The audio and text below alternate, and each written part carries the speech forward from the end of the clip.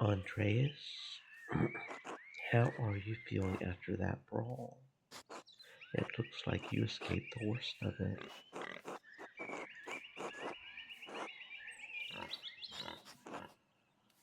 I didn't want to risk anything with that mercenary there. He's a tough one for certain. You never know with those clansmates. Most of them are just piss and beer. We just came across one of the real ones. Anyway, it's good to see you after all these years. I'm surprised you would say that. Your parting words to me back then were hardly kind. Were they? It's been so long, I don't remember. You told me to eat shit. Oh god, that's bad. I was such a little shit. Well, sorry for being such an asshole back then. It seems like you learned a lot since then. 7 years is a long time for a young man, especially one going through what I was. What happened to you anyway? Right. You know I stole some of the Baron's things. I didn't make it far with them. I tried to sell them in Walgau, and I got robbed. Serves me right, I guess. Luckily, they didn't find the coins I was carrying. The money carried me around the area for another month and a half. Then I started stealing. I grew bigger and more confident over time and became a highwayman. You were a bandit?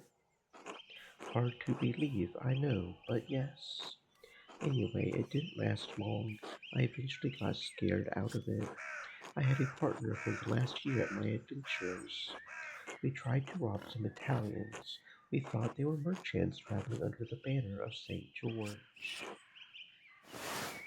a 2nd century Praetorian guard and patron saint of England. He is most well known for his legendary victory against a dragon. They were not. They were soldiers guarding the property of an Italian bank. My partner didn't survive the encounter. I was wounded and alone in the wilderness. I thought of my father, my mother, Brigida. I realized I couldn't remember Wolf's face anymore. I had to come back and take up the responsibilities I had left behind. You are a prodigal son for our age. That's what Father Thomas said. I don't know. I feel bad for those years I lost, for the son I lost. It's all in the past now. Just need to look forward. Martin, who are you? What do you mean? Who is Jobst Farber? Who? Someone told me you look a lot like a man who goes by that name. A man who killed someone in a brawl in Moldorf a few years ago. Well, so what if I do look like him? I'm from Tassing and I didn't kill anyone in a tavern fight. I didn't say it was a tavern fight. We were just in one. I got confused. Werner Stoll said you lost a scar, a big one. What? I got that scar when I was a kid. It got better. Alright, let's stop this nonsense. You started it. I don't know what you're getting at. First it was Otto, today it's me. Who's going to discover your secret next?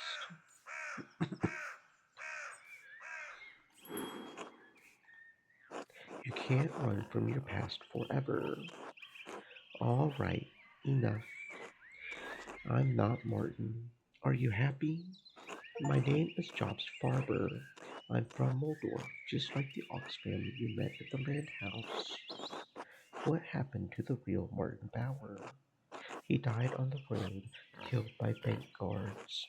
I met him in Kaufbeuren just as a plague was tearing through the town. He had been stealing from the homes of the dead, praying to St. Roch that he wouldn't be next. According to the Golden Legend, this 14th century saint was miraculously born with a red cross birthmark on his chest, a plague saint and patron of dogs, invalids, and the falsely accused. I convinced him to leave. We took to the woods together. It only lasted a few months. It was long enough for him to tell me about his life here, about his family, even about you. Everywhere we went, people mistook us for brothers. After he died, I didn't see the harm. Jobs Farber was dead to the world. I could never go back to Muldorf. There was still a life left for Martin Bauer here, even if it wasn't mine to live. You seem to have fit into Martin's life easily. He left a hole in this family and never gave it a second thought. I never wanted to live on the run, Andreas. I wanted this life. I wanted a wife, a mother who loved me, children. Did you kill Otto? No. What? Why? Do you think I did? He figured out your secret. That's how he got you to speak out in the commons. That part's true, but why would I kill him? I did what he asked.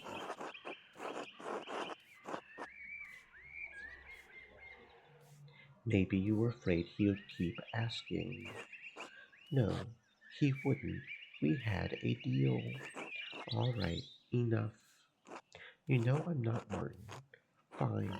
Tell who you have to tell, but I didn't kill Otto. I'll accept the consequences to what I've done, but I didn't do that. You could run again. I'm done running. It's this life until I hit the end of it. Understand? I do. Good. If there's nothing else. Right. Until later, Martin. God bless you, Andreas.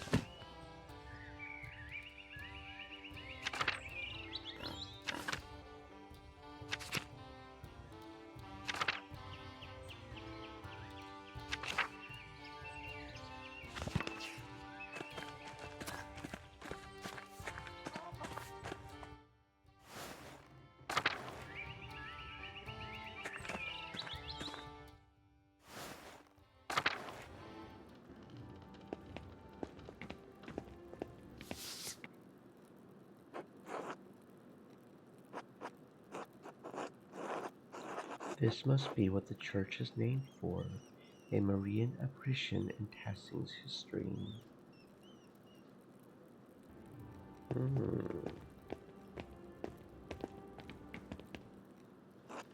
Oh, Andreas, what have you come back to? This is all awful, just awful.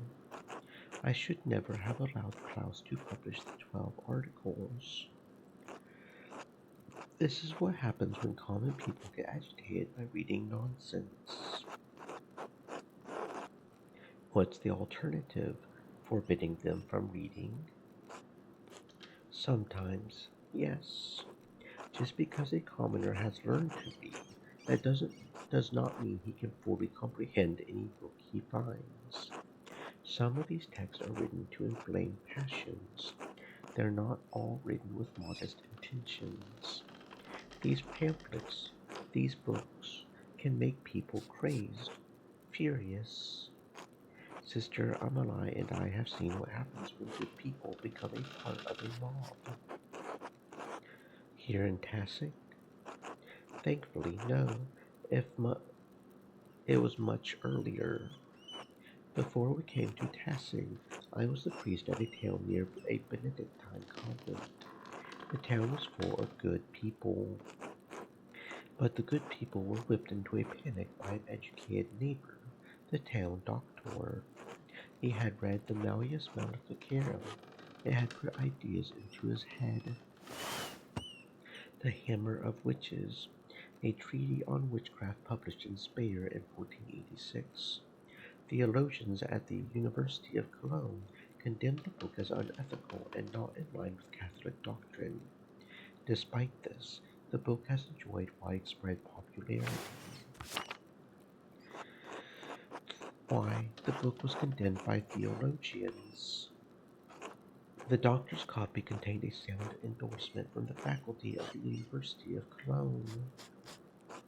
One thing the book's author and the doctor shared was a contempt for and hatred of woman.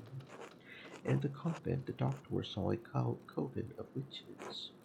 In Sister Amelie, he saw not a mystic, but a woman possessed by evil spirits, speaking blasphemy. Even Saint Hildegard came under suspicion for her visions. And she prevailed, praise God, but we do not live in Saint Hildegard's time. The doctor believed the nuns were witches. The local magistrate did not agree, but that did not stop the doctor from inflaming his neighbor's fears. No matter what I did, no matter what I said, it made no difference. They wouldn't listen to reason. They wouldn't even listen to scripture. In the dead of night, they gathered at the convent and set fire to it. Sister Amelie was lucky to escape with her life. The rest of the nuns were not as fortunate. So I am all too aware of what can happen when a mob forms. I should have known it would happen again. This is my fault. You would think that Otto's death would have shocked the farmers into abandoning a hopeless cause. It's only inflamed them.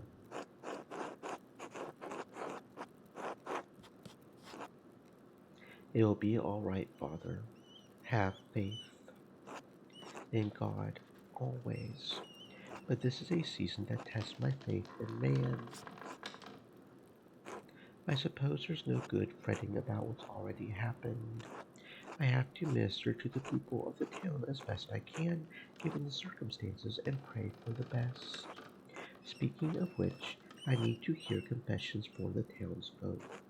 It grieves me to say this, but with soldiers on their way, this might be the last confession some of them will have. I have to give priority to the locals, of course, but if you want to wait a few hours, I can hear you. You don't have to, of course, but I would be remiss if I didn't offer. In fact, that sounds just fine to me. Good. It may take a while to get through everyone, but you're welcome to stay and pray.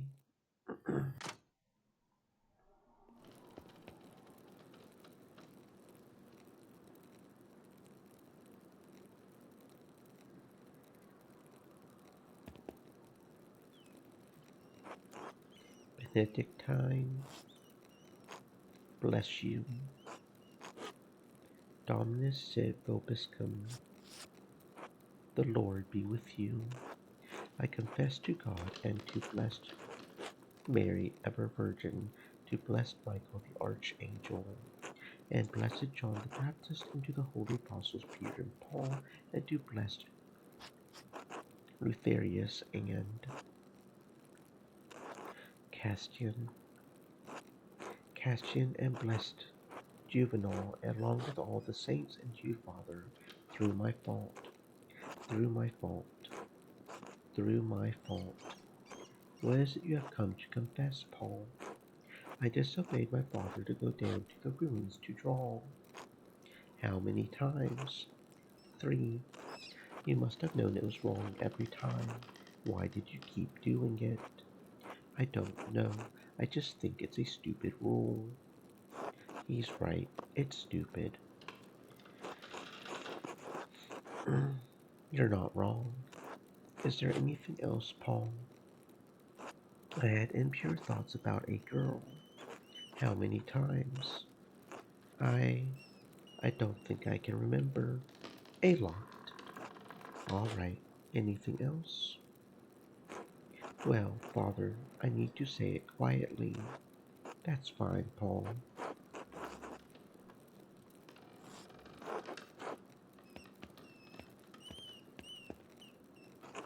I saw my father with a woman at the ruins. They were having carnal relations. That's a serious matter, Paul, but you're not here to tell me the sins of others. If they want to confess, they know where to find me. All right, Father. Obey your father. Avoid the temptation to think about girls. God wants us to live in harmony with our family. You cannot be in harmony if you are disobedient to your parents. And if you find yourself thinking about girls, pray to the Blessed Virgin for strength. Yes, Father. For Father Thomas? What is it, Paul? Are we going to be all right? I mean, the soldiers. I don't know what's going to happen, Paul, but I do know that we are saved.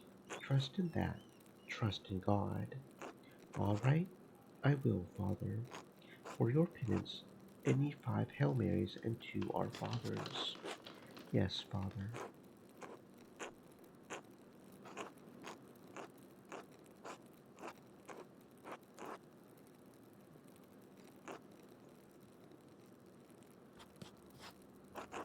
May our Lord Jesus Christ absolve you, and I, by his authority, absolve you from every bond of excommunication and interdict, inasmuch as I am able and you require. Thereupon I absolve you from your sins in the name of the Father, and of the Son, and of the Holy Spirit. Amen.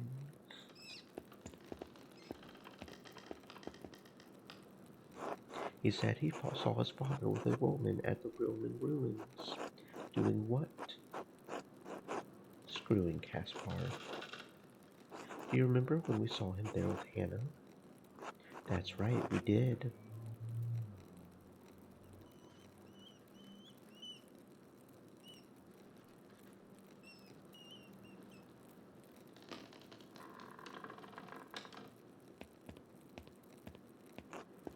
What have you come to confess, Gret?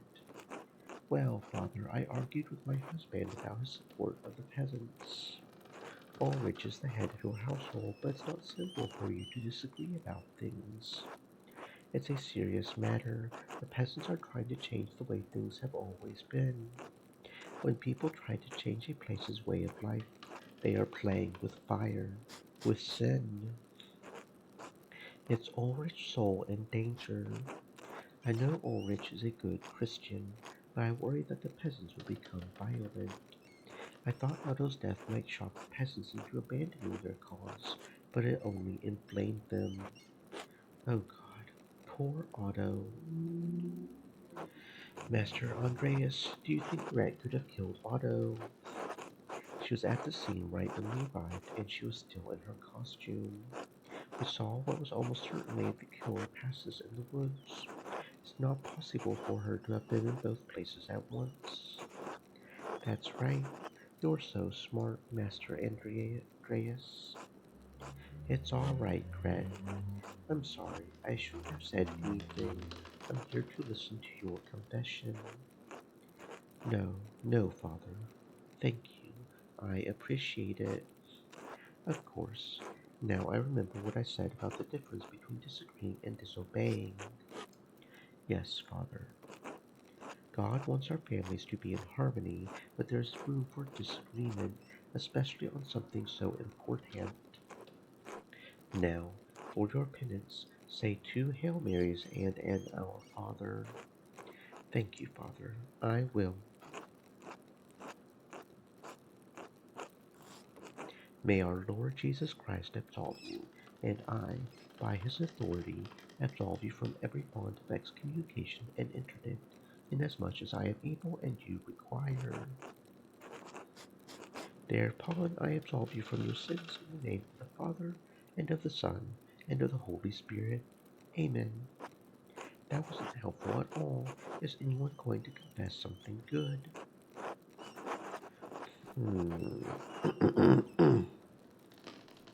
God willing. What have you come to confess, Anna? This will be a waste of time. Maybe, maybe not. Father, I stole things from people during St. John's Eve. How did you do that?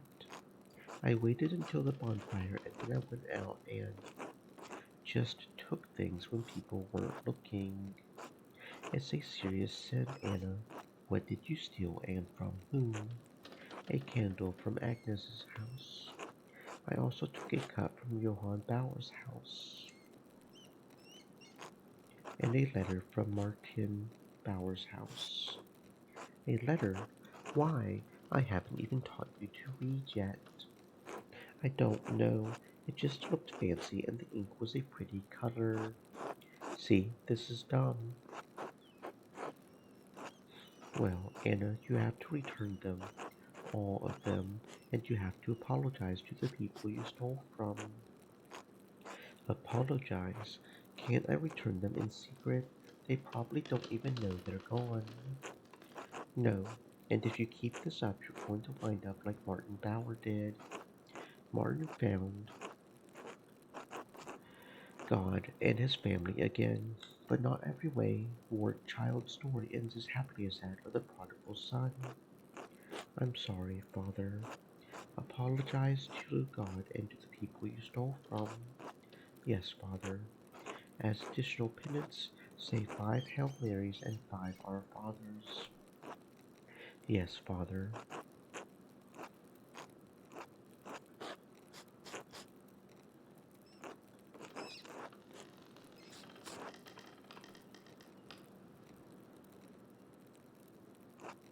What have you come to confess? You were just here for Easter. Don't tell me that. Well, Father, I laid with my late brother's wife on St. John's Eve. All right, I'll admit it. That was unexpected. This is the 3rd year in a row. Father, please keep your voice down. I can't hear them, can you?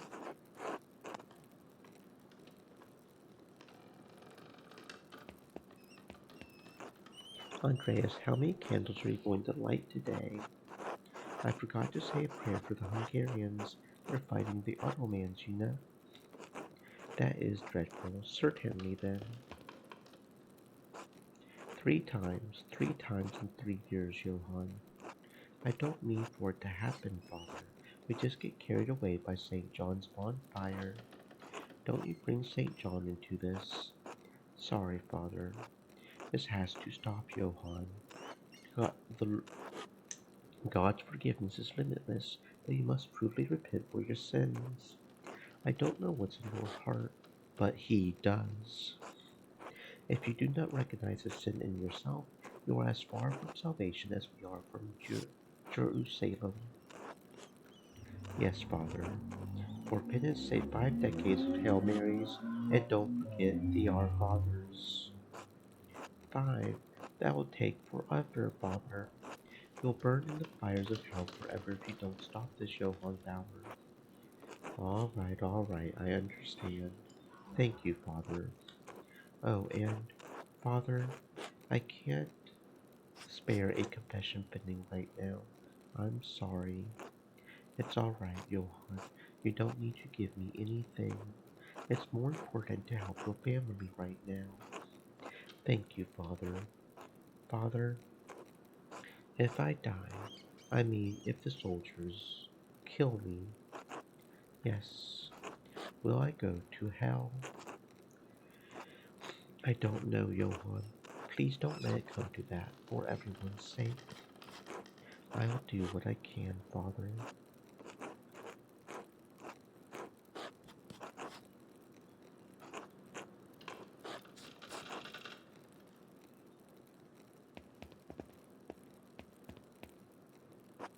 It appears Johann has done this before, a couple of times.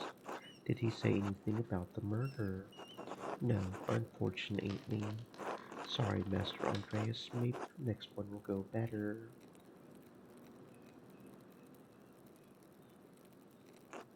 Before I ask you what you've come to confess, how are you, Agnes? I've been better, Father. I'm sorry. Tell me what's troubling you. Is it all right if I speak quietly? Of course.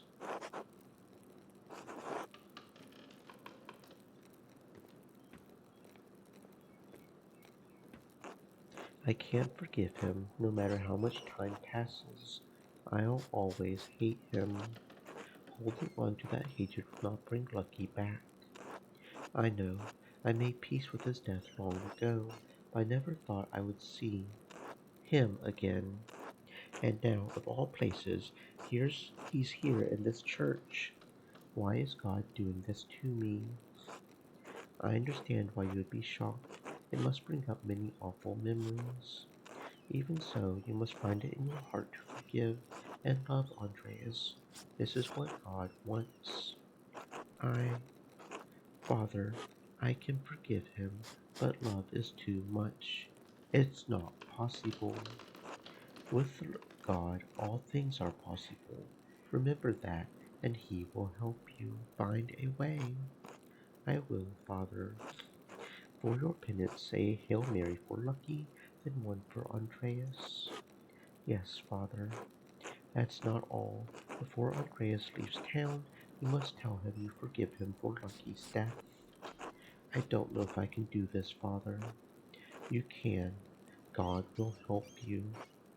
All right. I will trust in him. Good. It'll be all right, Agnes.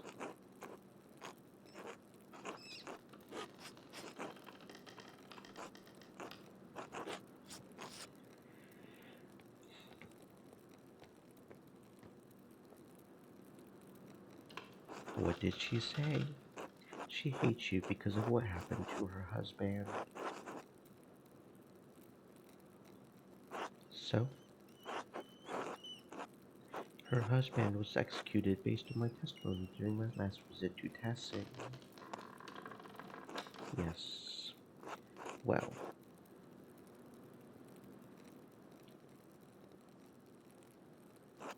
Andreas, it's your turn. All right, Father. Just wait here, Caspar. Yes, Master.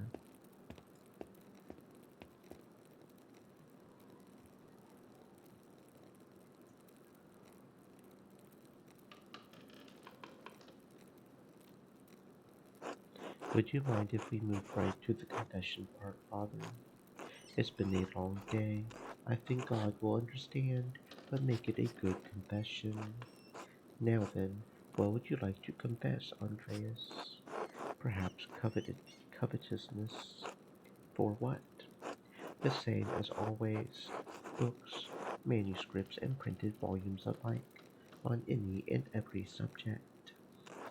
The desire for knowledge is not necessarily sinful. Many of the townsfolk have even started to buy books from the drunkers on their own. But I can't stop, Father. I have dozens, perhaps 100 of them. I haven't even read most of them. The Library of Krakow is incredible, and the printers of the city produce beautiful new text every year. There are greater sins, Andreas, though I wonder at how easily the mind could be infected by what's printed in some of these books. But why do engage this pursuit if it is more of a compulsion than a pleasure? Because my work no longer brings me any enjoyment. There is no pleasure in painting. Portraits, altar pieces, religious artwork with the clients as families placed prominently in the corner, all pomp and vanity, monuments to the powerful as they wanted to be seen. It seems that wealth and fame are not as nourishing as you might have hoped. I am lost, Father. You must not lose hope, Andreas. Look for God in your heart, and you'll find him. It grieves me to hear that you are in pain, and this pain is leading you to error. I cannot know what course will lead you to happiness, but God does. When you return to Nuremberg, seek counsel from your wife and from your priest. Yes, Father. For penance, say 3 Hail Marys and 2 Our Fathers. And when you feel despair, remember that hopelessness is among the gravest sins against God. It offends God because no matter how dire things may seem, there is always salvation through Christ's sacrifice. Yes, Father.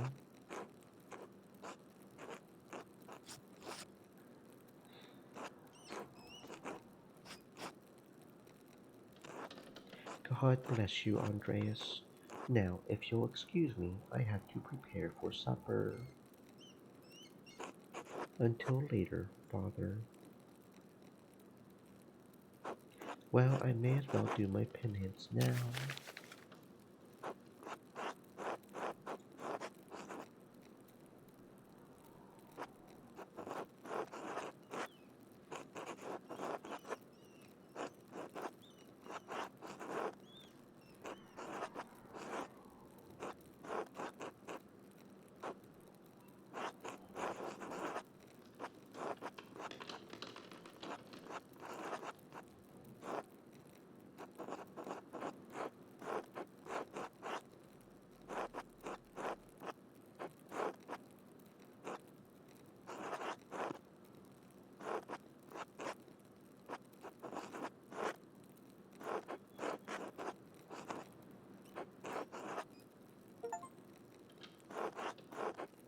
I hope Caspar isn't too bored. Wait,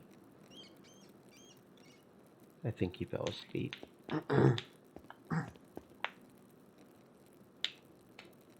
Caspar, wake up.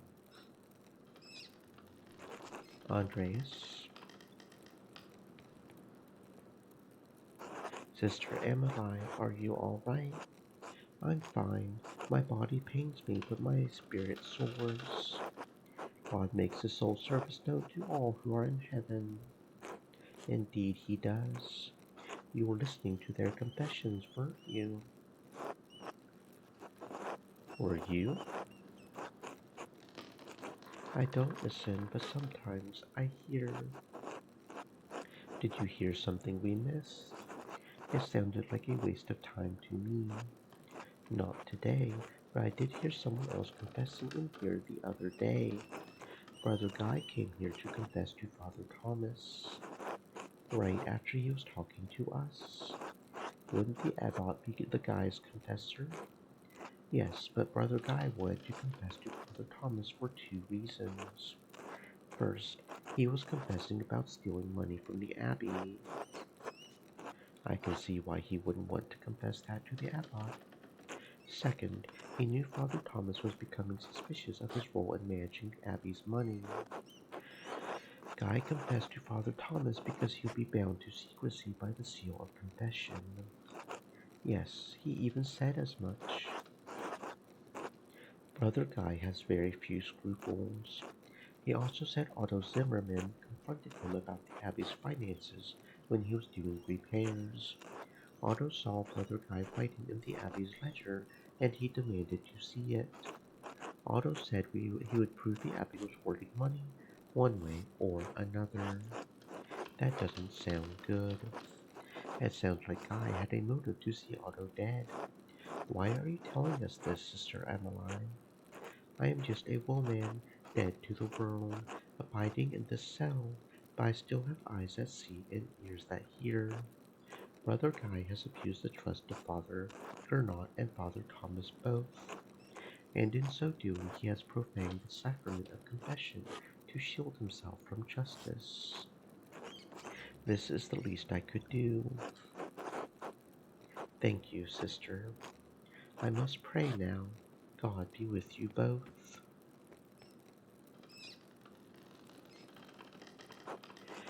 Well, what should we do now, Master?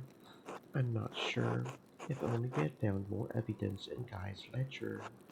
Because if Otto forced the abbot to review their ledger, the abbot would realize that Guy was stealing money from the abbey. There must be something we're missing. Let's go, Caspar. We're done here.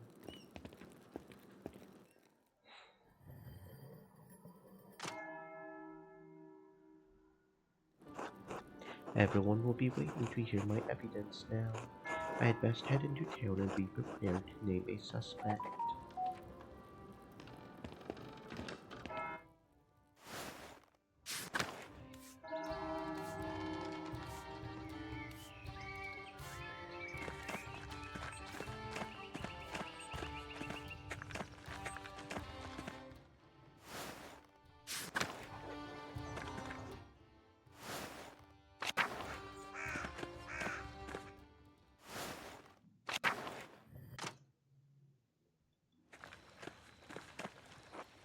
We don't have much time, so let's get this over with. I know some of you are frightened, some of you want to give up, but we have to see this through. Maybe we can't get what we've been fighting for, but we can get justice for Otto. That's right, for Otto, justice. Dad, what about the Duke's soldiers? They've been getting closer all day. I know. That's why we have to do this before it's too late. All we need now is for Andreas to tell us who did it. No more stalling, Andreas. We need to know who killed Otto, and we need to know now. Can Andreas even tell us the truth?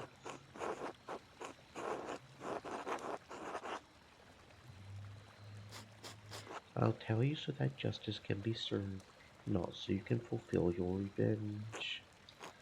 Andreas is right. Violence is not the answer. The guilty party should face the law, not a mob. I'm not debating this, Ulrich. We're out of time. Acting now is the only way to get justice. We can't let anything stop us. A name, Andreas. Just give us a name. We'll do the rest. She made it, everyone. She made it. Rochelle gave birth to a baby girl. Awesome sauce.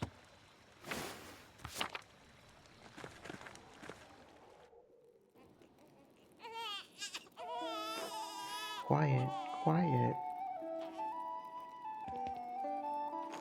Everyone needs to stay back and give Rachel space. Yes, Agnes, of course. All is well. Praise God. Safe and sound, and a baby girl. Baruch Hashem. With everything going on, with everything that could have happened. God be praised. Thank God. Such a blessing. Thanks be to God indeed.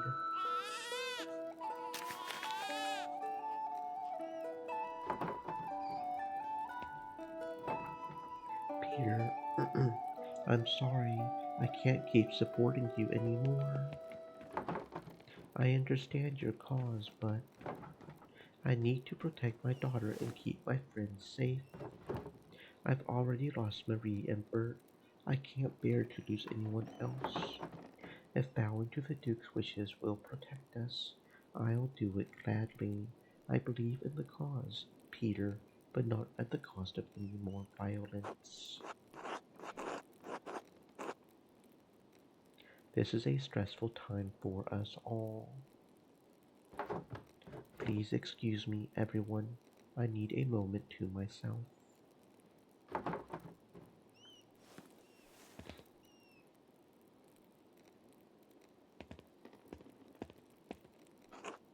Maybe.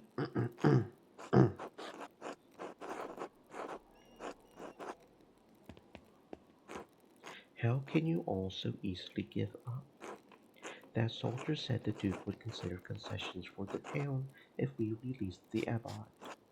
Surely that will be enough. It may be enough to approach the Duke's soldiers, especially if you let the abbot go. Force will not solve anything. Letting the abbot go and getting concessions is the best solution for everyone, Peter.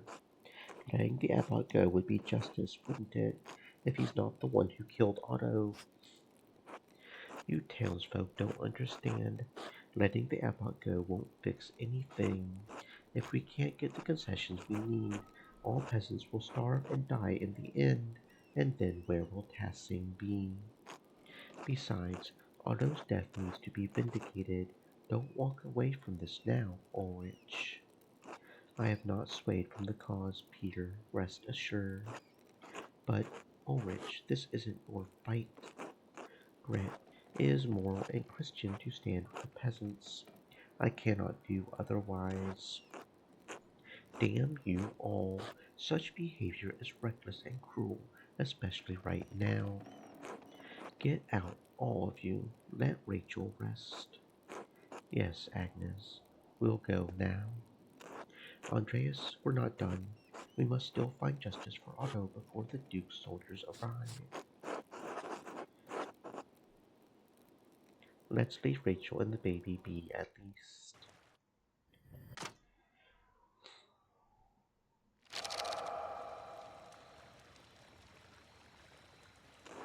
No more stalling, no more interruptions. Tell us what you know, Andreas. Give us a name. Give us a name, or the monks can burn along with their precious books.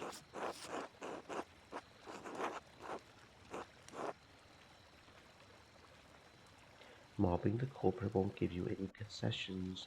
Let's just give the murder to the Duke's men instead. The Duke's men have forced us to act. We can worry about the abbot and the soldiers after we've dealt with the killer.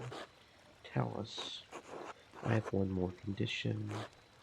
God damn it, Mauer. We don't have time for this. Enough innocent blood has already been spilled. Let Caspar leave before things get any worse. He's just a boy, Peter. Please. What? Leave? Yes, fine. The boy can leave. It's not his fight.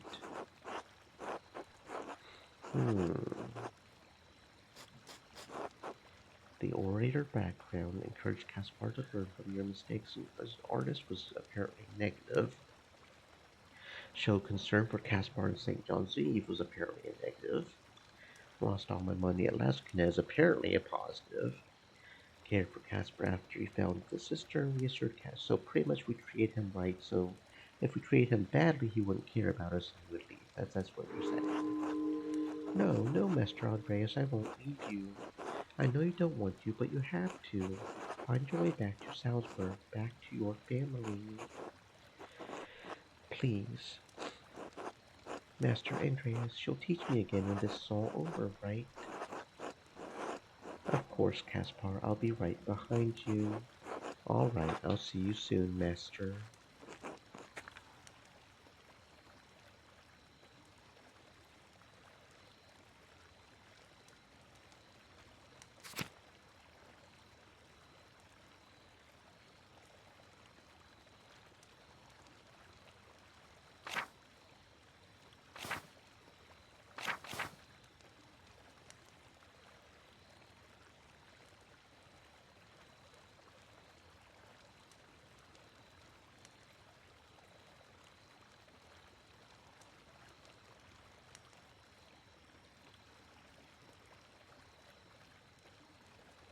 It's clear to me from the evidence I've gathered that the man that's been calling himself Martin Bauer for the last several years is actually an imposter named Jobs Farber.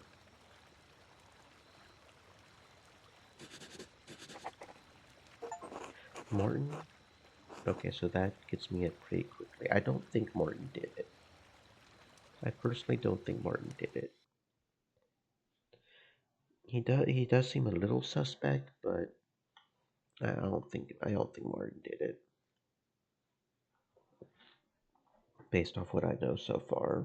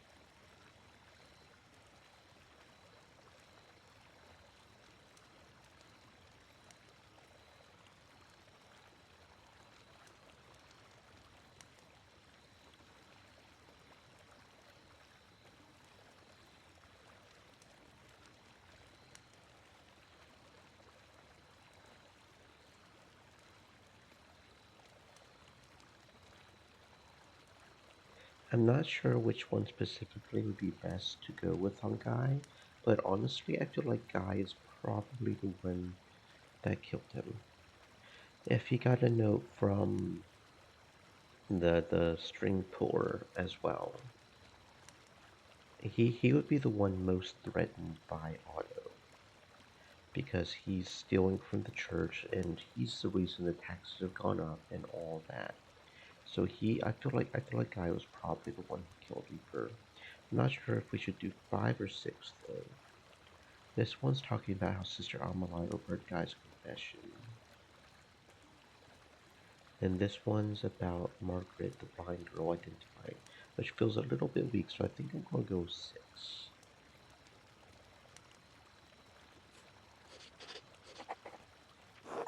It was Brother Guy. Doing the abbot's bidding, maybe we'll be burning down the abbey after all. No, Guy acted alone. He was stealing money from the abbey. Otto tried to see Guy's ledger at the scriptorium. When Guy refused, Otto said he would see it in one way or another. So he panicked. One way or another, he would be caught, either by Otto or the abbot. Only a few days ago, Guy hid some of his stolen money in one of the sisters' herb jars. One of the sisters identified him, and I saw the stolen money with my own eyes. It was a small fortune. It sounds like the brothers learned their technique from the abbot. I found a book in the abattoir and confirmed it was Brother Guy who brought it there. The book was a manual of magic. Guy had marked a section he could use to cast a spell on Otto. Magic. God protect us.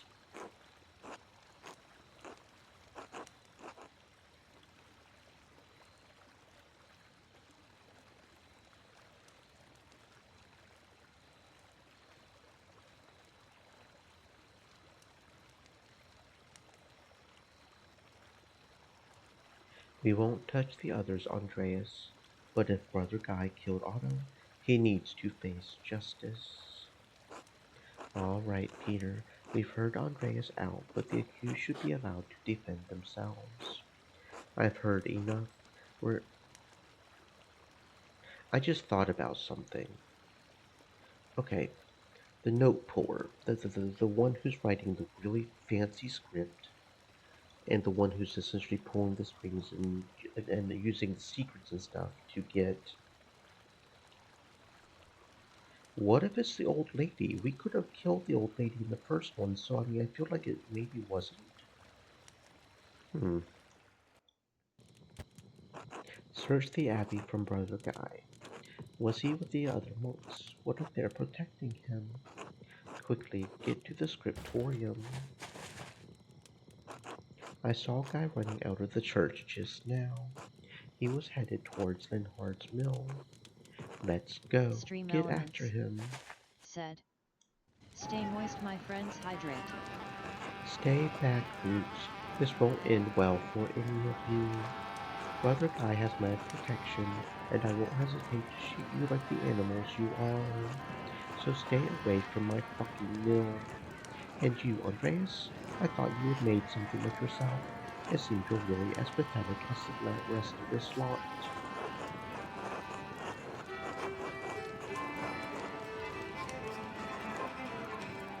You're protecting Guy. You're you're risking your life for him? No, I'm denying Peter his last chance at revenge. Besides, they aren't going to do anything. They're all cowards. The moment the Duke's soldiers arrive, you're all going to scatter like the rats you are.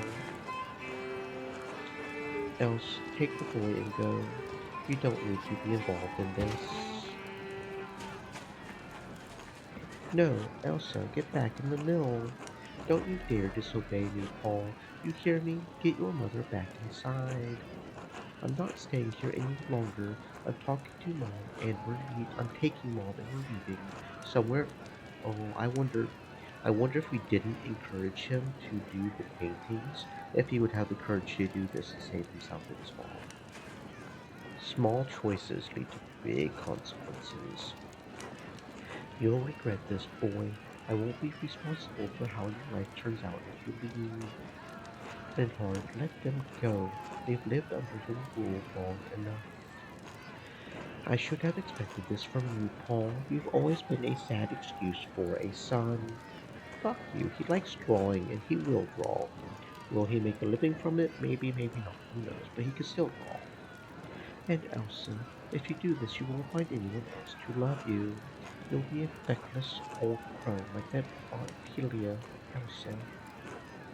It's over, Linhard. They're gone. You're not so high and mighty now, are you? You're going to lose everything, just like us. Give up more. There's more of us than you in that mill, and you can't shoot us all. Give us that killing monk, you bastard. I didn't do anything. You have to believe me. I had nothing against Otto, nothing against the peasants. I'm on your side. You're a liar, a thief, and a murderer. And now you'll pay for it. You're all mad. This isn't how the law works, and you know it. Your blabbering will change nothing. You've never given a damn about law, or justice, or propriety, or fucking decency a day in your life, Linhard. You've let me have my way for years, Peter, and done shit all about it. You've never stood up for anything, and you won't get any further today, coward. Peter, Linhard, please let us search for peace tonight. Such language is not Christian. Coward am I? Come down here and face me like a man, you piece of shit. Please, everyone calm down. We can still talk this out. Violence is not the answer. Peter, you can't blame the man Ulrich. Force is all Peter and his family knows. It certainly worked with Christine. How dare you even speak her name, much less suggest.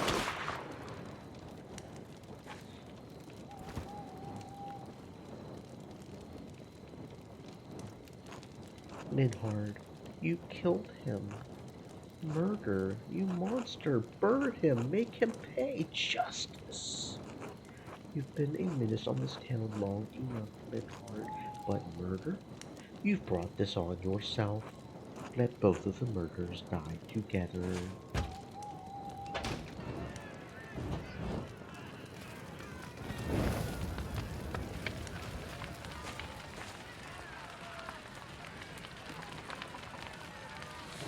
Andreas, troops are advancing on the town.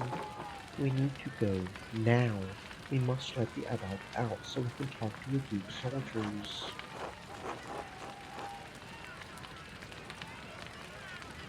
It's not the soldiers hurting anyone I'm worried about. It's Peter.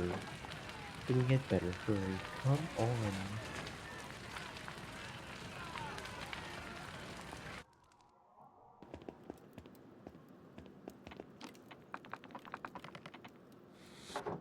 Father Abbot, you can come out now. The peasants won't hurt you now. Really? Why? Andreas found the killer and justice has been dispensed. Peter has to keep to his word. Are you sure? Please, Father Abbot, the Duke's soldiers have surrounded the town. We have to show them you're in no danger, that the peasants aren't holding you captive. We don't want any more bloodshed, Father. Oh, thank God, is it over finally? What's happened at the mill? Was anyone hurt? We saw a fire. And where's Brother Guy? What's happened to him?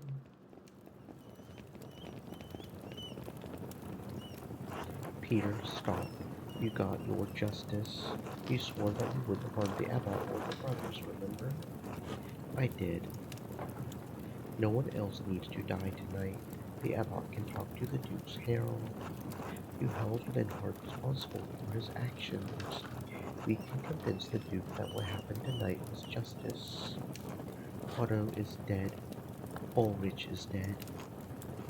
We can work through this, Peter. Hope is not lost. Everything can go back to the way it was before. Right, the way it was before. Like nothing ever happened.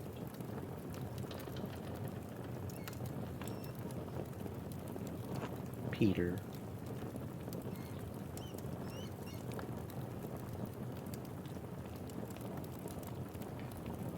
What is it?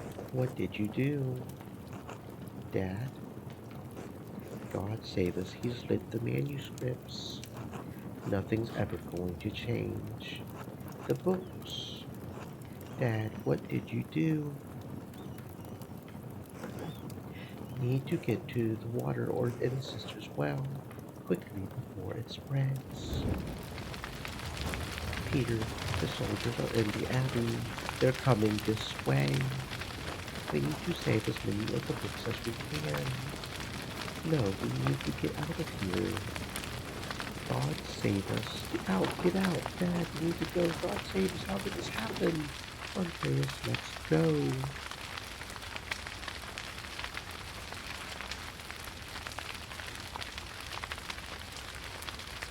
I'm sorry, I can't.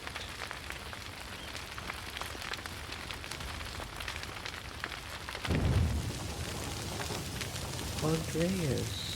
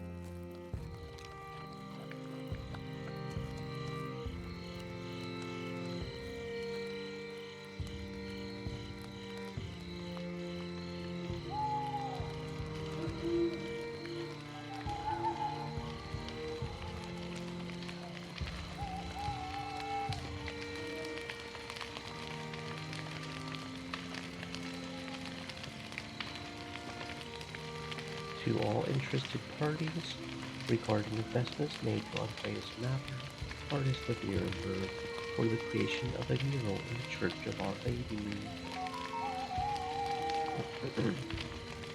The Chamber Court upholds the rulings of the Nuremberg City Court and Council in 1526 and 1527 respectively. All claimants signed contracts to contain houses under which their investments could be returned. As Andreas Mather's death indisputably resulted from a greater power, a contractually exempted circumstance, his estate cannot be held liable. In the interest of feminine liberty, his widow, Sabine, retains all contested investments. The 15th day of February, Anno Domini 1534.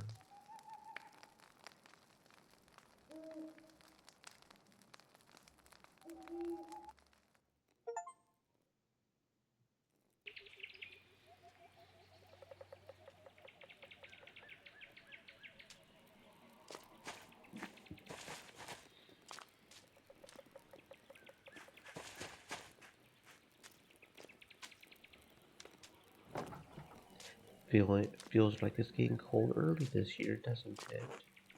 At my age, it feels like the cold comes earlier every year. But we need this chill for the leaves to fall and the gals with them. A parasitic growth was developed on oak trees, caused by wasps laying their eggs under the tree bark. Oak gals were traditionally harvested and distilled into iron ink used in manuscripts. What, you don't want to climb the saint's tree to pull them off? Even in my youth that would have required divine intervention. No, thank you. I'll stay here on the ground and wait patiently for the Lord to deliver. Don't you have ink back at your father's shop, though? For the press, he has it delivered. This is just for my own drawings. Besides, sometimes it feels nice to do things the old way. An old way it is, I would know.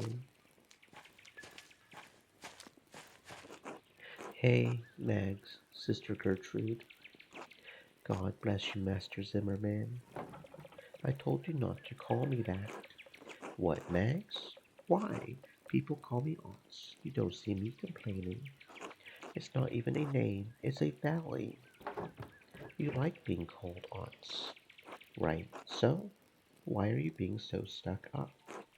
Master Zimmerman, would you call Mary Magdalene, witness to our Lord's death and resurrection, Mags? I guess not. Then it seems only fitting you should call Mistress Druckaren by her full Christian name. All right. Sorry, sister.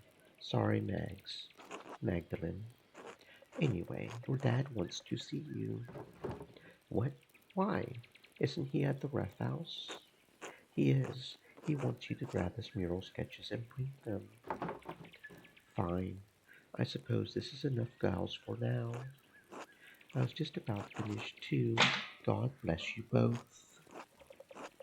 Don't be alarmed, Magdalene. The council's waiting on this.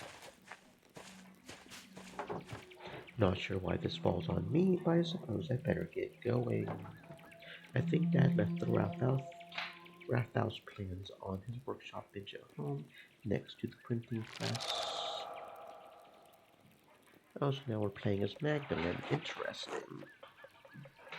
Get back here. Okay. Grab the mural plans.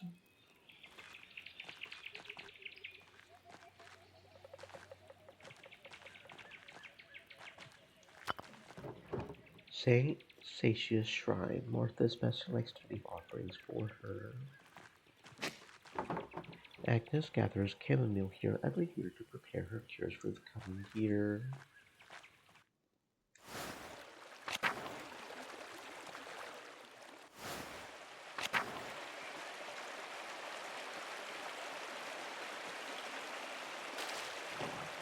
The waterfall is always so beautiful.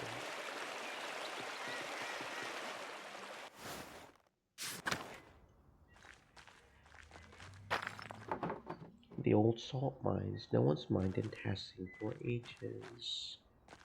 So she doesn't have too much more to say about these things, I guess.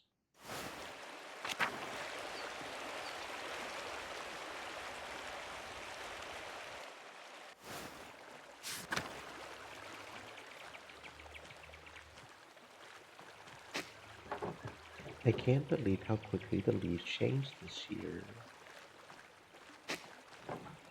It's nice to see some green this time of year.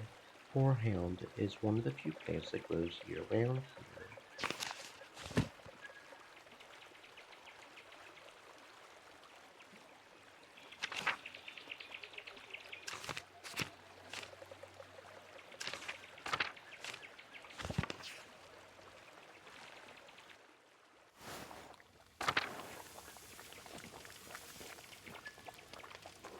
Hello, Magdalene. So Backslab is back. That's interesting. It's nice to see some green this time of year. Oh, the Horehound thing again. Okay. Backslab is back. That's interesting. Is that feud?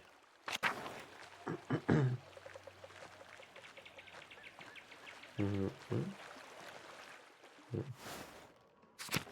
Let's go check out what's in the.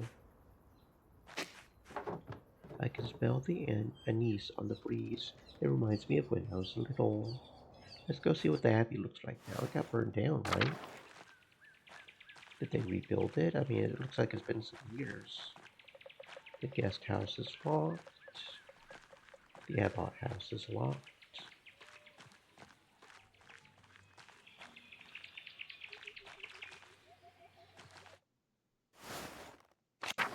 Oh, no, it's still. No, no, yeah, it's burned out. Okay. It's all burned out. We can't even go in it. Yeah. So what happened to the hand? There was a sacred hand. Did it get burned too, or? Oh no, it's still here. The hand of Saint Moritz. The poor Clares take care of it now that the Benedictines are gone. Order of contemplative nuns founded by Saints Clare and Francis of Assisi. As the name suggests, the poor Clares are vowed to extreme poverty. They subsist purely on the donation of alms.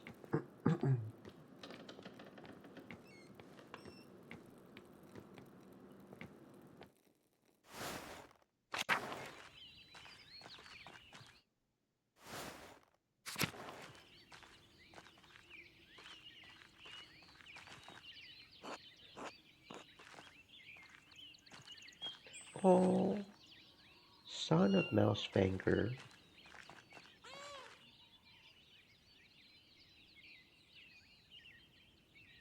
Yeah, so it has to have been some years, and that looks almost like the son of Mousefanger. Okay. Isn't that cute little meow?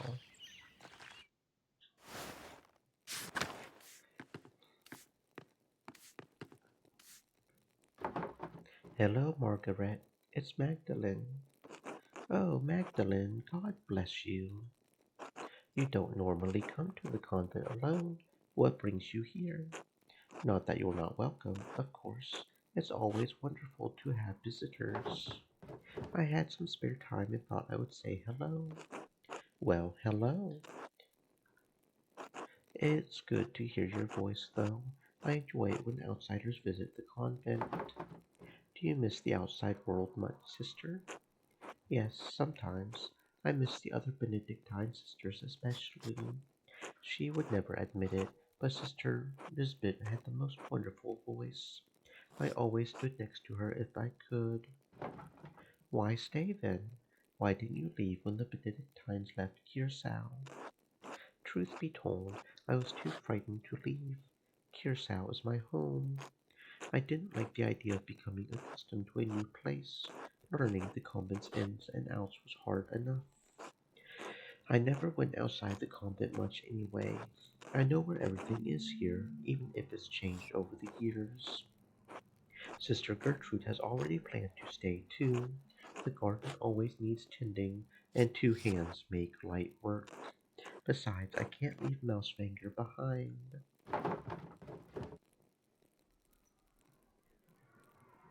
Of course, she truly is Queen of Curacao.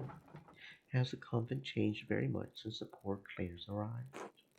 Yes, the food is simpler and some of the prayers are different, but all the chores and gardening is the same.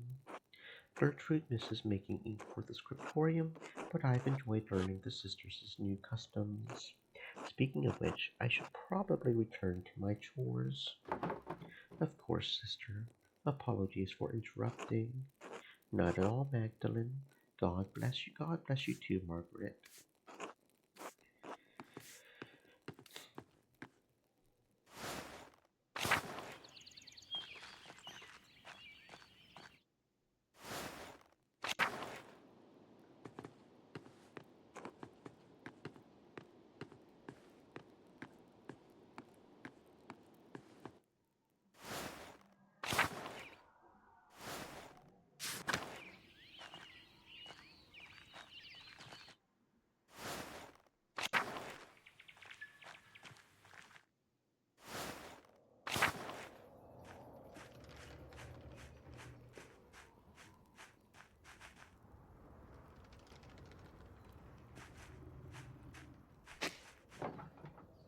I love watching the violets bloom every year.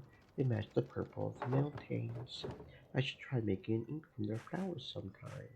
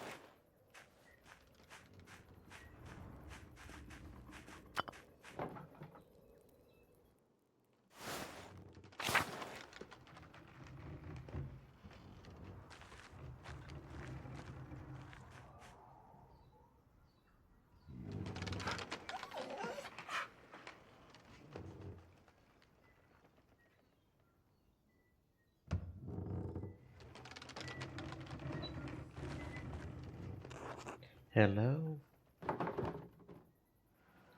you can call me Magdalene Andreas. Magdalene. Magda works too. Magda. There you go. What are you up to today? Drawing. Anything interesting? No. Secrets. I see. I'll leave you to it then.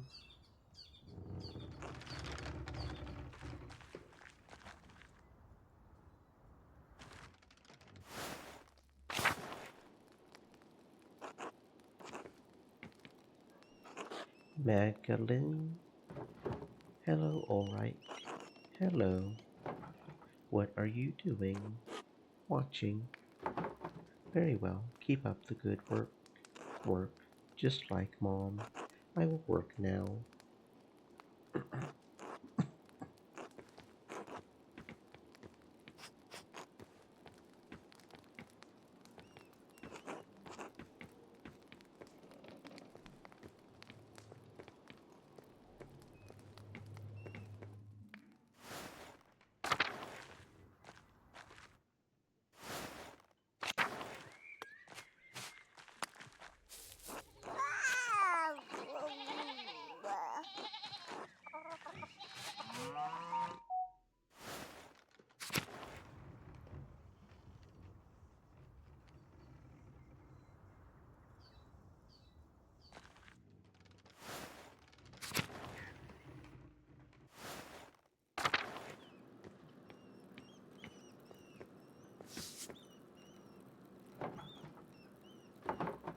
Mary, Mother of Jesus.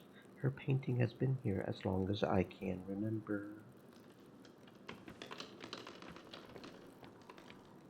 Hmm.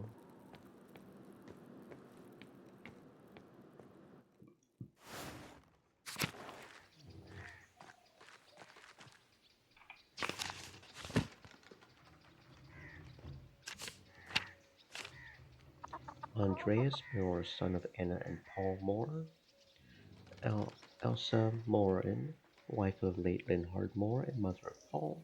Elsa largely keeps to herself in the Moore home, but many peasants and townspeople consider her to be one of the kindest people in town. Fabian Rausch, former husband of Ursula, father of Walpurga. Mother Francisca of Heidelberg, abbess of Kiersau's community of Poor Clares. She was formerly the head of a Colettine Poor Clares community in Heidelberg. Sister Gertrude of Hoff, herbalist for Kiersau Abbey. She is known for her friendly personality and her cat-mouse finger. Johanna Hanna Bergerin, wife of Nico, co-proprietor of the Golden Hand Landhouse, mother of Kilian. Kilian Berger, dutiful son of Nico and Hannah, works at the Golden Hand. Sister Margaret of Krim, assistant herbalist of Kiersau Abbey, works with Sister Gertrude, mostly fine from a failed cataract surgery. Martha Pfeifferin, younger sister of the late Anton, daughter of Carl and late Helena. Nicholas Nico Berger, timid co-proprietor of the Golden Hand, husband to Hannah, father to Kilian.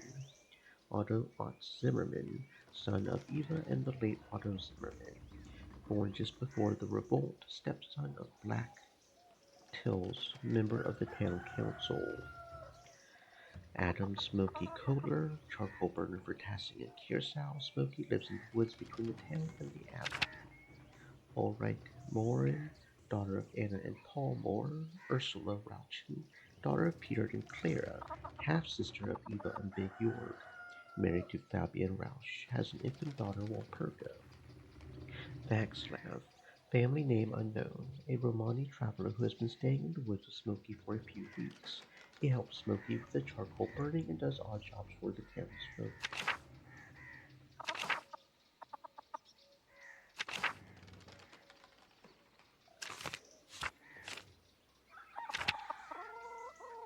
Oh yeah, look at that. Kiersau Abbey's all burned down.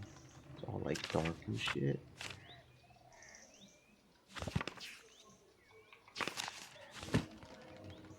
Okay, so the Drucker house is where we're supposed to go. So I'm going to continue exploring the town, see what's different. This has been a number of years at this point. Hey again, Mags. Are you serious? I just told you not to call me that. And what are you all doing out here? Don't you have better things to do? What business is that of yours? Not me. All my work's done, Mags. What do you care? It's not like you've got important work to do.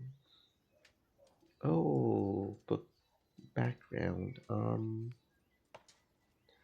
Maintains and tinkers with the press and type, sometimes works with file tasks, can handle anything connected to household or animate work, is proficient with balancing numbers and general accounting of data and information.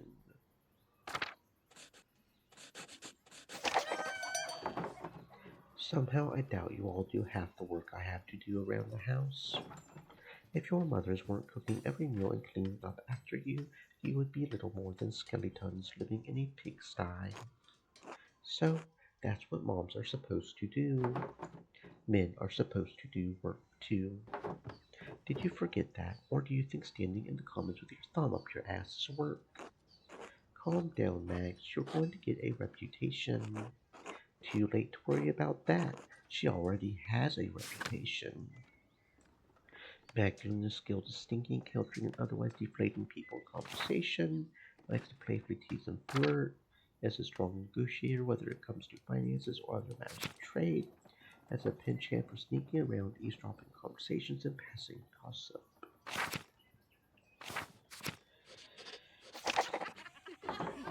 Someone needs to keep an eye on the creeps in this town, crap. Otherwise, who would know you hide behind the gardener's chicken coop and spy on Artemis while she's washing? Oh, you creep. What? No, I would. That wasn't me. Is that true?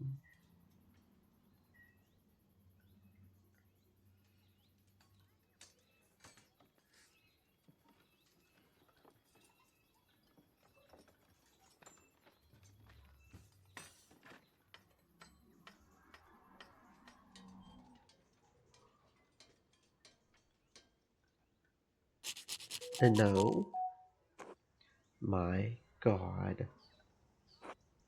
All right, we got it. Lay off. Did you get those things your dad wanted? That's right. No, not yet. Hopefully, I can just drop them off and start my reading for the day. Reading. What book is so important that you need to get back to it? Polyglot Magdalene can't speak any foreign languages other than Italian, but she can read a little of almost all of them. Familiar with the most popular common books of the day, the story trivia, almanacs, common knowledge, and scatological stories. Read a wide range of contemporary books on the Reformation and Counter-Reformation.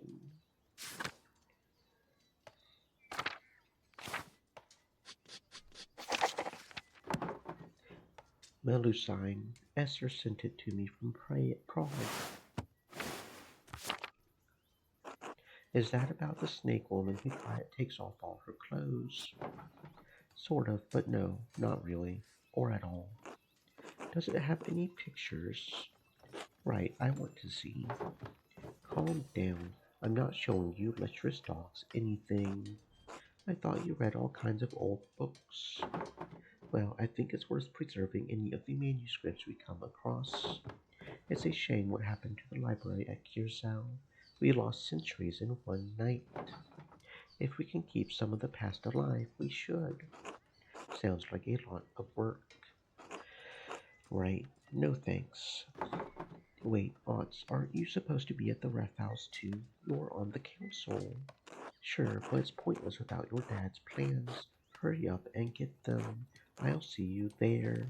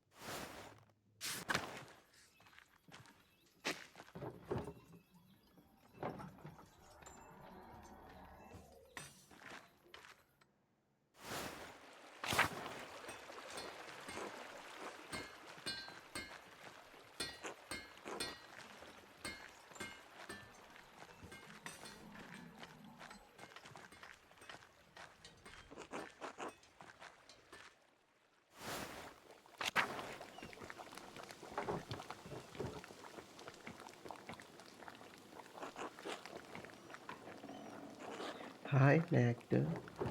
Hello, Christina. What are you doing today? Helping Mom. Watts is right. You're really pretty. Thank you, Christina. You're really pretty too. Thank you. Don't tell. It's a secret. I definitely won't. You're funny, Magda.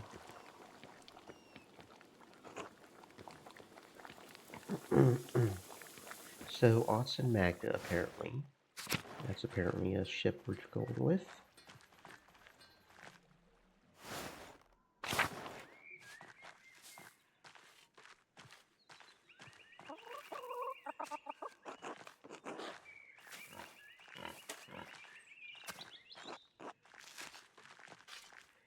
Most of the people don't seem to have anything to say, so that is what it is.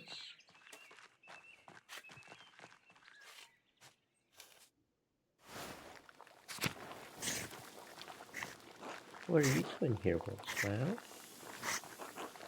Oh, I guess the old lady must have died, and Wolfscloud and Matilda are now living. Oh, that's kind of. Did you all get married? Oh shit! Wolfscloud and Matilda done got married. All right. Makes me wonder what would be there if we ended up killing. It was Matilda that we could kill, wasn't it? Pretty sure.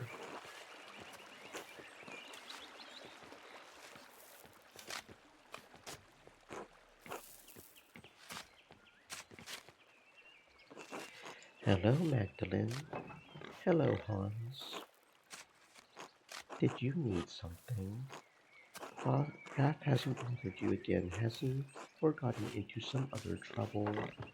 No, he's been fine, mostly. Good, that boy's a thorn in my boot. He's lazy, arrogant, doesn't care for his family. He'll bring shame to the Bauer name one day. I avoid sticking my nose into people's affairs. But Martin, I understand what you mean. Kraft could have used a good man like Lucky to straighten him out.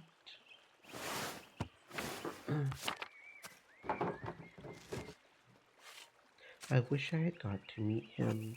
Shame what happened. Anyway, didn't mean to complain. Until later, Magdalene. Until then.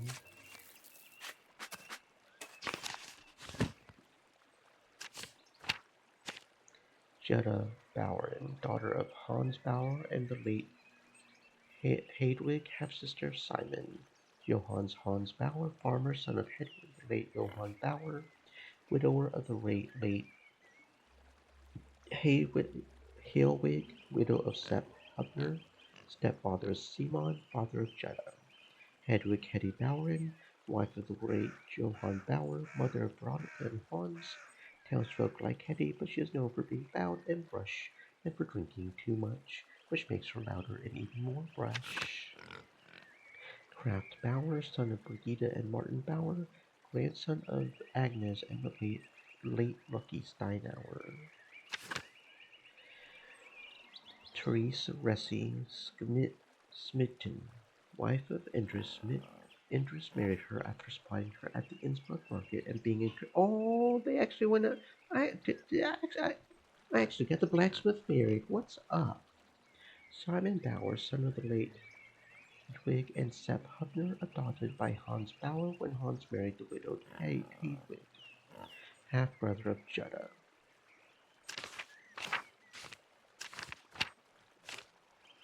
Włoslav Ruzicka, former cellar of Curacao Abbey's monks, left the Benedictine order after revolt and settled in Curacao as a merchant. That's what's up. Tillman Black Till Kreutzer, grandson of the late Till Kreutzer, husband of Eva, father of Christina, maintains his family's interest in the history of Passing. Brigida Bauern, daughter of Agnes Steinauer and daughter of Lucky Steinauer, the wife of Martin Bauer, mother of Kraft. Her first son Wolf died to illness. She lives with her husband on their farm, close friends with Veronica Bauer. Christina Kreutzerin, daughter of Black Till and Eva. Agnes Steinauer, midwife of Tassing, widow of Lucky, mother of Brigida, grandmother of Kraft. Apollo Gertner, son of Veronica and Big War Gertner, twin brother of Artemis. Artemis Gertner, daughter of Veronica and Big York Gertner, twin sister of Apollo. Indris Smith, the Tassing town's blacksmith. Indris works near the town since her most days. Esther Sommerfeld, daughter of Benjamin and Rachel, Jewish printers from Prague, born in Tassing during the revolt of 1525, friend and epistolarian of Magdalene. Eva Kreutzerin, daughter of late Peter and Christine Gertner, widow of the late Otto Zimmermann and father of aunts, wife of Lactil Kreutzer, mother of Christina. Brett Albanian, widow of the late Ulrich Alban, town baker, mother of Anna.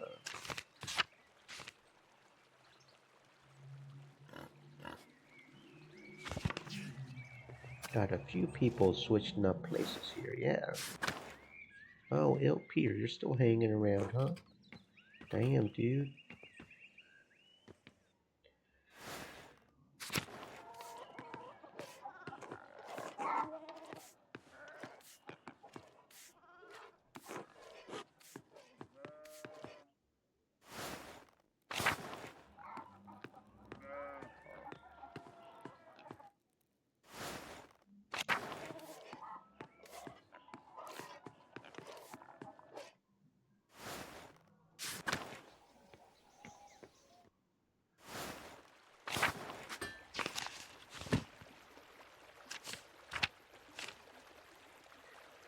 Herr Gertner, widow of the late Peter, stepmother to Big York and Eva, mother to Ursula. Ill Peter Gertner, the elderly father of Peter Gertner. Ill peers perpetually on death's door, but continues to work the field in spite of it. He is the oldest man in town. Veronica Gertner, daughter of Johann and Hetty Bauer, sister of Hans, married to Big Jorg, close friends with Brigitte Bauer, and mother to the twins Apollo and Artemis.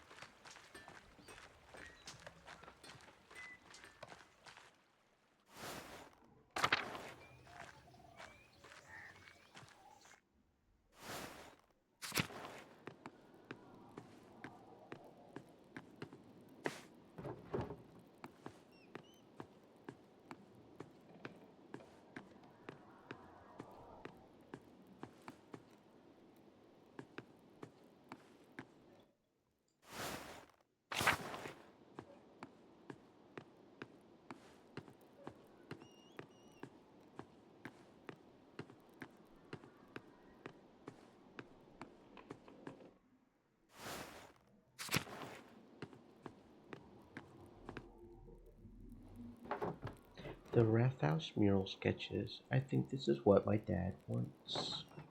I think these are all of the plans. What is? Is this part of the plans? Stop.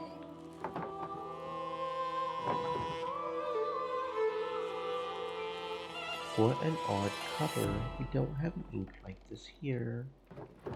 At least, I don't think we do. Well, whatever. I'll bring it just in case. All right, I had better get these over to the Rathaus.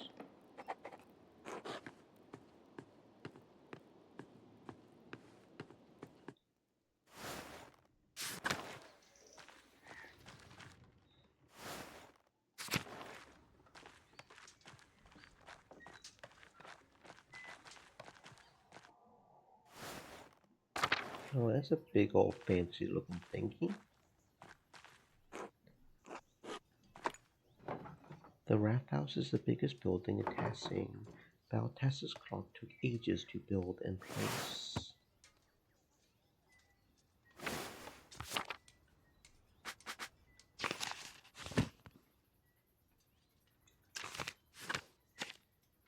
Balthasar Baltas Eisenkopf, inventor and surprisingly prosperous investor, mastermind behind the clock at Tassing's Rathaus, currently fascinated by brewing beer with exotic ingredients, member of the town council. Karl Pfeiffer, farmer injured in the revolt, husband of late Helena, father of Martha and the late Anton, who died in the revolt.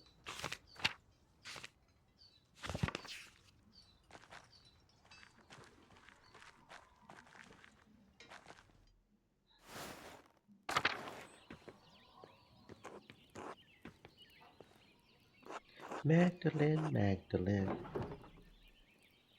Yes, the cinnamon I added to the beer is perfect. Cinnamon, doesn't that come from Ceylon? Yes, at great cost. Never mind that. It's for the Christmas celebration. I suppose you don't have much time left. Quite right. The wheel of time stops for no man. But it's going to be wonderful. Cinnamon, coffee from Ethiopia, cacao from the New World. Jesus Christ, he who has the money can do everything. Problem? Of course not. It's your money. Anyway, I'm quite excited about it. Clearly, as such, alchemy is not normally my strong suit, and for all of Nazu's complaints about the cost, the base rye we're using is free. Rye, isn't that against the purity order? I, well, the council and I, we agreed not to discuss it in public. Besides, I'm not charging anyone for it. And this means that Makes it better. The farmers had so much rye this year they just couldn't use it all. Brett made as much bread with it as she could, but she wound up having to throw a lot out. So why not make beer? I wish you the best luck with it. Thank you. Good luck with the beer, friend. What a mess. I don't know how Baltas can get anything done with all this in the way. Visit Mistress Magdalene. Hello, Baltas. Hello, Naziu. How are your bitches coming, Baltas? Very well, thank you. I was just showing Naziu how our Raphael's clock works on one of my smaller prototypes. It is a fascinating process, truly. I had never considered that one man could make something so complex by himself.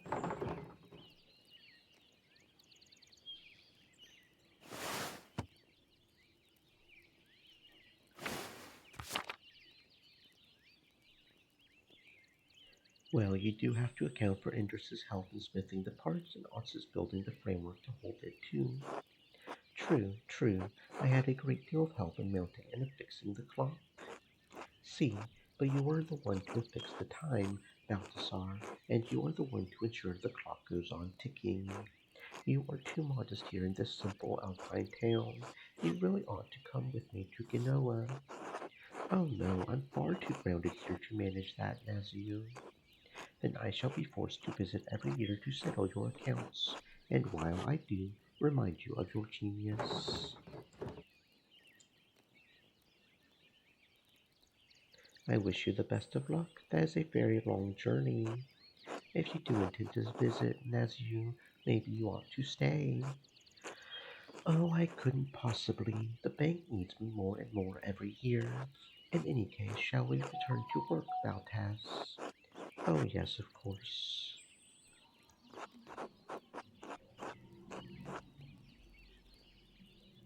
Please excuse us, Magdalene. We're rather busy at the moment. Until later, then.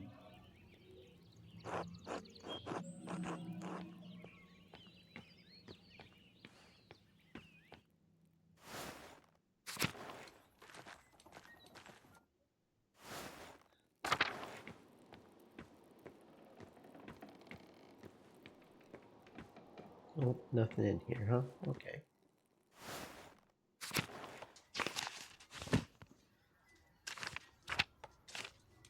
Nazio Agostini, Corsican agent of the Genoese Bank of St. George, and Tassing desperately trying to manage the prosperous accounts of disinterested Baltus Eisenkopf.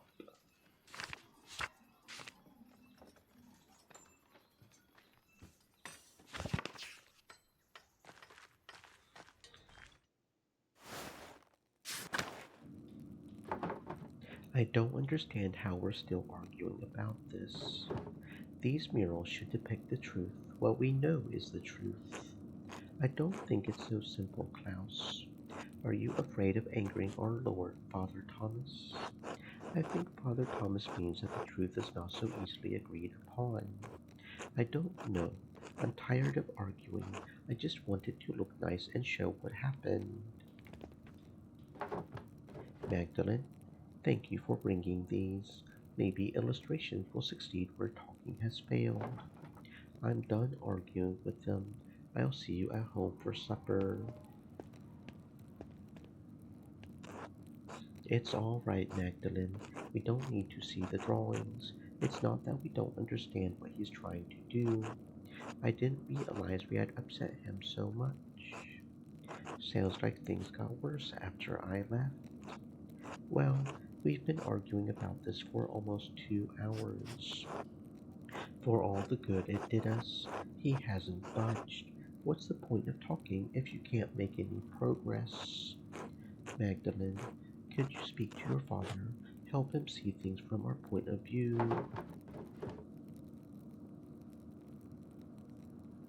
Father Thomas, I don't even know what you're all arguing about.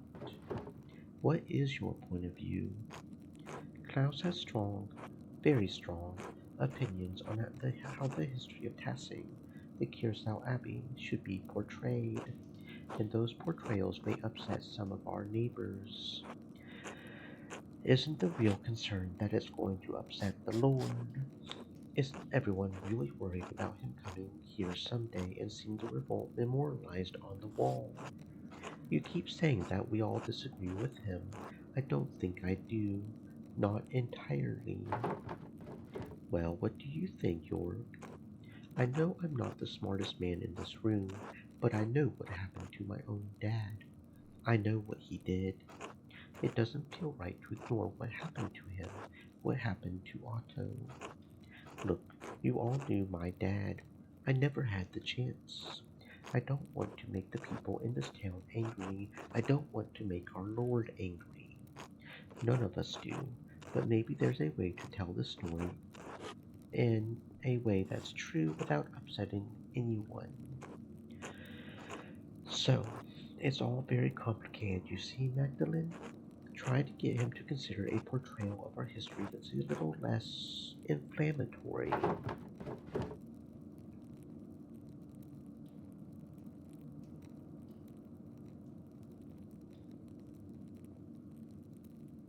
I don't think it's as complicated as you all think.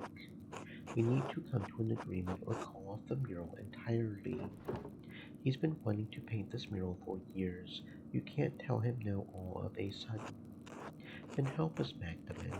Your father will listen to you.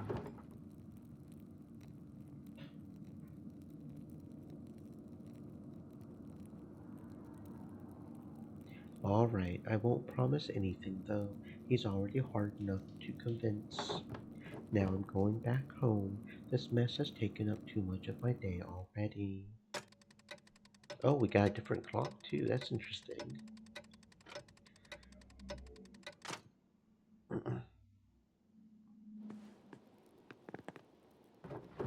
Magdalene, thank you for bringing the drawings to the Rath House.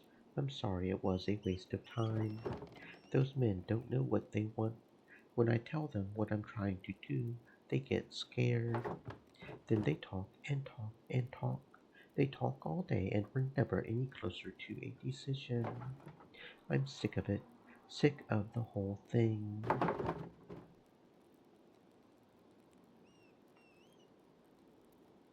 Dad, I'm worried about you. I know. I appreciate the concern. I suppose I haven't been this upset about something in a while. I'll get through it. I just need time. Why is it bothering you so much? We hear all of these stories about what this place was, how it came to be, and it feels like history is something that happened before, happened to other people. But 18 years ago, we lived through something, you and I, everyone in passing. Everyone wants to forget about it, pretend it didn't happen. You don't. No, I don't. All those years ago, I did nothing. I was worried for you, worried for Benjamin and Rachel and Esther. I was so afraid that I would lose you. I wouldn't have been able to bear it. In the end, so many people died anyway. Peter and Ulrich and Andreas and all of the others. And we lived. Dad, everyone says that it wouldn't have made any difference. If you and the others had fought, you would have died. I would have died. Maybe I could have stopped him from going to the mill. Or maybe we could have stopped the peasants from burning it down. But we'll never know. Is that what this is about, this mural? It's a chance to put something down in a place where everyone can see. If people start to forget, this will remind them. We were here. This happened. If I don't do it, who will? You're right, Dad. I wish the men in the Rath House saw me the way that you do.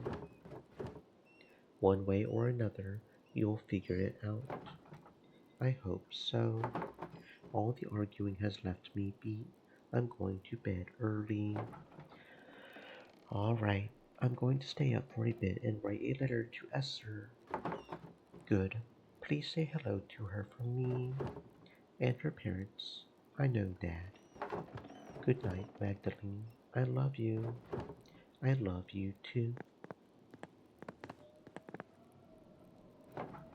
All this running around has left me tired too. It will be nice to sit down at my desk and just write for a while.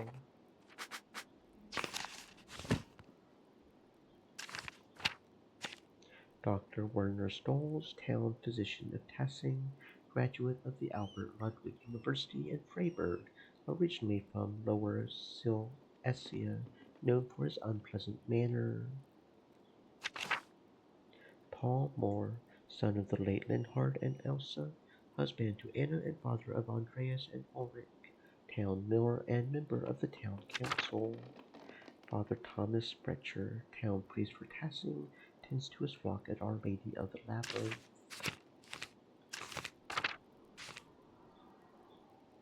Big Jörg Gertner, son of the late Peter and Christine Gertner, husband of Veronica, father of Apollo and Artemis, member of the town council.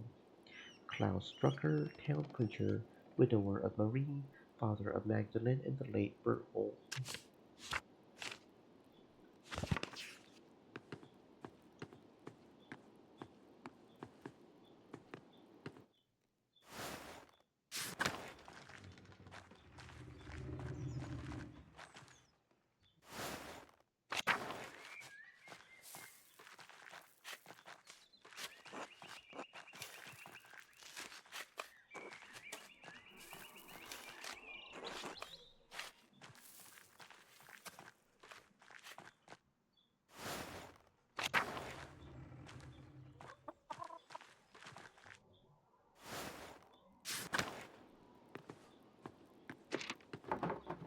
All right, where to begin? I should write to Esther. Dearest Esther, I hope you and your family are well. Dad sends his regards to your parents like usual. I spent the last few days collecting oak goughs with Sister Gertrude. I don't suppose you have the chance to do that in Prague. Sister Gertrude has been teaching me how to grind them into a smooth ink. It's difficult work, but you'll find no better ink anywhere in Bavaria. I'll send along a bottle with this letter. Be sure to store it out of sunlight, or else the color will change. Did I mention Dad started a new project? He's painting a mural of Tassing's history in our new wrap house to memorialize the revolt. The whole thing has me thinking about my own family history, past, present, and future.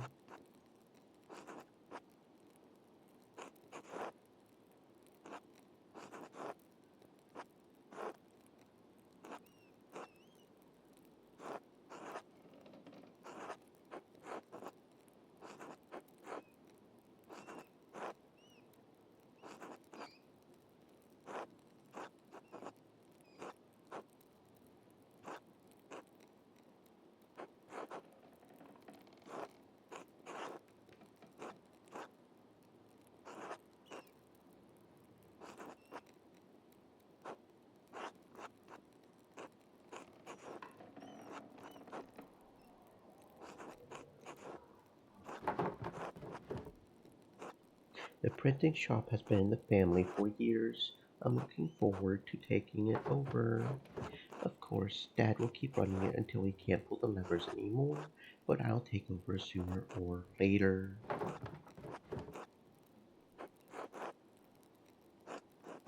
If, of course, the print shop will be more profitable than anything else my husband does, especially even if I marry Aunts. He's been courting me for some time now. Everyone in town knows we're a good match. And yes, before you break the nib off your pen, I will come visit you in Prague, I promise. I'll try to make time to visit before winter. Life has been bustling here. Dad's been busy with the wrap house mural, so I've taken over in the workshop. I'm sure it will be a sight to behold once it's finished. Write back to me soon. All my love, Magda.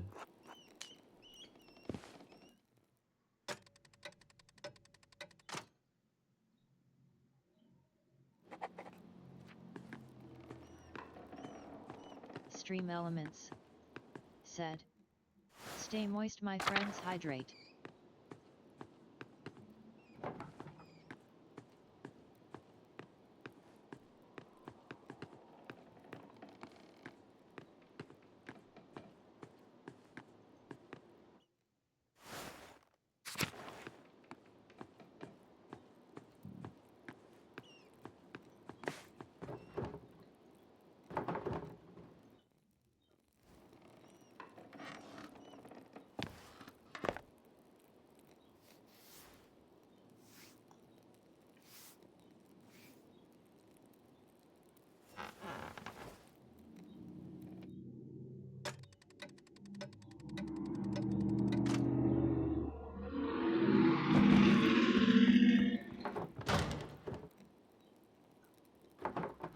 Dad?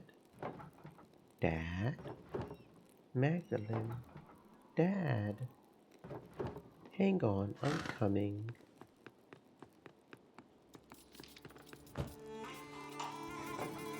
Dad? Magdalene? What happened? Are you alright? You're bleeding. Someone came into the house. They hit me over the head. I'll go get Dr. Stoles. Try not to move, Dad. Magdalene, it's not safe. Whoever attacked me. This wound is too deep for me to take care of on my own. We need Dr. Stoles. Magdalene, be careful. I will. I'll be right back, I promise.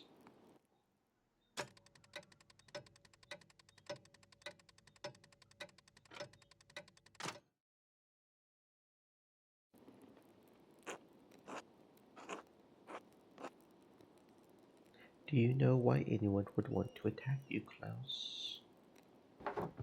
No, maybe someone didn't like one of the books I sold them. Are you sure you didn't see a shadow and hit your own head on the printing press? Come on, Jorg, you saw the workshop. Somebody was looking for something. A burglar in Tassing? That's preposterous. Well, if it wasn't an attack, what was it? Enough. It was a deliberate blow to the head, unless any of you wish to debate my diagnosis. As I thought, truthfully, Klaus, I'm surprised the blow didn't kill you. You have a strong skull. It's a grave injury. Magdalene, you'll need to help take care of your father. Obviously. Of course, the mural will have to be called off now. Klaus, you absolutely cannot get out of bed. No, no. It has to be done. This is too important. Just give me some time to rest. I'll find a way to make it work. I don't think we need to cancel the entire project. Can't we just wait? Klaus, your health comes first. Anyway, we haven't even been able to agree on what the mural should be. Indeed, it might be best to abandon the entire idea. With respect, Father Thomas, you are not on this council. Yes, yes, just offering an opinion. I can paint the mural. What? Mags, quit joking around. Well, I know you want to help your dad, but aren't you too young for something this big?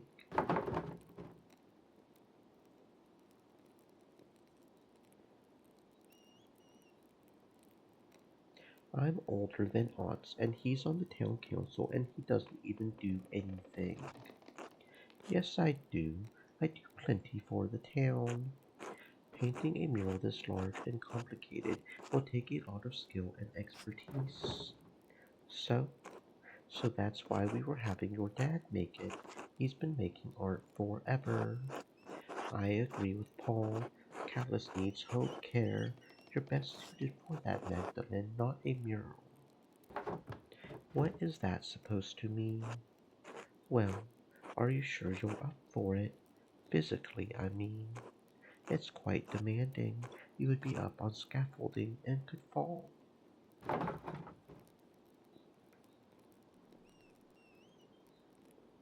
All right, I can see where this is going. I suppose I shouldn't be surprised. You can second guess me all you want, but Dad knows what it takes.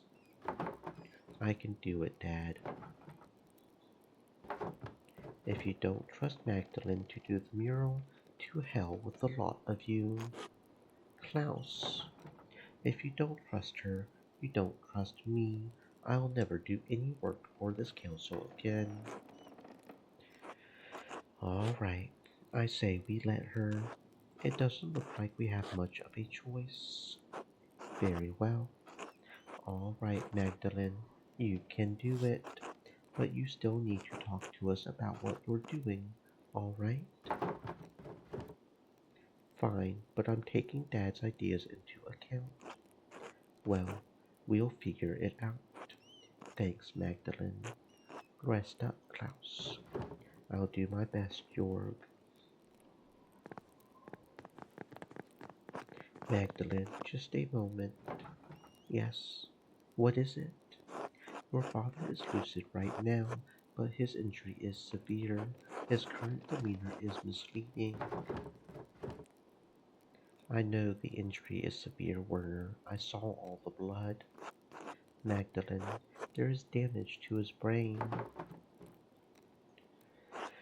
He may have a few weeks, maybe even a few months left, but he's not going to survive.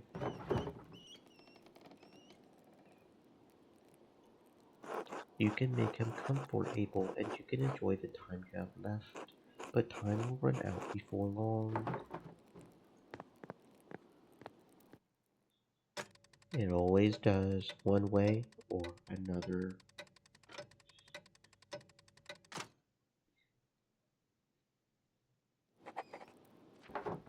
Dad needs to be able to see the mural in its finished form, but I don't know how much time he has left. Werner said it could be a few months or God protect him. I'll pick up where Dad left off. He wanted to paint the history of Tassing from its earliest days to the revolt.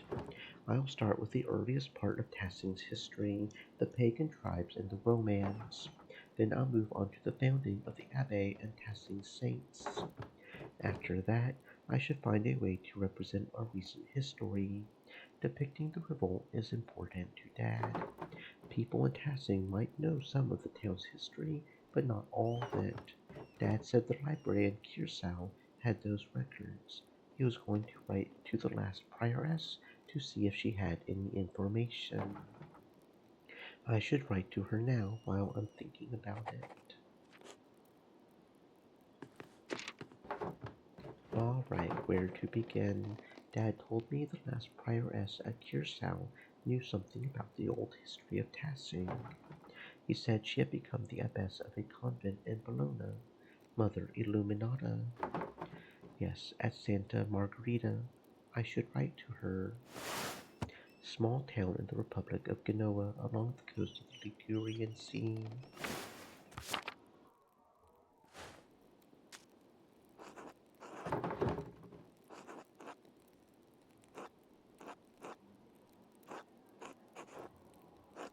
Mother Illuminata, abbess of Santa Margherita, formerly librarian of Kearsau Abbey.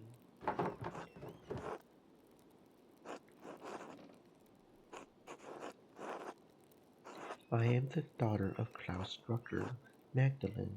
We are printers from Tassing. You were acquainted with my father. He bought many books for the library before that terrible fire consumed the place. I am writing because my father and I are creating a mural in the Tassing House. It's going to tell the history of our community and of Kearsau as well. We have only legends and folklore, since of course all of Kearsau's books were destroyed in the fire. I was hoping you could tell us something about the early history of the town when the Romans were here. If you know anything about the early history of the Abbey itself, we would also be glad to hear of it. We would appreciate any help you could give us, and we hope you are well.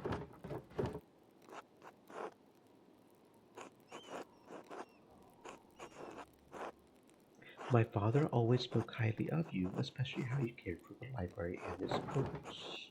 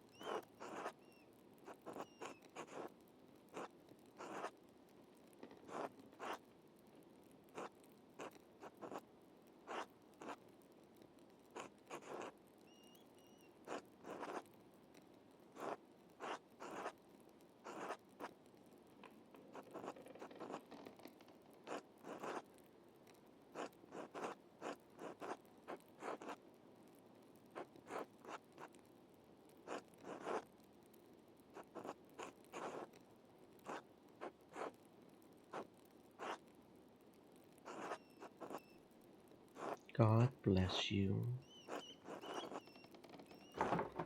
Magdalene.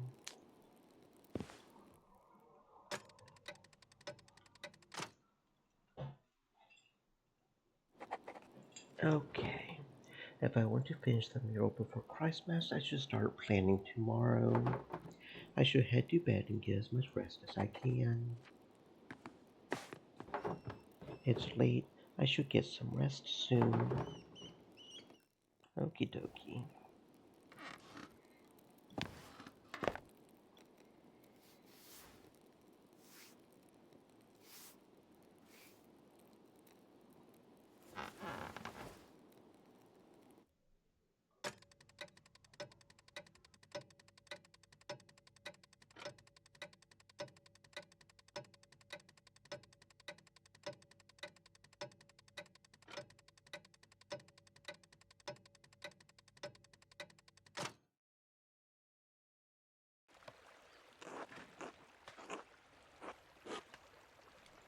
Mistress Druckerin, I have a few letters here addressed to you.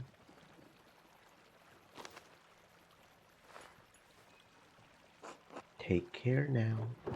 Thank you, sir.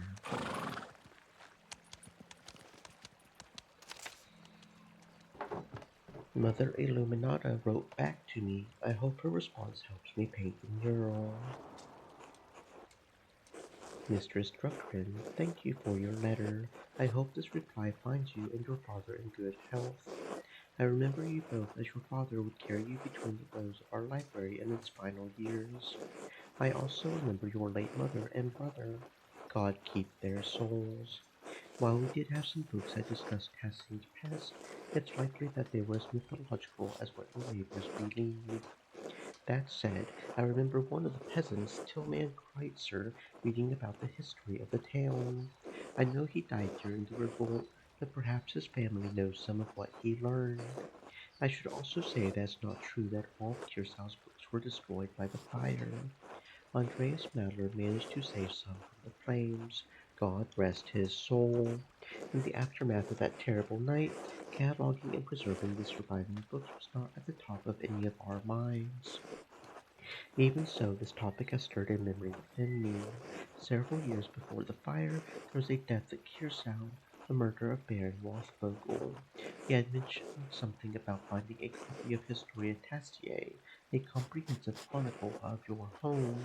I had forgotten about it until now, because the murder dominated all of our thoughts in the days and weeks that followed. It troubles me now because I recall that the late Father Matthias was also reading a copy of Historia Taciae shortly before he died. We never accounted for either book's whereabouts. They may have been hidden somewhere in the library and went up with everything else. Perhaps Lucky Steinauer took it from the Baron after the murder, though given the stonemason's motive it seems unlikely. Then again, only God knows what he did and why he did it. Mischlaus Haberle, the Baron's manservant, believed it may have been stolen by the town thief Martin Bauer. If Martin is still alive, I would ask him if he knows where the book is. Hopefully he didn't trade it for a mug of beer on his way out of Tassing. If the man has passed from this world, perhaps his family knows where the book wound up. As for the history of the Abbey, I fear that was also lost in the blaze. However, as sacristan, Brother Matthew learned a great deal about the subject.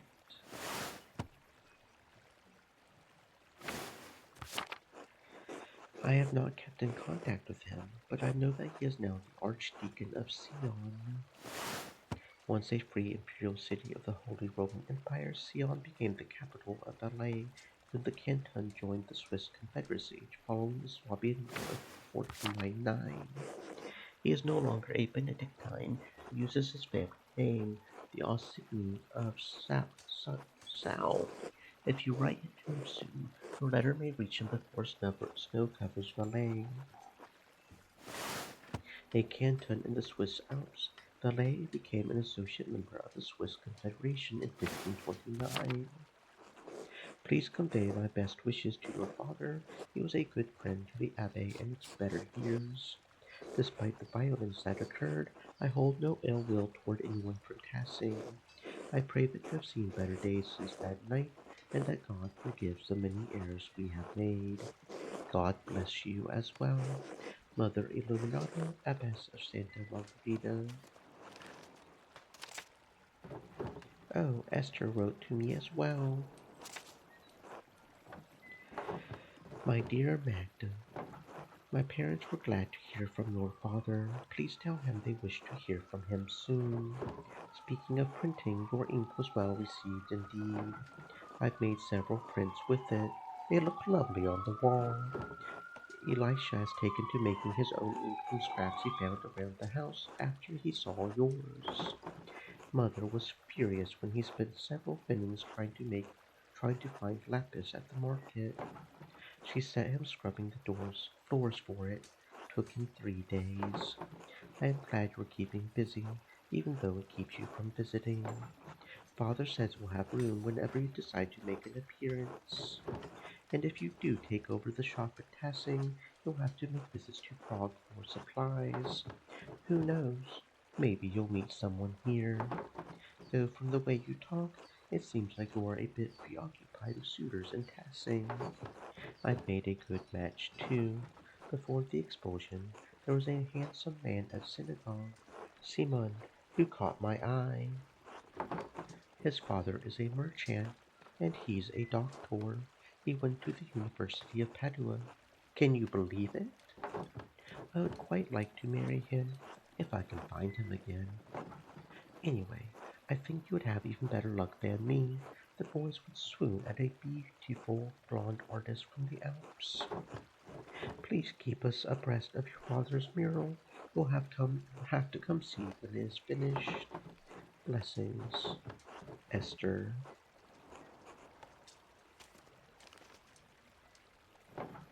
I'll have to write Esther back tonight. I should head home and check on Dad. Hey Dad, how are you feeling? Magdalene.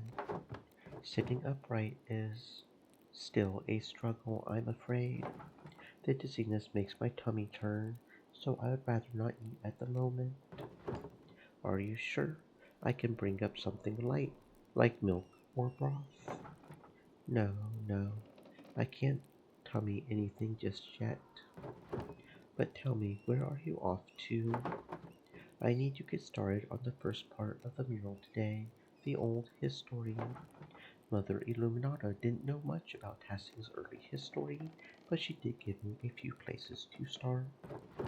I'm going to ask Blacktail if his grandfather told him any stories. Illuminata said he used to read about the romance. Mother Illuminata, Magdalene. Right, yes, Mother Illuminata. Young Kreutzer has mentioned those tales from time to time, yes. He comes by to borrow books now and then, usually when he's found some interesting old ruin out in the fields. You might ask him about that. Il Peters always harped about how no one paid attention to the old ways anymore, too. I'm sure he'll have some stories to tell about old Tassing. You might stop to talk to him. I didn't think of that. Thanks, Dad. Of course, Magda. It's nice to feel useful, even if I am stuck here in bed. Nonsense. I'm just glad you're awake. You might talk to Smokey, too. The old charcoal burner seems to know more about what's in the woods around town than anyone else. That, and he's a known gossip. I know. He told me that he saw Artemis and Kraft swimming together in the pond just last week. Lord, I can't imagine the fit Veronica would have if she knew. Well, I'm not going to tell. I trust the spirit to convict them since I cannot. Well, Smokey may know who else you should talk to then. You may hear something worth your while. At any rate, I'll go talk to him. What about the ruins or the mines? I can't just use books and stories alone. I want to explore whatever is left over from the romance and before. The salt mine and Roman ruins are the oldest parts of Tassing, so it only makes sense to see what they left behind. You take after your mother. She was always thorough in her research. You always said that's what good artists do, Dad. Be careful, all right? I know the twins mess around near the salt mine, but I don't want you getting hurt. I don't know why York doesn't keep them in line. Always making trouble, those two. Don't worry about me, Dad. I'll be careful. Good. I still need you to run the press for a little longer, after all. Don't forget your other chores while you're running around town, all right? We still have a household to run. Don't worry, I'll get everything done. That's my girl. I had better get going if I want to do all of that today. I'll see you later, Dad. Good luck, Magdalene.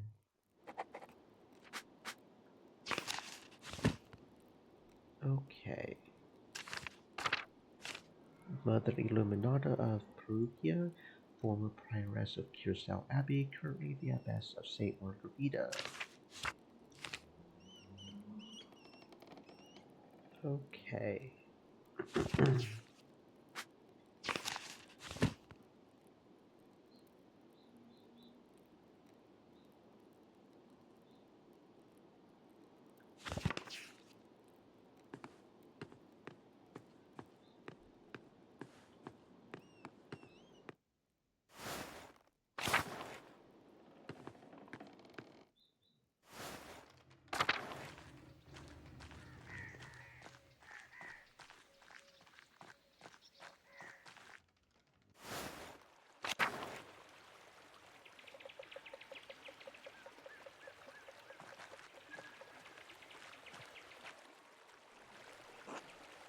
Hello, Magdalene.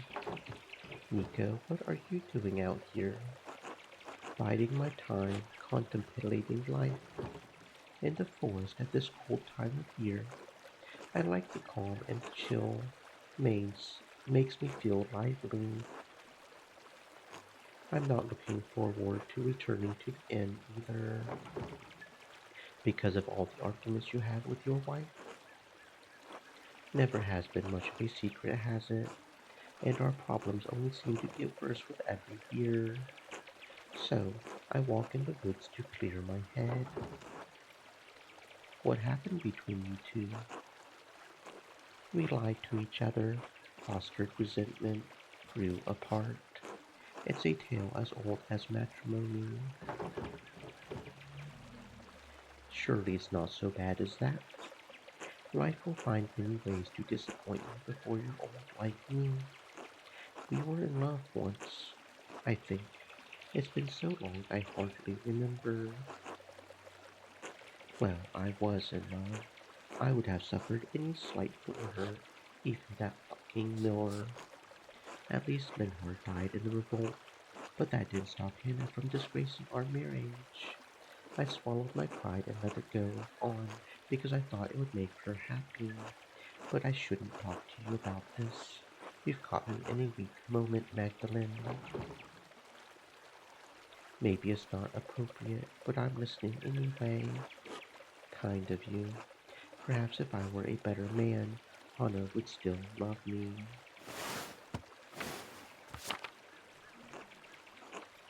We're too old to change now. She's too stubborn. I'm too weak. It's pointless.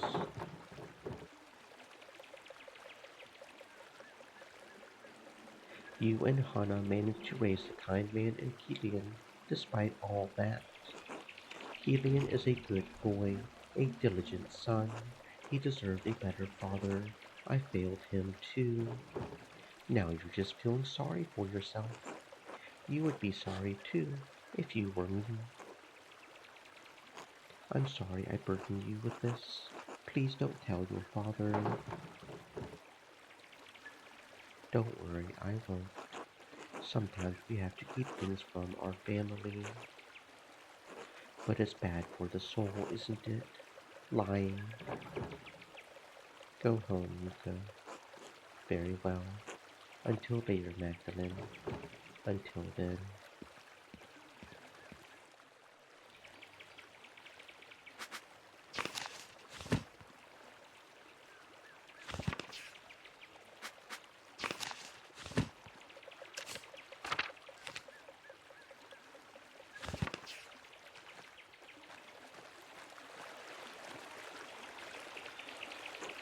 Hey, Magdalene.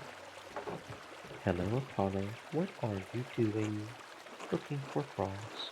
Artemis says she saw one the other day, and we're trying to collect a bunch. Frogs don't come out this time of year. How do you know? Artemis said she saw one. I read it in a tale. Frogs come out with rain. We get rain in spring. Maybe that's why I only have one.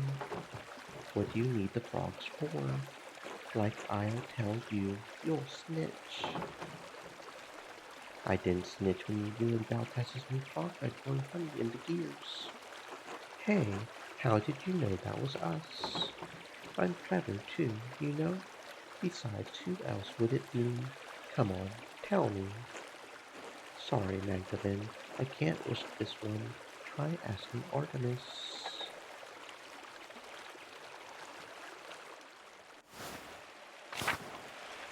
And where is Artemis? A pig out here. It must have broke out of its pen. I wonder who it belongs to. Hello, Mr. Pig. I hope a wolf doesn't get you. Ah, there's Artemis.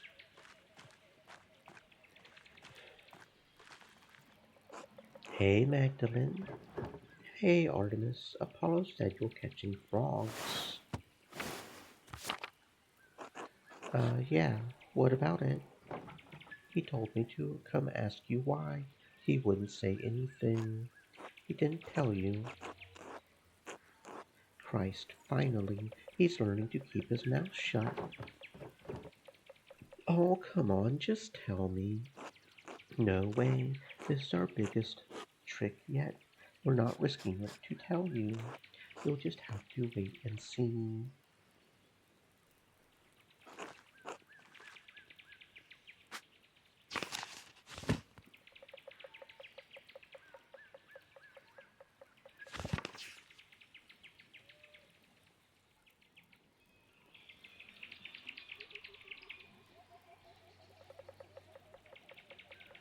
Hmm,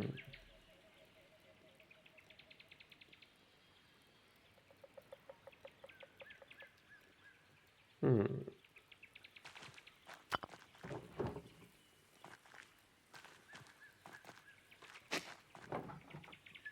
Maybe I can convince her to tell me if I find the frog? Hmm,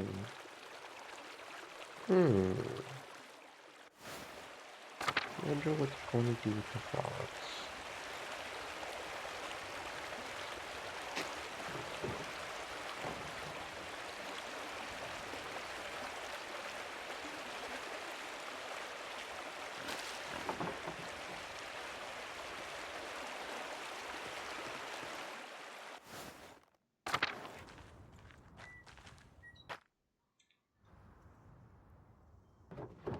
If I want to depict the mural as accurately as possible, I have to go down the shaft myself.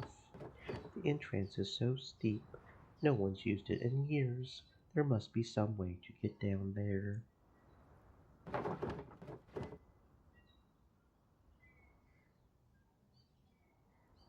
Apollo and Artemis are always bragging about how they sneak around the ruins. Maybe I can ask them how they do it. I'll have to come back later.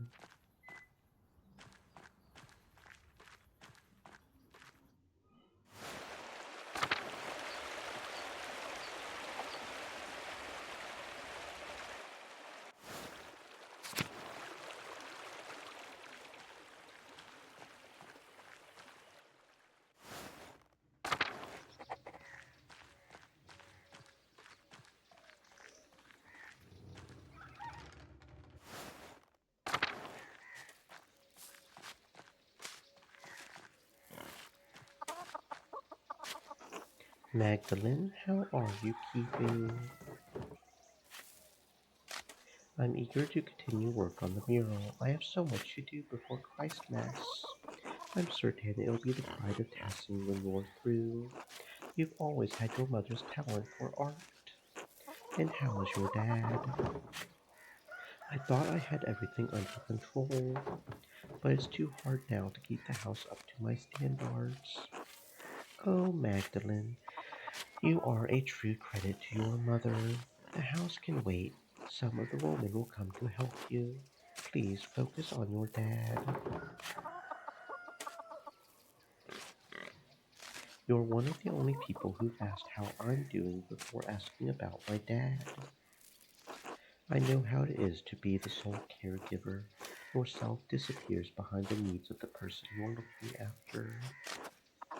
I worry about you, carrying that weight alone, caring for someone who can be an arduous task, even if you love them. It's all right if you find it challenging. The Lord sees your labors for your dad and admires them, but I believe God will pull your dad through whatever the doctor says. We need him. God willing, you're right. I am at his mercy. God willing. Amen. Have you thought about what you'll do if your dad doesn't come through this? Dad would want me to keep up the printing press. Wouldn't that be a sight? Are you sure you could handle it? It's a lot to manage on your own. But you're a good girl, Magda. There are any number of families in Tassie who would be happy to take you.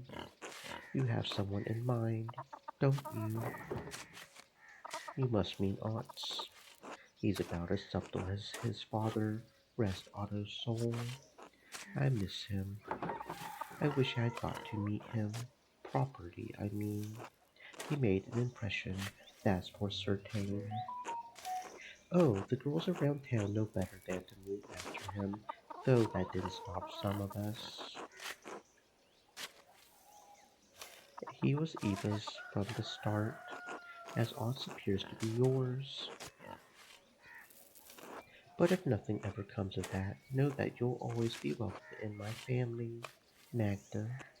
Kraft's a nice boy, if a bit immature, but he's still growing. Are you trying to set me up with your son?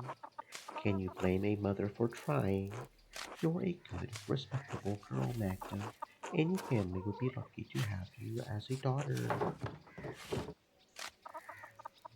I guess I'll consider it. Thank you, sweet girl. Not every marriage starts off on a solid footing, but if you pray and work and trust in the Lord, you can find it in time.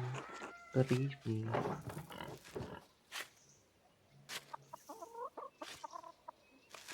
If it's not working out, how can you be sure a couple belongs together? God knows. He brings people together for a purpose. We don't need to understand it, only to have faith in Providence. In any case, I should get back to the chores. Remember what I said. Whatever happens, you're always welcome in my home. Before I forget, I actually have a question about an old book. Martin is supposed to have stolen it from that baron who was killed years ago. Do you know what happened to it? Oh, I hope this doesn't get me into any trouble, but I still have it hidden in a drawer. Martin left it behind when he ran off. Why did you keep it? What was I supposed to do? The Baron was killed soon after, and there I was, holding his stolen book. I didn't want Martin to get in any more trouble than he was already in. I never read it, though. I don't read well. Can I have it? I don't know. I'd like to read it to my dad. That's a nice thought. It does seem like the kind of story Klaus would like. Oh, all right. I'd like to have nothing more to do with it, to be frank. It reminds me of difficult times. A stolen book of a dead nobleman in our home. Perhaps it spoiled our milk and turned our eggs all these years. Here you are. Please don't tell anyone I had this. Historia Taciae. It's in Latin, which I don't read well. I'll puzzle over it in the evening. Thank you, Brigida. You've been a big help. Of course, Magda. Be well now. God bless. You too, Brigida. Until then. Oh shit, we actually found the book. I wonder what's in it that's been worth killing for all these years. Morning, Magdalene. How's Klaus? Enduring. Even when his speech is slurred, he keeps a cheerful heart. I don't know what life would be like without him. Klaus is a good man, Magdalene. Tassing is a better place thanks to him. He's one of the few in Tassing who hasn't been on my back all this time. I've heard a few whispers about your past. Care to elaborate? What is there to elaborate? It's all gossip. So what if I occasionally get into a few brawls? I'm a honest man. I wasn't involved with what happened to Otto Zimmerman. I supported his cause. I pulled my weight around here, tilled the soil, salted the meats, provided for Brigida and Kraft. Don't even get me started on Agnes. She does not like you, that's for sure. No shit. After all I've done for this family, for Brigida and Kraft, I wasn't even here when he died.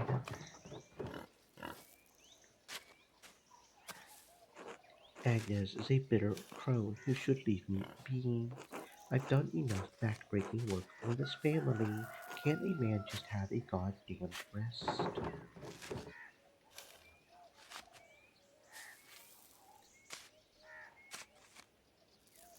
Brigida supports you in all this, doesn't she? That's a wife's duty. Take note, Magdalene. We get along, though she often spends more time with Veronica than me. Everyone needs a close friend, as I'm fortunate to have an Esser. Yeah, good to have friends. Right, I've lost enough time to this as it is. Time for you to go. Until later, Martin. Not that you're actually Martin, but yeah. Neither of you lost a pig?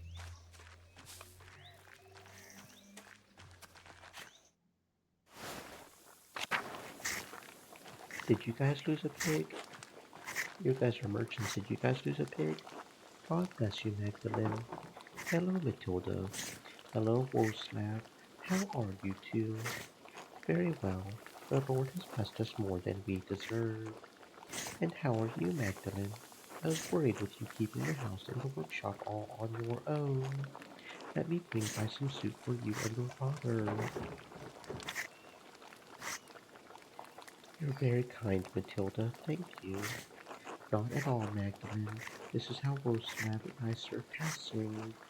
Our vocation may have changed, but our gratitude to God and the town has not.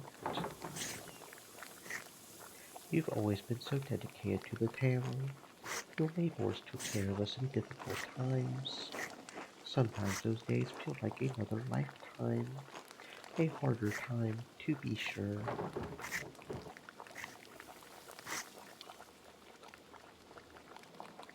I thought the Abbey was better off than the town in those years.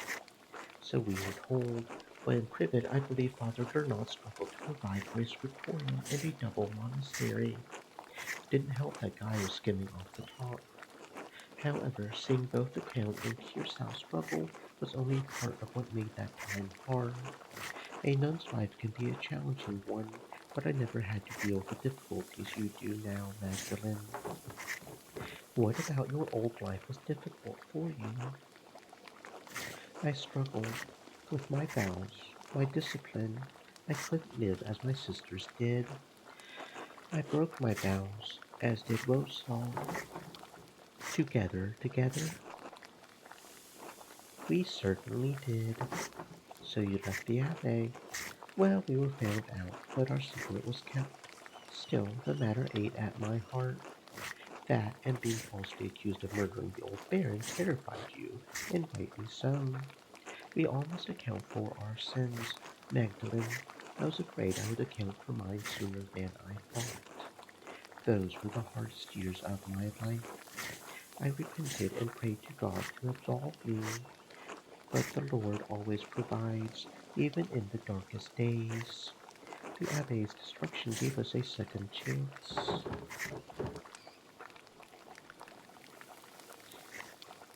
That must have been incredibly difficult.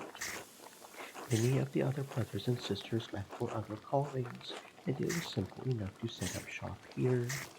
I miss the sisters terribly some days, but, truthfully, it's been a relief not to be constrained by my vows.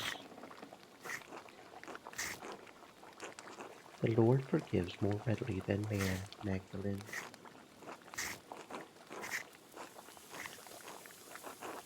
Never think that you must remain in a place that causes you to sin, even if others think it godly.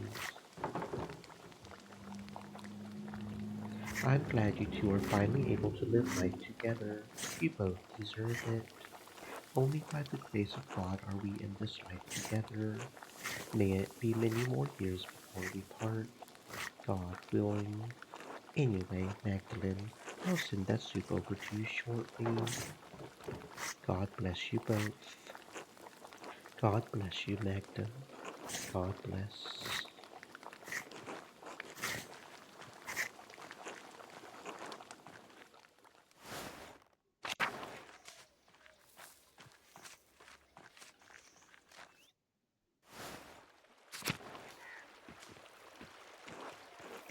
Did you guys lose a pig? Hello, Magdalene. How's the meal coming? I hear you browbeat the council into letting you do it yourself.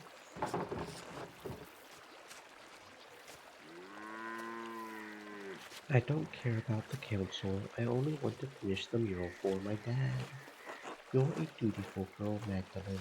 No one can fault you for that. But you, painting the rough house, I can't imagine that would have happened when I was a girl. Only those old Benedictine sisters ever did much art. Do you think they were happy without anyone around to need things from them? What a life, except for the prayers, of course. Listening to Father Thomas on Sundays is enough for me. Anyway, it's good to see you standing up to the council. That Zimmerman boy seems to have a good head on his shoulders, though. Once you're settled down with him, you'll have a good life ahead of you.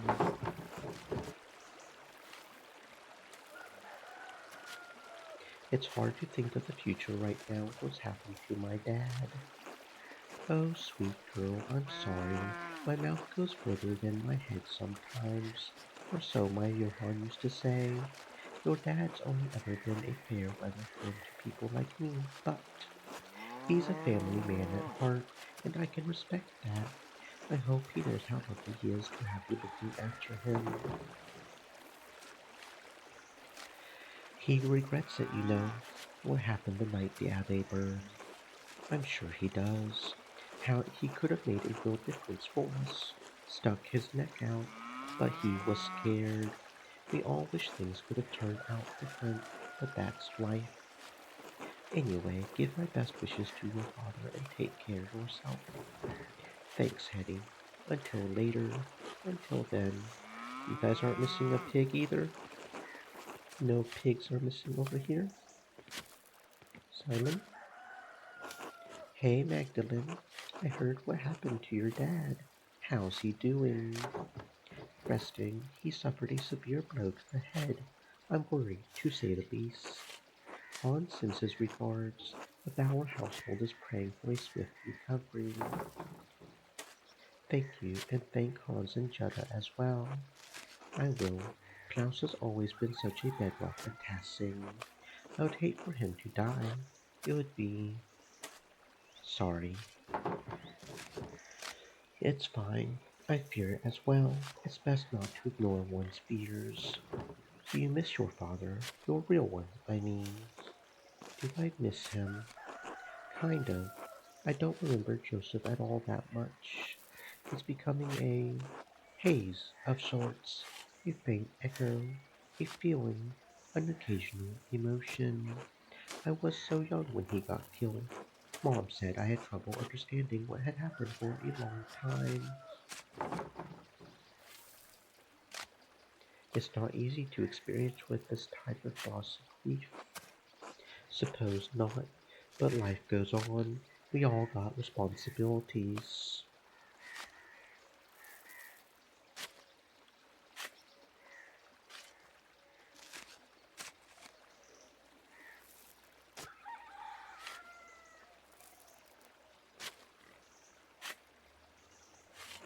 Can't sit around being somber forever. Tassing's been through a lot. We would never get to stop mourning with all that's happened. Just like all of Bavaria. Will there ever be a stop to violence? I've no idea. It seems unlikely. Anyway, the winter draws closer, so I got a lot of preparations to take care of. I truly hope Klaus recovers soon. God look after you both. Until later, Simon. You guys aren't missing a pig? Hello, Magdalene. Hello, Hans. I hope your dad recovers quickly. He's a good man. Thank you. I'll tell him you said that. Good. This town has seen too many terrible things, but we've recovered before. Maybe the Lord will return your dad to health too.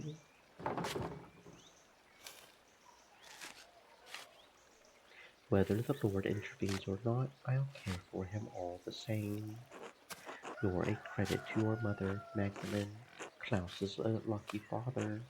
Be glad you have this time with him. I say, wish I had as much with Hay- Haywig. Hailwig. Anyway, I should get back to it. Until later, Hans. You aren't missing a pig? Hello, Magdalene. Hello, Hans. Did you need something? Say, Hans, I've seen you sneaking into the forest on occasion. What do you do there? Not sneaking, just going. I go there to meet Big Jorg, to lift logs. Why would you do that? Where we lift big logs to see who's stronger. It's a contest. Does anyone else participate in this contest? Not usually. There aren't many others in Tassing strong enough other than Big Jorg. Simon's big, like Seth was, but he's not interested. He's always busy taking care of the farm. Maybe Apollo can join us one day. He's been getting stout the last few years. All right, who's winning so far? Jorg, but barely. I've been gaining on him. He's growing older and softer with his council work.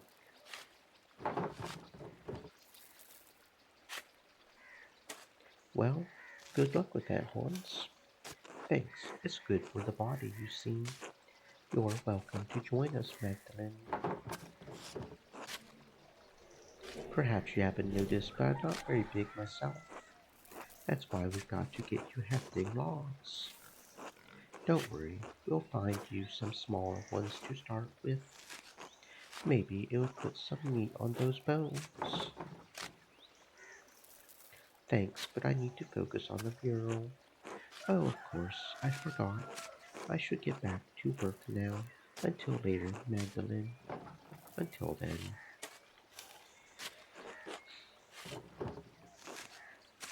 Did you need something? Just wanted to see what you were doing.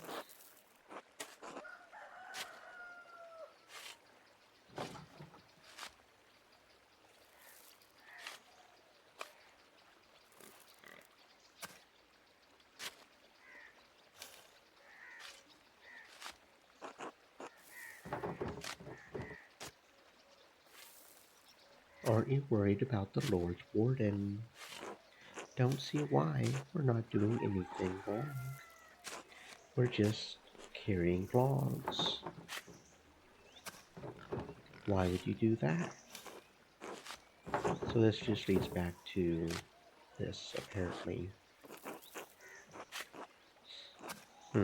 Interesting.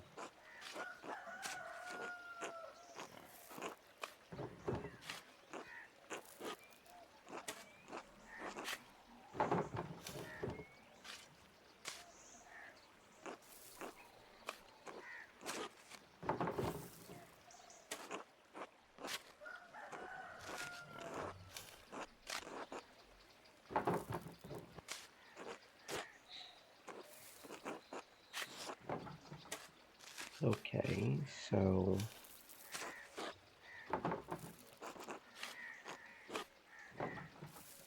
how are you doing? Fine enough. Weather's getting colder. And the family? Healthy and hardworking. Simon's taking care of the winter provisions. He's a good boy. Proud of him. And you know how beautiful and kind-hearted Jutta is. Just like her mother. I don't know how I got so lucky. She's a miracle. She will marry a good man soon, I'm sure. Do you have someone in mind? That young Odyssey good man, I've noticed. He's solid enough. Takes after his father. All the same, when Jetta has children one day, they'll be beautiful and kind like their mother. Jetta is so caring, she'll be a good mother. Proud you think so. I did my best to raise her right, but her best qualities are all hail big. Give yourself a little credit, Hans. Kind of you to say, Magdalene. I should, uh, I should get back to it. Until later. Until then, you guys aren't missing a pig. Are you guys missing a pig? Hello, Hans. Okay, no, I guess you guys aren't missing a pig either. Maybe the Gertners are missing a pig. Are you guys missing a pig? Hello, Peter. Can I talk to you for a moment? What's that? Can I talk to you for a moment? God damn it, don't you shout at me. I'm sorry, Peter. What do you want anyway? I was wondering if you could tell me some of the stories about Tassing. The old tales. It's been so damn long since anyone had a thought to ask me about what I know. But there's still a few of the old tales knocking about in this school. Are there any myths from even before the romance came to Tassing? Of course there are. The romance weren't the first ones to live here, you know. There are spirits older than the saints that live in these woods, older than the romance. They protected Tassing before St. Moritz ever set a blessed foot in town. What sort of spirits? The sort that I'm getting at. Didn't your father teach you patience, Magdalene? Sorry. It's Perchta and her wild hunt that scared them evil ones away. They've protected Tassie since its founding day. Long before those Romans, our ancestors roamed these mountains under a great chieftain called Rhetus. Now, folk weren't as kind as they are now, and the tribes fought one another for the best land. The old chieftain was a yellow-bellied coward who neglected the old gods. He was too proud to make offerings. Because of him, the gods favored other tribes, and Rhetus's people had no land to call their own. Instead, they wandered through these mountains and valleys, hunting and gathering what they could to survive. One day, when winter was approaching, Rhetus went hunting and found a wounded wolf tangled in a trap. But instead of killing the beast, as most men would, he helped the beast and loosed it from its bounds.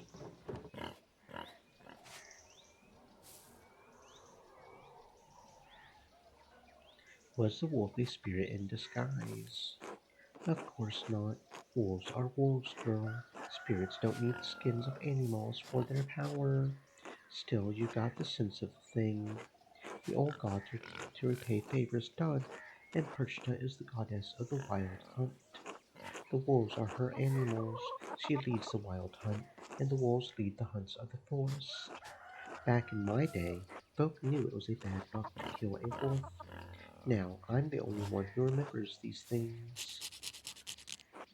Perchta saw Ratus's actions and took favor on him, and told the wolf to lead the chief to her sacred spring. Ratus led his people to the spring and claimed it for his homeland, and we've been in this valley ever since. Then those goddamn Romans came and destroyed everything. But you see, there were other gods protecting this place before St. Moritz. It's why a few of us still honor Perchta. She protects us against witches and fiends.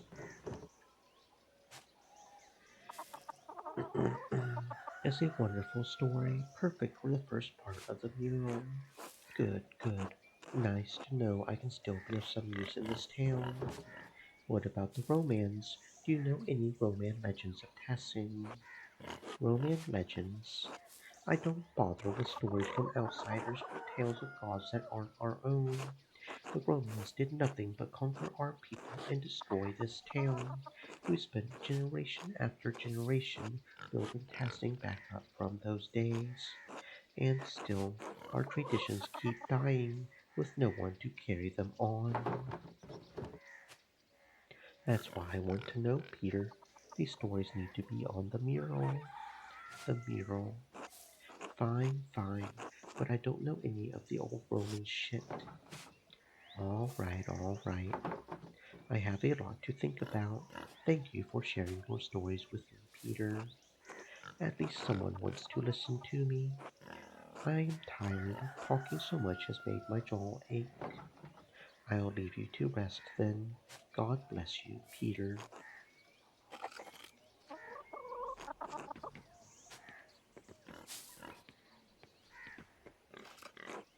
Magdalene, how are the hinges on your doors?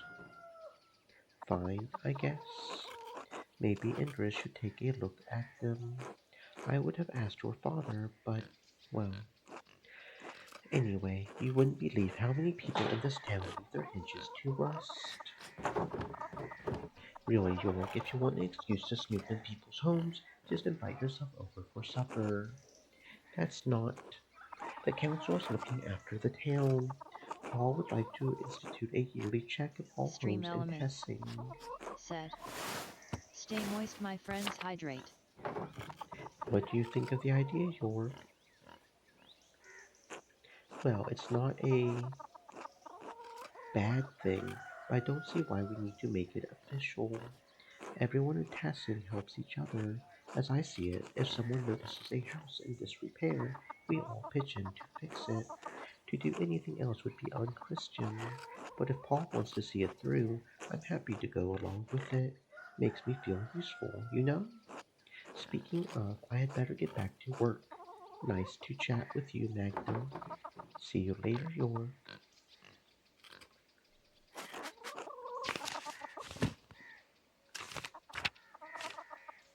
Matilda Razikova, former cellar for the nuns of Kirsell Abbey, left the Benedictine order after revolt and married Wolaslav.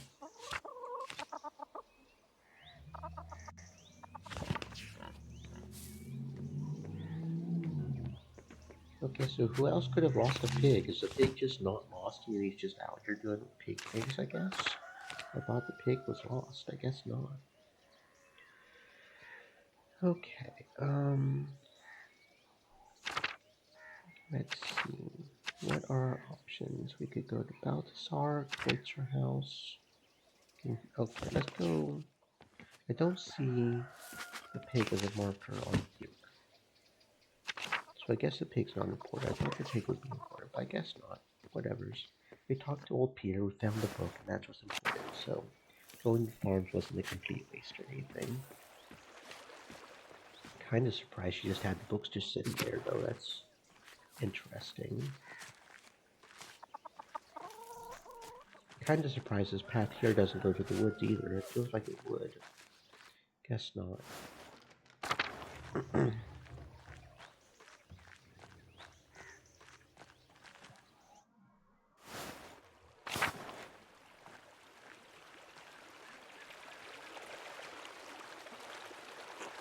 Oh, hey, Magdalene, what's up? Can you show me how you and Artemis get into the salt mine? The mine? Why? It's all gross and creepy. I need to get down there and see what the pagans and Romans left behind. I need references for my mural. Oh, the mural? I would ask Artemis about that. She's pretty protective of the mine. Alright, I'll go find her. Sorry, Magdalene. If she says yes, I'll show you later. Okay, Apollo, you kinda need to learn to stand up for yourself, I'm thinking, but okay.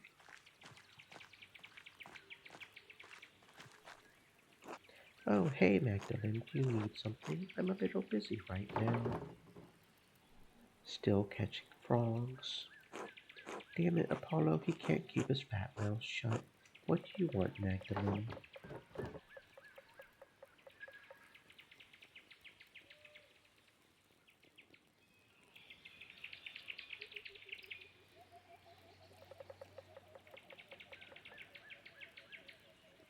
I want to see what our forefathers and the Romans left behind. It's for the mural. The mural. You want to use our secret hideout for your mural. I want to see if they left anything down there I could use as a reference. You're really into that whole raft house project, aren't you?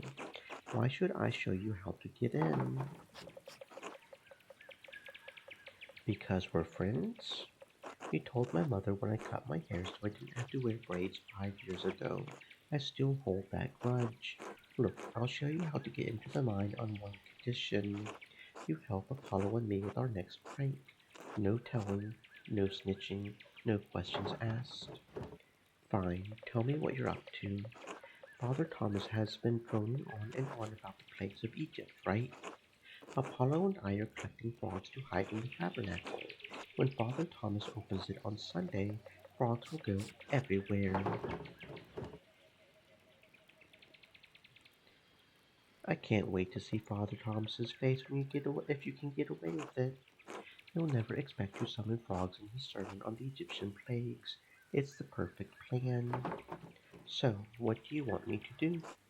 We stole the tabernacle key, but we need to put it back before he notices. I think there was a Till Eulenspiegel story like this.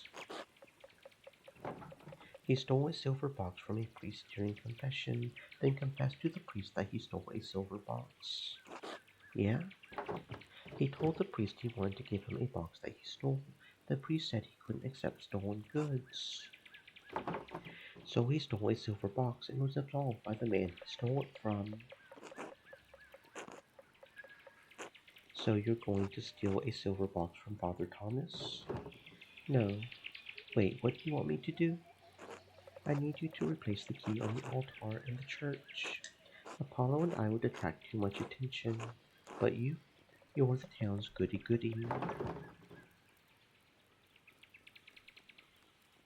I'm not that bad, am I? Well, not entirely. It's not your fault Oz moves over you. The council lets you get away with anything. Anyway, will you do it? I'll get you into the mine if you do. All right, give me the key. Perfect. Good luck, Magdalene. Let me know when it's done. Okie dokie. I'll go see what I can do.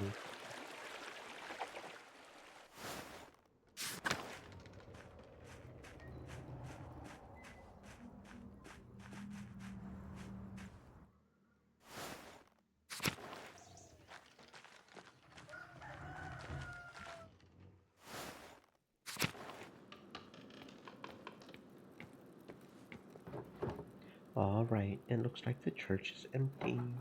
I can leave the key on the pulpit where Father Thomas is sure to find it. There, better get out of here before Father Thomas comes back. I'll let Artemis know I returned the key too.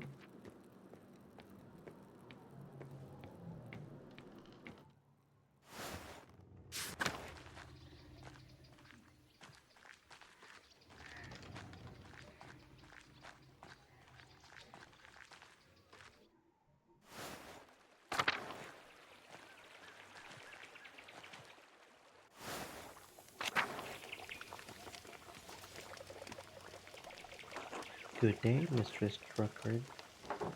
I've told you, Smokey, call me Magdalene.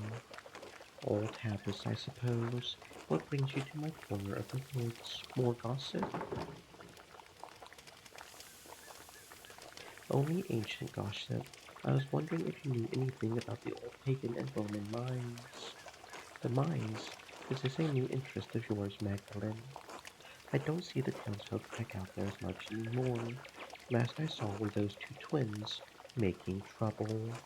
They know a way in, but I'll be damned if I ever set foot close to that place. What are you so interested in over there? The mural in the wrap house needs a section about the earliest days of Tassing. The mines are the oldest part of Tassing, and you keep a keen ear. I thought you might have heard something. I don't know about getting down into the mines, but I do know a fair few stories about them and the other Roman ruins around here. The old stories my father used to tell me when he was the burner of Tassing. The ones about Mars and Cassio, the nymph, was always my favorite, though I blamed that on my youth. Cassio, like Tassing? Folk named the town after a pagan god, a Roman one at that. I don't mind telling you the tale, Magdalene, but I warn you, it's a bit bawdy. Count me curious. I won't be scandalizing you. Can't have your father hounding me for any coarseness, but I'll tell the decent bit of what I remember. What's the story? Well, legend says that Mars was hunting in these woods and spied a fat boar for the taking. He had just pulled back his spear when he heard a Roman scream in terror. Of course, the creature ran off, and the god was angry at the loss of his quarry. So he tramped through the woods to see why a Roman was in the forest and not in the local town. Why would a god be hunting in Tassin's forest? How should I know? Maybe he just wanted a brisk walk. Besides, why should anything the gods do make sense? These were the old days when spirits and ghosts prowled. What do you mean, proud? Proud, you know, like spirits and other evil things do. I can't just say they walk through the woods like you or me. They prowled. All right, keep going. So, Mars found a nymph, Tessia, bathing in a spring with a fat, ugly satyr goading her from the shore. Enraged at seeing the trapped nymph, Mars transformed into a wolf and slew the satyr. And in return, well, Tessia bathed the god. I see. I get it. They bathed. I did warn you, Magdalene. When Mars left the pool, he dripped onto the ground, and it blossomed with flowers and crops. They say that's why this valley is so fertile. That might be tricky to paint on the mural. I'm not sure if the council would approve. I doubt they would, but you're the artist, aren't you? You get to choose what the mural shows. I wouldn't let those old bastards keep you from painting what you want. So much of what the romance left behind was destroyed over the years, but I like that we still have these tales. You can never really destroy stories as long as there are people to tell them. Of course, the romance left a hell of a lot behind, too. The town is more Roman than Bavarian, really.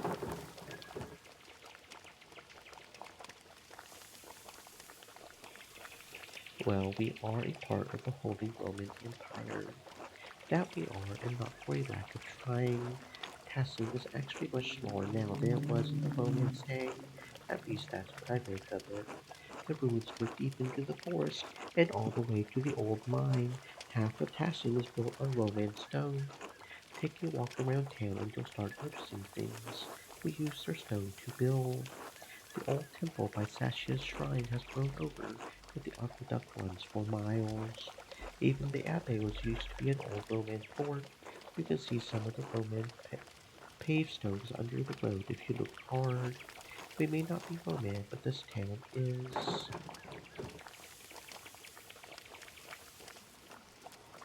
Passing has been building upon itself for hundreds of years. What a beautiful idea.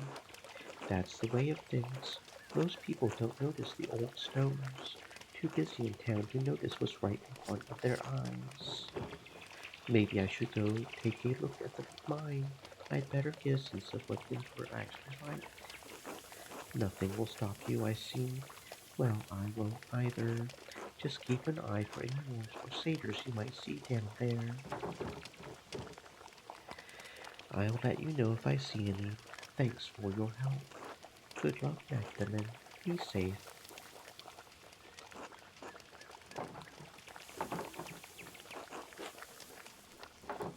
Apollo and Artemis are hunting for frogs. Frogs. Yes, frogs. Well, that would explain why they've been running around near the pond all day. But what do you expect me to do with this riveting information? It gets more complicated. They plan to stuff the frogs into the altar at church on Sunday. They've outdone themselves truly. A plague of frogs on Tassim, is it? And how are you involved in all this, Magdalene? I need to get into the mine, but they won't tell me how unless I return the key they stole from Father Thomas. I see. Well, what do you intend to do? I guess I'll help them. I need to explore the mine so I can finish this part of the mural. A bit of a troublemaker yourself, I see. You know me. I won't say a word. You just go your own way and I'll go mine. Though, I would suggest you hurry. Father Thomas gets back from his daily walk around now. Thanks, Smokey. My pleasure, Magdalene. Good luck. Yeah, we're not tattling on him. It sounds like a fun little prank. It'll be okay. Probably.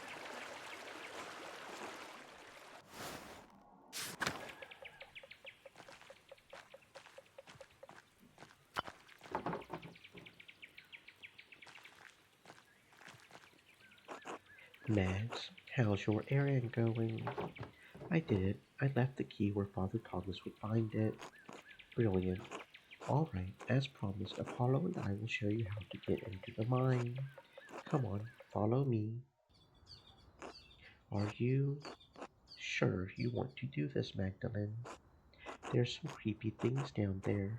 Who knows how many people have died in those mines? Right, it's probably haunted. You should back out now while you still can. You two don't scare me. I'm going down there. All right, but you can't blame us if a ghost gets you. You were warned. Anyway, it's not that bad as long as you know where to put your feet. We do it all the time. Come on, let's get on with it. I don't want to get in trouble again. Fine, fine. Start with your feet on the inner ledge, Magdalene, and then look for ledges that look like shelves. All right, here goes. Don't forget to move your hands down before your feet so you don't slip. Hike your skirt a little so you don't get it caught too. It's easier that way. Wait, the missing rung. Oh, right. There's a missing rung near the bottom. Watch your step or you'll fall. Like this idiot. Why did you have to say that? Why do you always have to embarrass me? All right, I got it. Thanks.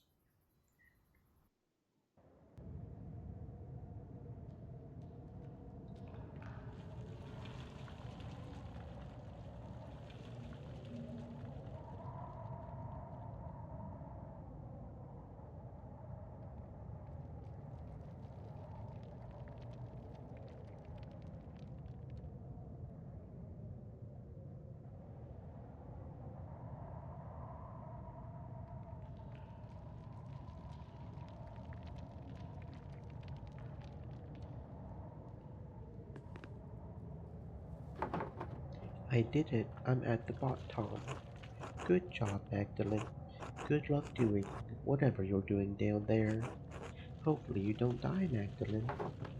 Climbing out might be trickier. Oh well, time to take a look around.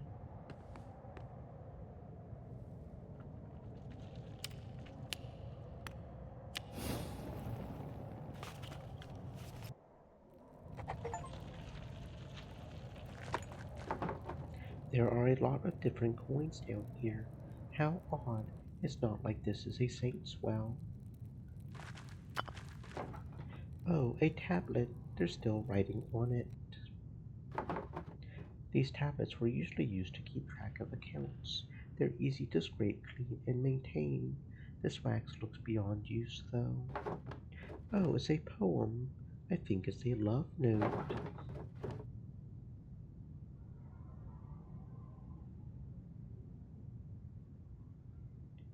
That's cute.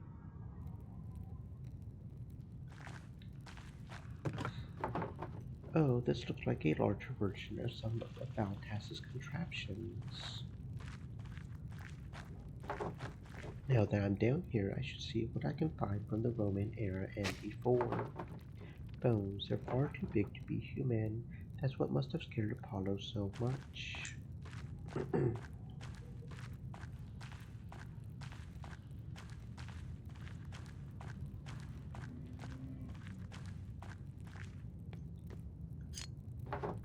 Oh, a piece of pottery. It's beautiful.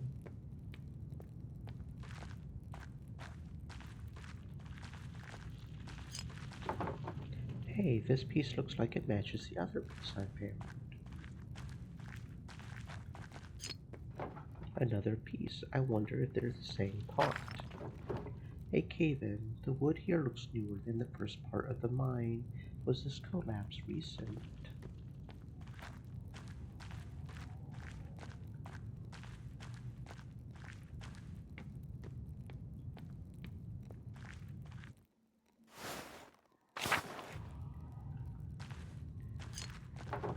Another shard. Oh, these must be the same kind of figurines Till and the other farmers find in the fields. To think that there are so many remnants of our ancestors scattered in fields and caves like this.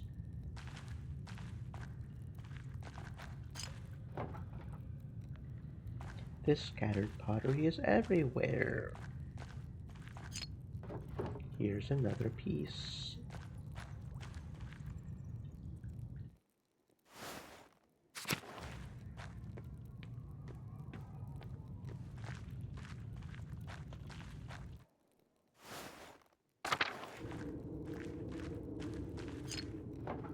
Yet another pottery piece.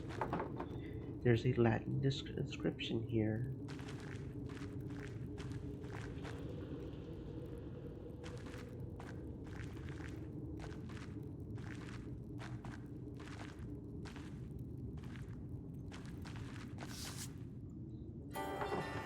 Oh, this looks like a Roman map of Tassing. I wonder what's changed. Let's see if I can map everything out. There's the aqueduct and the spring. The Abbey was an old fort up on the hill, and there's the rest of town. Wait, what's this building? I don't recognize it. Mithraeum. I don't know that word. I can't quite tell what it's meant to label on the map. Maybe some sort of temple. Well, whatever it is, it's not in Tassing now. That's so odd.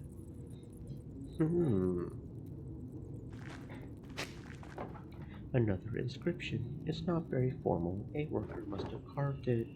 There's that word again. Mithraeum. It must have been important to the Romans. Another shard. This almost looks like an altar. But what would an altar be doing in a salt mine? It's even carved out of the salt. Maybe it's a salty god.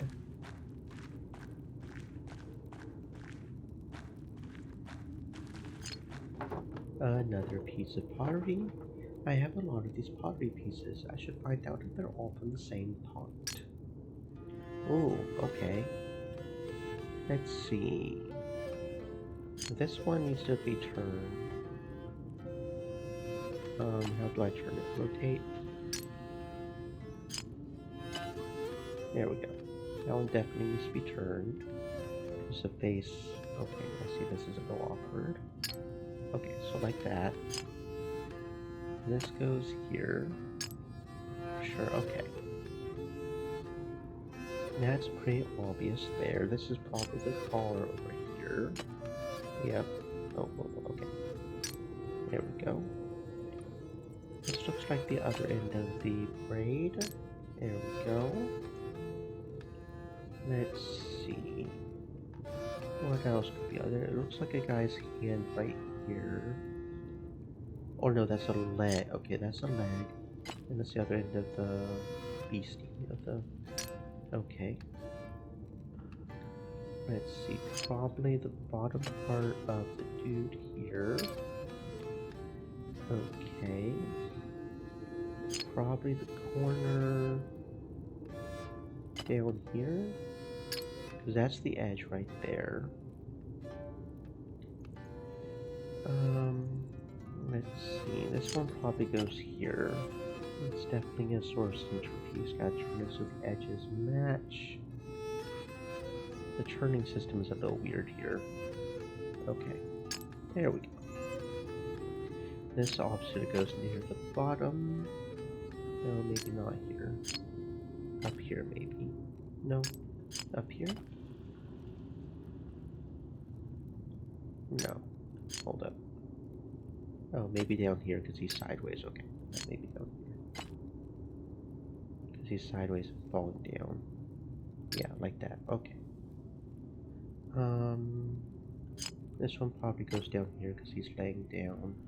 This is the top part of the dude. The dude that's been stabbed, apparently. Okay, so this has to go here because that sort of fits into that there. This probably goes here. There we go. Okay, and he's got a sword. This probably goes here. If I can get the turning thing right. This goes here. Oh, come on, turn properly. Thank you. Got it. The figures on this pot, it look like they're telling a story. These paintings must depict an early myth, even before the romance. Let's see, this must be Perchta, and those must be forest spirits, part of the wild hunt. God, the next part looks like a human sacrifice. Someone, maybe a chieftain, is sacrificing a man to Perchta. The bottom half of the lid continues the story. These look like spirits. They must be coming in to feast on the sacrifice. That must be how our ancestors tried to keep Tasig safe.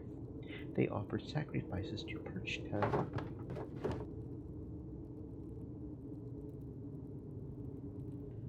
This is part of our history, but I'm not sure this is the best story to portray.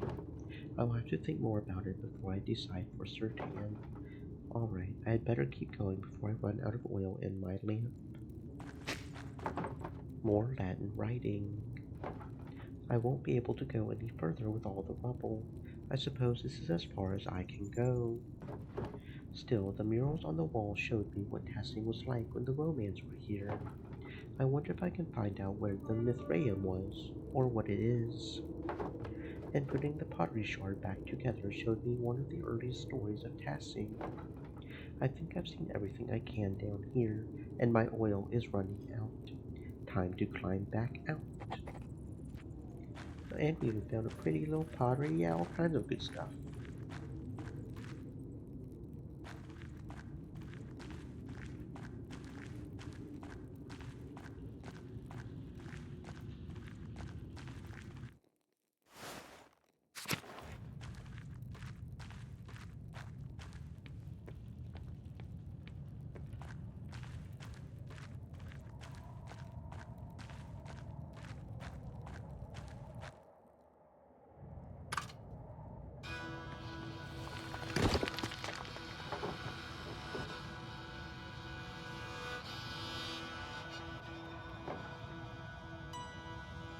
Wait, who's that? Hello, is someone there?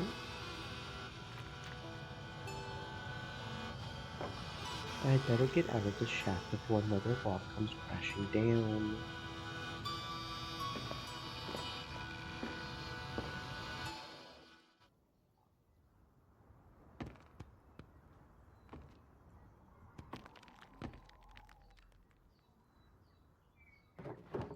Who was that?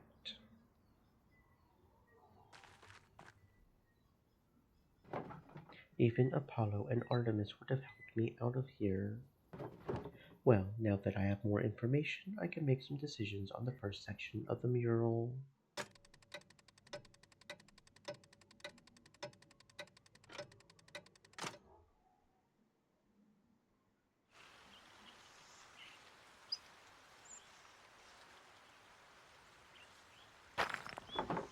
I don't have any reason to go back in, besides I'm too busy with the mural.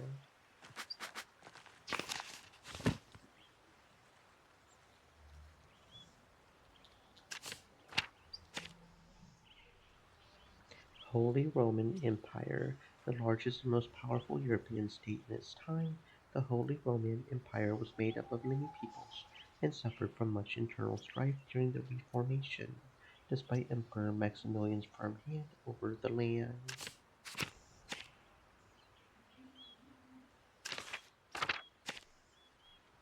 So I guess I have to go home, is what you're saying? To the Kreutzer house?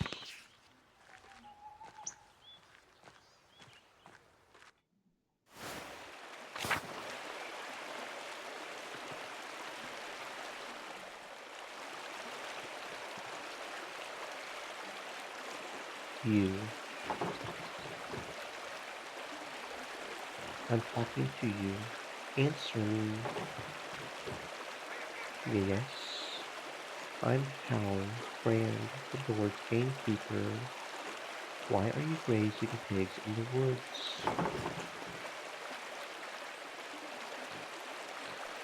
I'm the printer's daughter, Magdalene Buckman. I didn't ask for your name. I asked why you were raising pigs here. Answer me. That's... Do I look like I raise pigs? You look like a little girl who's going to bring you out of trouble if she doesn't answer my question. That's not my pig. I've been walking around this forest for hours. Other than the charcoal burner and the tinker, you're the only other person I've seen. But the pig doesn't belong to you. What are you doing here?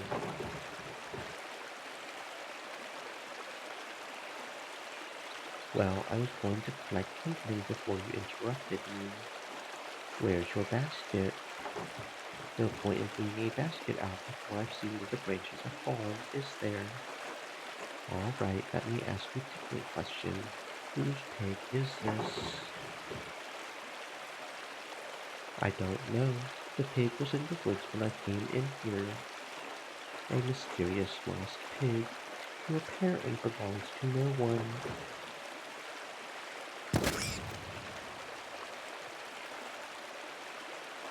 If I find any more pigs in these woods, I'll kill them on the spot. And those who brought them here. Do you understand? Fine. Remind your neighbors what happens when you break the Lord's laws. I knew the Lord's men patrol these woods, but I'd never seen one before. I didn't realize they were so strict. I suppose I should consider myself lucky. Anyway, time to get out of these woods and back to work at the bathhouse.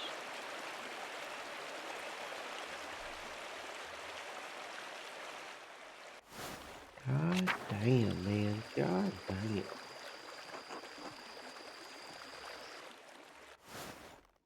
I wonder whose pig that was. Hey there.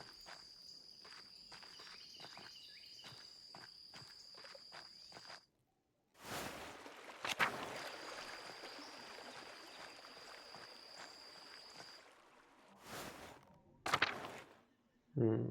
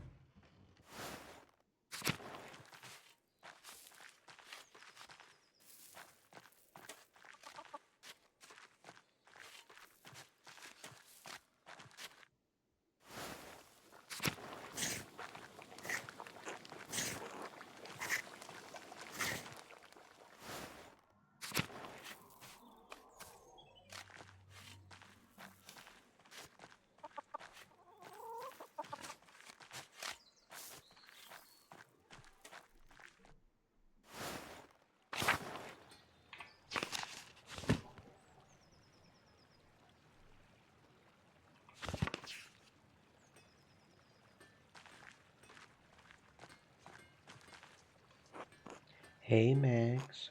Got your way with the mural. I didn't expect you to convince the council like that. You think that little of me? No, no, I'm impressed. The rest of the council has been arguing over the matter for so long, even I couldn't get a word in. Then you come in and shut them up in a few minutes.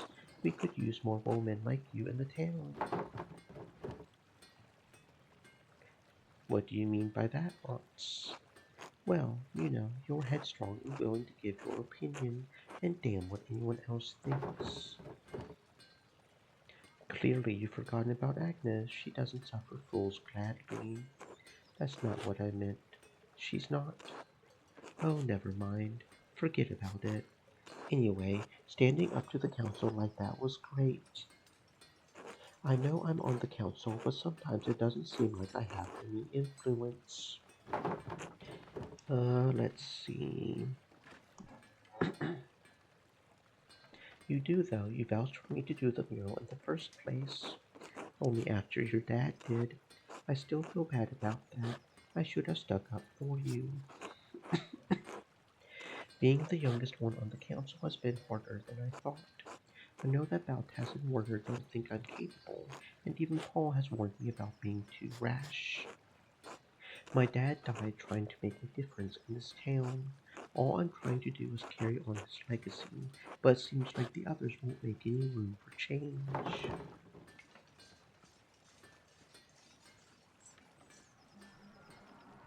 You sound like my dad. He always said that the council was scared of doing anything important. Your dad is right. They are all so old and cowardly. I guess they just want to live in peace, but I want something more. I want to make a difference like my dad did. Well, better get back to it.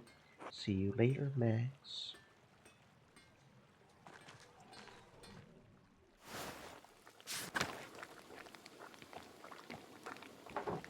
God bless you, Magdalene. God bless you, Till. Do you have a moment? Of course. What do you need? Aunt says you've been obsessed with your painting. I'm looking into the early history of Tessing for the first part of the mural. Mother Illuminata said your grandfather read about the history of the town. Fertile fields, that is. Seemed like old potsherds and Latin trivia were all he ever talked about. All of Granddad's reading came from the Abbe's library, though, and you know what happened there. Poof, up in smoke.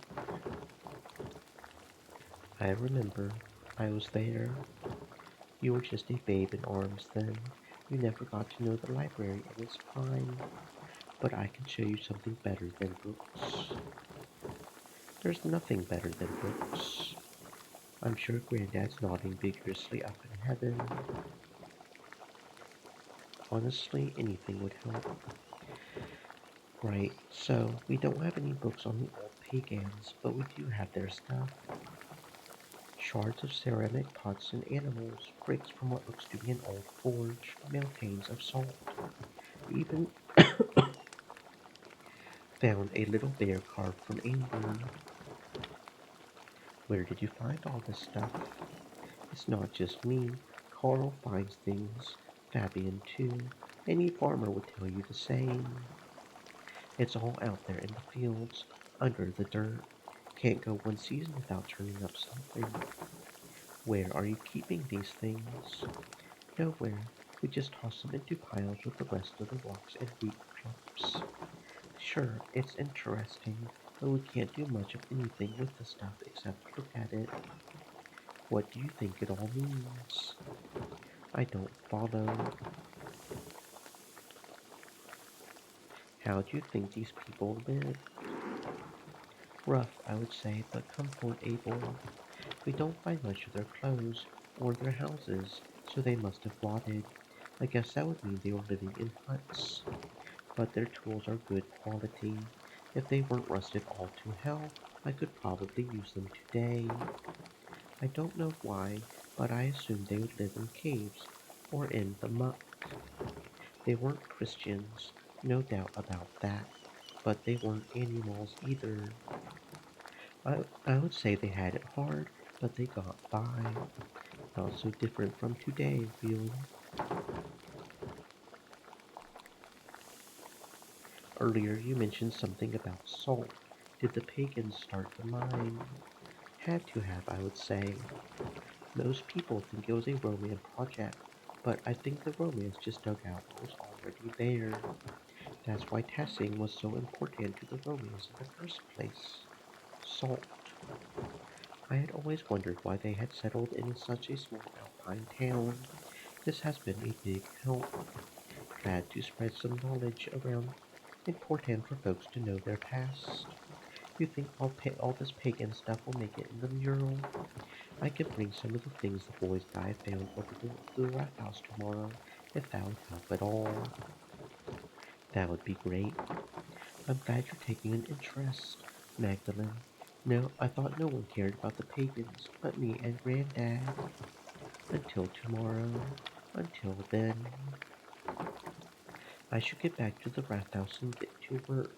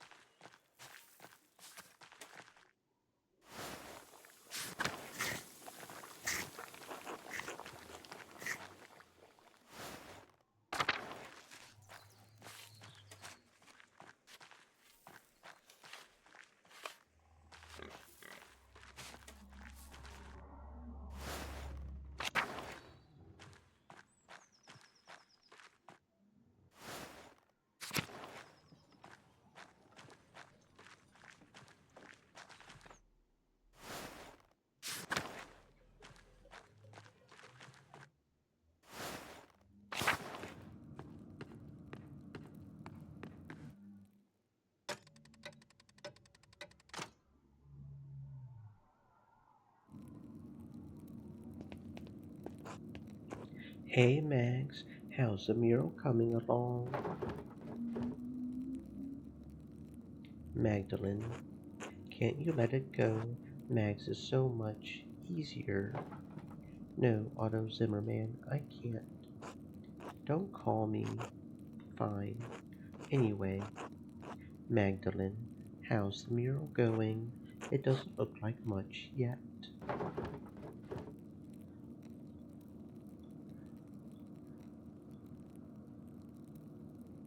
No work of art appears significant at the start. You think Michelangelo was born in a great sculptor. I suppose not. So, Magdalangelo, what are you doing? I only just finished priming the wall. Now I have to decide what to depict. It's hard to piece together the history of Tassing when it happened so long ago. Since the Abbey library burned, I can only rely on stories from people around Tassing. Even what I found out about the Romans and pagans was obscure. I had to go into the old salt mine to find anything. At least now I know what to paint in the first part of the mural. So, what is it?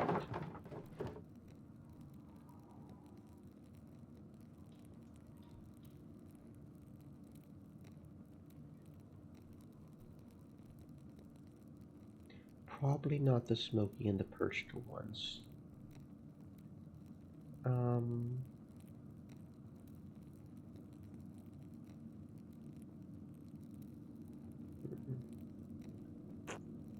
really, is that how we all got here? Kind of sounds like some story I heard about a saint. I don't think I've heard it. Sorry. So, what made you choose this story anyway?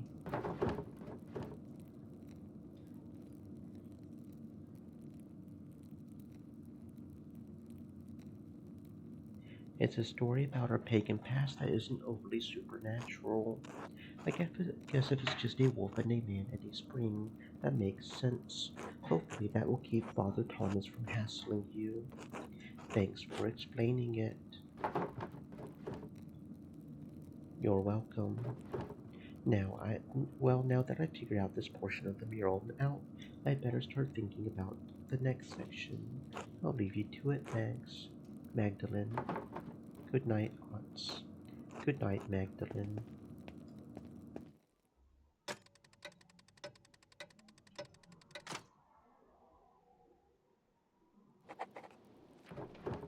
Now that I've decided how to depict Tassing's earliest history, I should decide how to paint Kiersau's history. Mother Illuminatus' letter mentioned that a Matthew Falch, Falchini Sao used to be a brother in Kiersau. Falsigny? She said he knew a great deal about the Abbe's history. I should write to him and ask him what he remembers. Oh, and I have Esther's letter to answer too. I should write to them both now before bed. Oh, before I write, I should read that old book Brigida gave me. Maybe I'll learn something pertinent for the murals. All right, where to begin? Right, the old book. It was the Baron's before Martin stole it. I can't make much out of it. The Latin is much harder than I'm used to. The book isn't in great shape either, since it's been sitting in a farmer's house for so long. Still, it matches the type of bookbinding I've seen from other German printers. It's not that old. Let's see. Oh, here's a section about the various dedications erected in the town. That might be easier to read. This one seems like a dedication to Mars to bless a field. This one talks about Diana wetting herself, bathing in a spring, maybe. The virgin Roman goddess of the hunt and the wilderness, Diana is associated with fertility, the moon, and the underworld. Oh, this one isn't as hard. Let's pray so that he, or she really, may defend the town. None of this really makes any sense. Maybe someone with better Latin than me could help me read it. The book is so big, though. It would be a lot of work. I could ask Sister Gertrude or Baltas for help. Werner, too. He's much better at Latin than anyone else in town. Maybe even Father Thomas, even though Dad warned me not to bother him with secular books. Chances are slim they could help, but it might be worth asking about. I should finish writing my letters first. Mother Illuminata told me that Matthew knew some of the Abbe's his early history. He's the Archdeacon of Sion now. I should write to him before the snows come. I'll write to Esther too. Esther.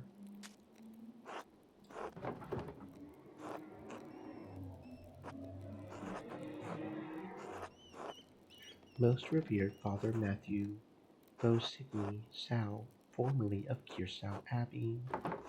My name is Magdalene Bruckeren. I'm the daughter of Tassing's town printer, Klaus. My father and I are creating a mural for Tassing's Rathaus. We want to show the history of the town and the Abbey. Mother Illuminata told me that you might be the best person to ask about Kearsau's early history. I understand you are a busy man, but we would be most appreciative of any information you could give us. If you know of any other places where we might learn about the Abbey's history, we would appreciate it. Thank you for your help and consideration, Magdalene.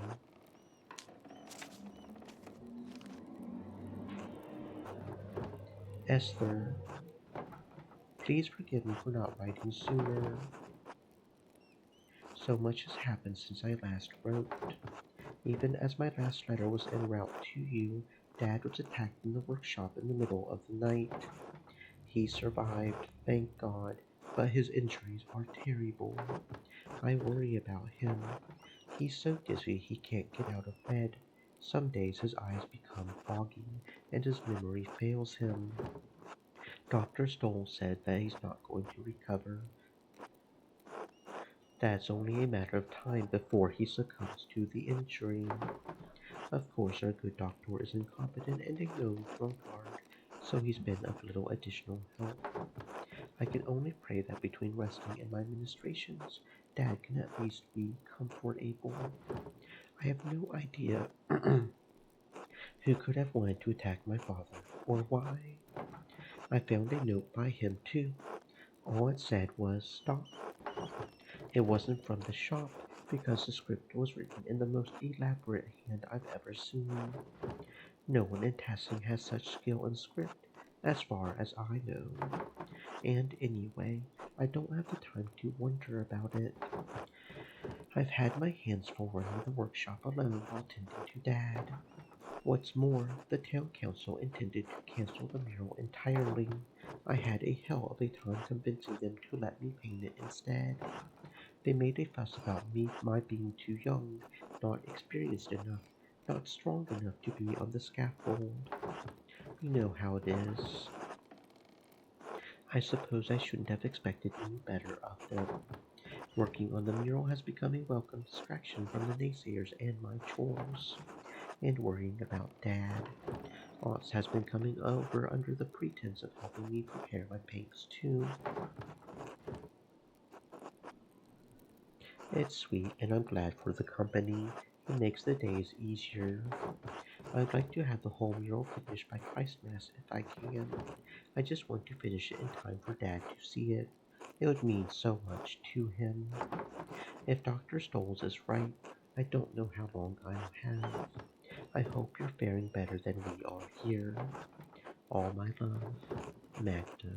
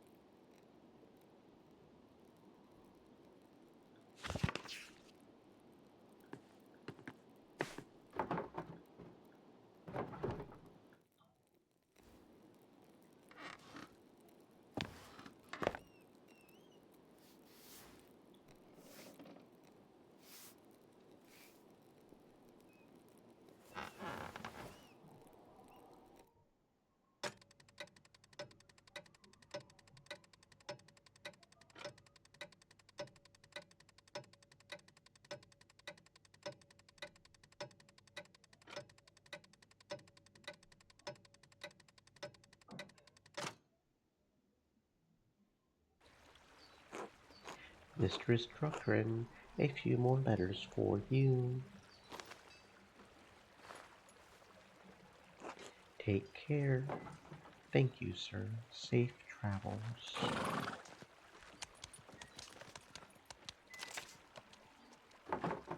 The first letter is from Reverend Matthew.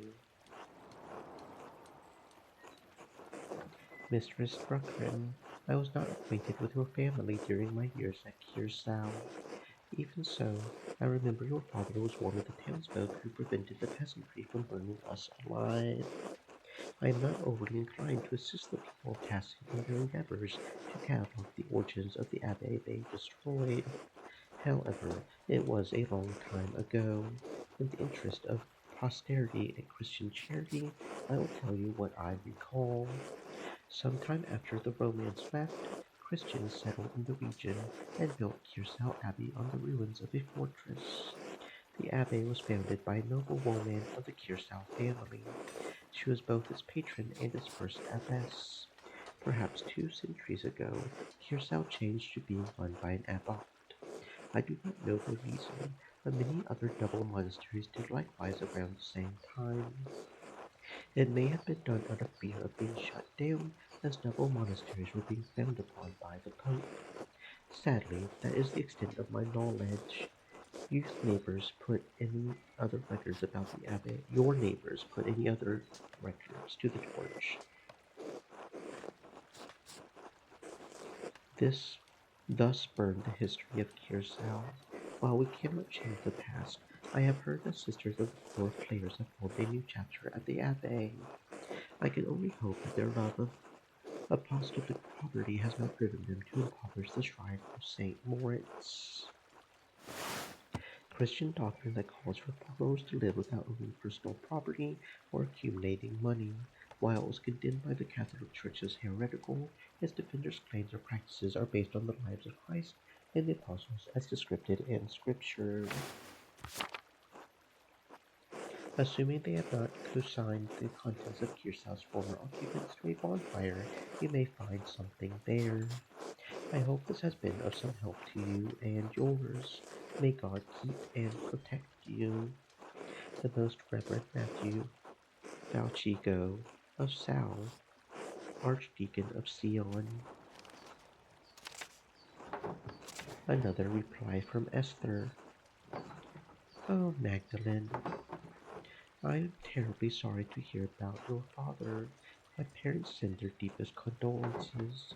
If we can provide you anything from Prague, you need only send word. I know we are further away than is easy to travel, but I will see what we can do, what Hashem allows. Literally, the name in Hebrew. This is a way to refer to God indirectly in informal conversation or writing. Father says that he remembers no one who would want to harm your father. Yet, the night I was born, he remembers great strife in town. Perhaps there is old blood over depicting the night of the revolt. That is all he could suggest. We pray for you and your father every day in our offerings. Hashem will make all things right. In time, he will exact justice on the culprit. I am encouraged to hear that the town council let you continue the mural at all. The guilds here would protect your right to complete a job, especially once a contract has been reached.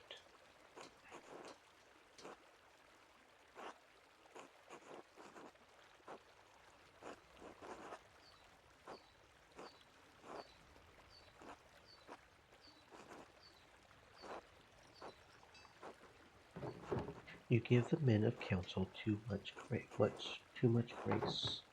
Why should you be forced to settle for their old ways of thinking? We live in a new age, an age where art and science have come together, an age wherein all may read the works of the great sages in their own language. Truly, when your father recovers, I urge you to come visit me in Prague. But I am glad you found some joy in your work on the mural. We are all well here. Elisha has been carving a new set of wood cuttings, and father has agreed to a new contract with the university. I found Simon. His family didn't move far away after all. He's planning on working as a doctor in the city once the expulsion order ends. His parents have been meeting with mother and father quite often now. So I hope that I will be sending good news in my next letter. With Hashem's help, please inform us of your father's condition in your next letter. Be well, Esther.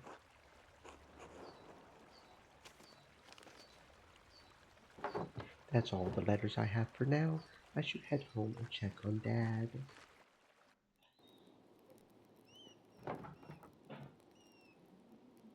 Werner was supposed to come check on Dad today. I wonder where he is. When Till Eulenspiegel pretended to be a doctor, at least he showed up and his patients felt better. What's Werner's excuse? Maybe I should try to find him later. Good morning, Magdalene. Good morning, Dad. Feeling any better? Your fever broke at dawn this morning. A little stronger. All things in time. Do you want anything to eat before I leave for the day? I'm working on the next section of the mural today. I'm not so hungry right now. I'll be all right. Your letter from the Archdeacon. Yes, that's right. What did you learn from him?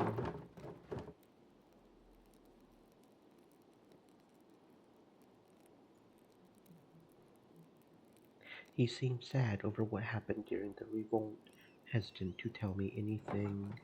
He did say the abbey was founded by a noble woman after the Romans left. Everything else burned in the fire. How unfortunate. I know the brothers kept careful records of the monastery. So much lost in one night. The Archdeacon did suggest the poor Clares might have held on to some of the records from the convent. I should be able to learn more about Tassing's Christian history there. An excellent place to start, Magdalene. Sister Gertrude doesn't come out of the convent much, but I think it's worth asking her. Maybe Father Thomas knows something too. I should talk to him. If I recall correctly, the miller's wife has a long family history in Tassing. She may know something of the local history that the others have forgotten. Else, I thought she moved here when she married. She doesn't have any relatives in town. Not anymore. Age, illness, and marriage took the rest of her family. But the Kevizels used to live all up and down this valley. Go talk to her. I will. Thanks, Dad. Maybe something remained in the Abbey's ruins. I should definitely see what's left. Magdalene, you be careful. Those ruins are dangerous. I won't go far into them, Dad, just to take a look. All right, wear a scarf too. It's getting cold out now. I can feel it in my old bones. Don't worry, Dad. I'll see you tonight, all right? All right. Good luck.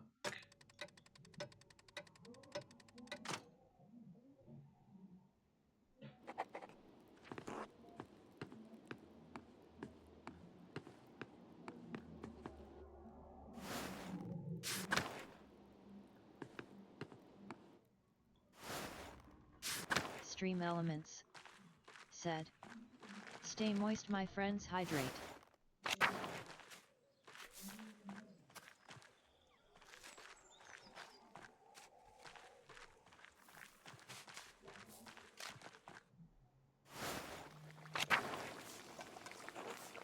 God bless you, Magdalene.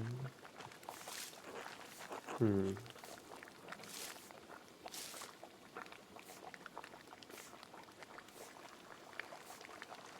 Hmm.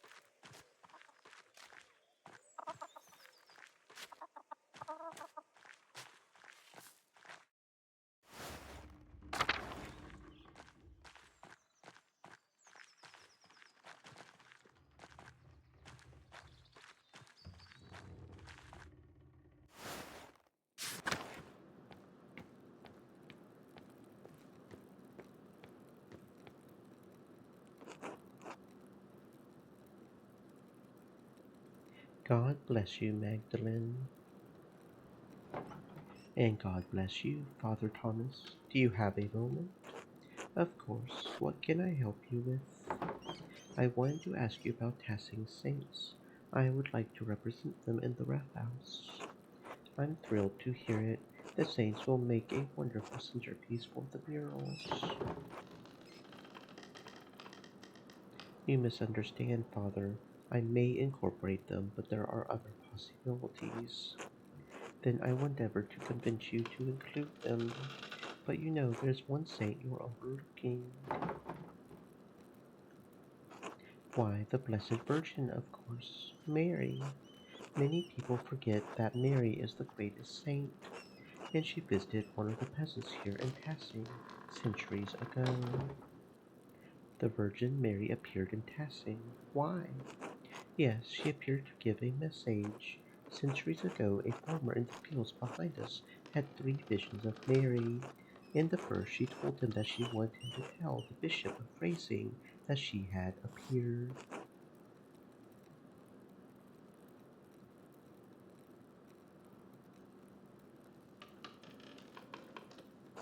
The peasant traveled down to Racing, but the bishop would not see or hear him. The peasant returned to Tassing and had another vision in the field. The Virgin showed him a pattern, a labyrinth. She told him to draw it on a sheet of birch bark and bring the drawing to the Bishop of Racing. The bishop attempted to turn the peasant away, but he could see the drawing of the labyrinth in his hands. It was the same image that the bishop had seen in a dream 3 nights earlier. He met with the peasant, who told him of the 2 apparitions he had seen here in Tassing. The bishop was moved by the peasant's story, and he came here to Tassing. And when the bishop Mary appeared to both of them. She told the farmer that the town needed to build this church. She told the bishop to support the town. And so the bishop helped fund the creation of this church. The people of Tassing have been using it ever since. You're not from Tassing. How did you hear the story? True, I am not. The people told me when I came, and the former priest told them when they were children, and so on. The priest and the flock have shared the responsibilities of passing on the story over the centuries. Thank you for the story, Father Thomas. Have I convinced you to include the saints prominently in the mural? I'm still considering it. Well, if deliberation fails you, perhaps you'll find that prayer gives you greater clarity. God bless you and your work, Magdalene. God bless you, Father Thomas.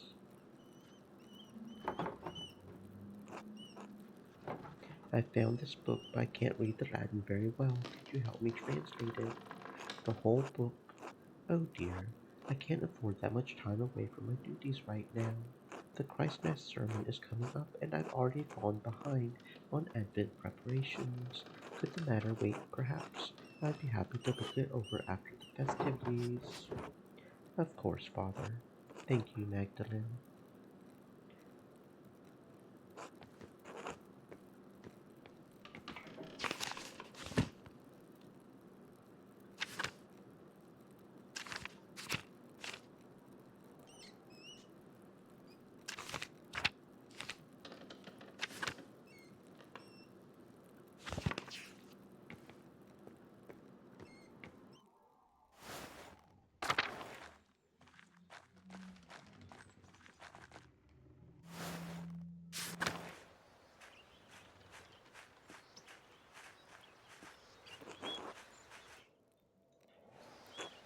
But it's still so beautiful here, Martha. One more moment.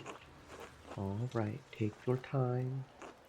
Oh, hello, Magdalene. Dad, look who it is. Good morning, Mistress Druckeren.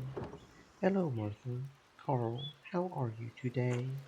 On our usual walk around town, November hasn't grown too cold yet. Dr. Stoll says Dad needs to keep using the leg or the pair will get worse. Pain. And I'm getting old. You're not so old you can sit around at home telling stories, hun.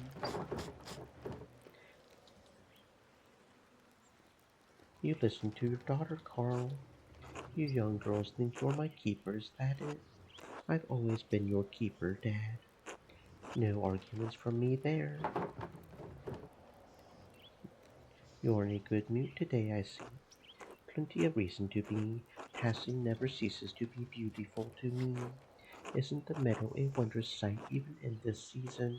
On days the Lord strengthens me. I like going up a bit higher up the mountains. Used to admire the view with Anton from there. Anton, my poor boy. It's all right, Dad. I'm sorry, Carl. It's not your fault, Magdalene. Just a babe, then. I can't. It's my fault that he died. It's not, Dad. You know it's not. He shouldn't have been with me that night. He shouldn't have. I was a fool. The Abbe was engulfed in flames. The heat, you wouldn't believe it, seared the hair off my eyebrows. I was bleeding. Anton tried to drag me out of the fight. Then that God-forsaken landsnet stepped between us. I hope he burns in hell. I can't even imagine what that was like.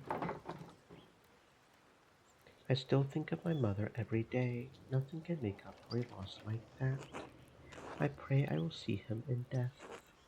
Dad, it's not good for you to dwell on these memories. I know. Permit an old man his weaknesses. How old were you during the revolt, Martha?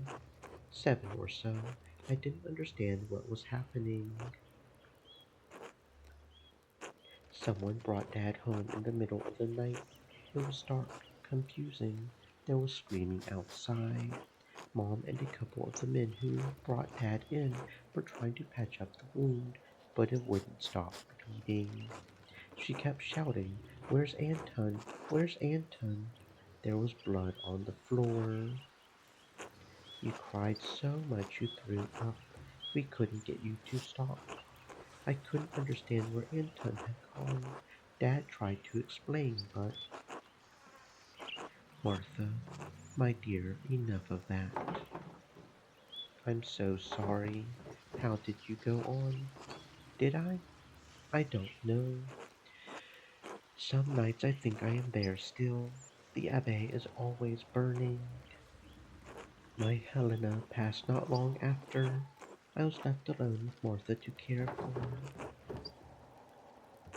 I had to keep going for Martha, and somehow my daughter grew into a wonderful woman despite it all. I suppose that was all Helena's doing. Dad, if I'm any good, it's because of you. Thank you for telling me about the night, Carl. Martha, time doesn't heal, Magdalene, but does dull the ache. It's time we continued with the walk, Dad. Yes, dear, I'm feeling much more alive now. Be well, you two.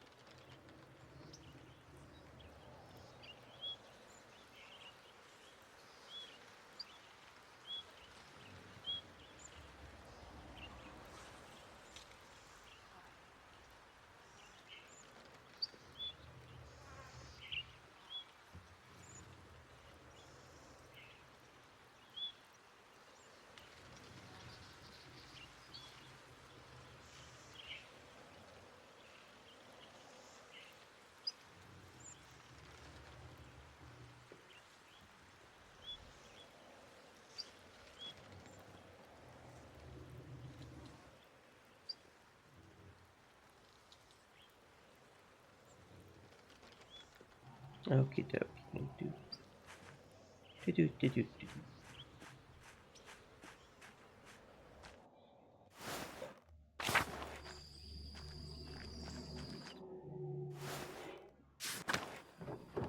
I should talk to Sister Gertrude since she was a Benedictine nun at Curacao before the poor Clares arrived. She would be able to tell me all about the convent's history for the mural.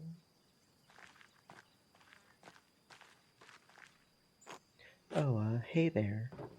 Hello, Kraft. What are you doing here? Nothing.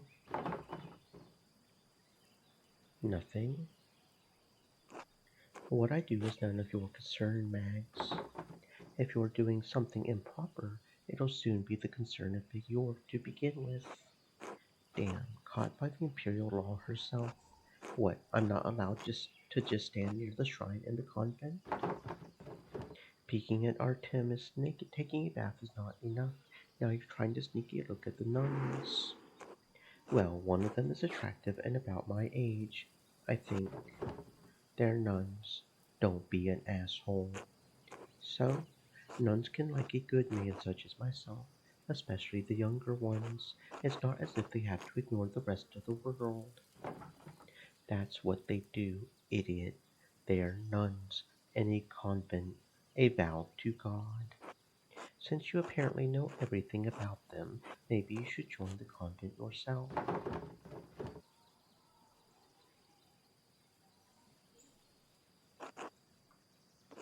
This is going nowhere. I'm leaving, alright? Then why are you still here?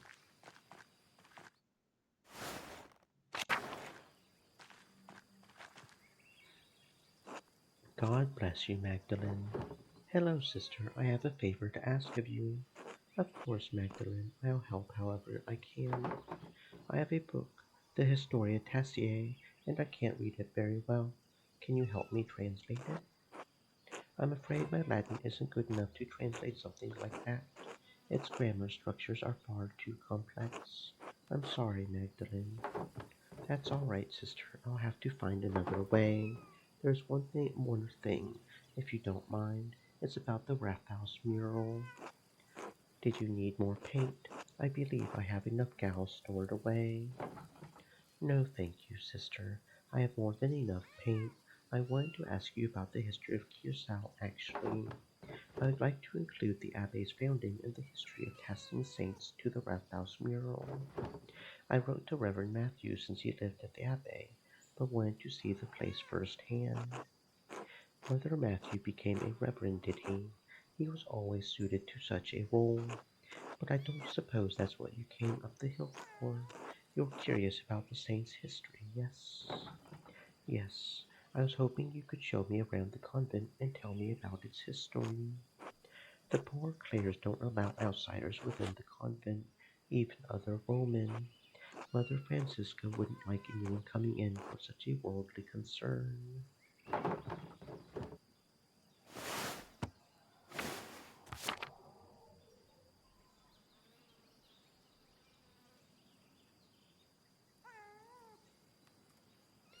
I understand. However, Mother Francisca always welcomes those who are considering joining the order. If a young woman sincerely considered joining the convent, she may be allowed to enter and observe the sisters. Who knows what else she may discover while contemplating the holy life? I suppose exploring all my options can't hurt. Touring the convent will take some time. Would you like to go see Mother Francisca now?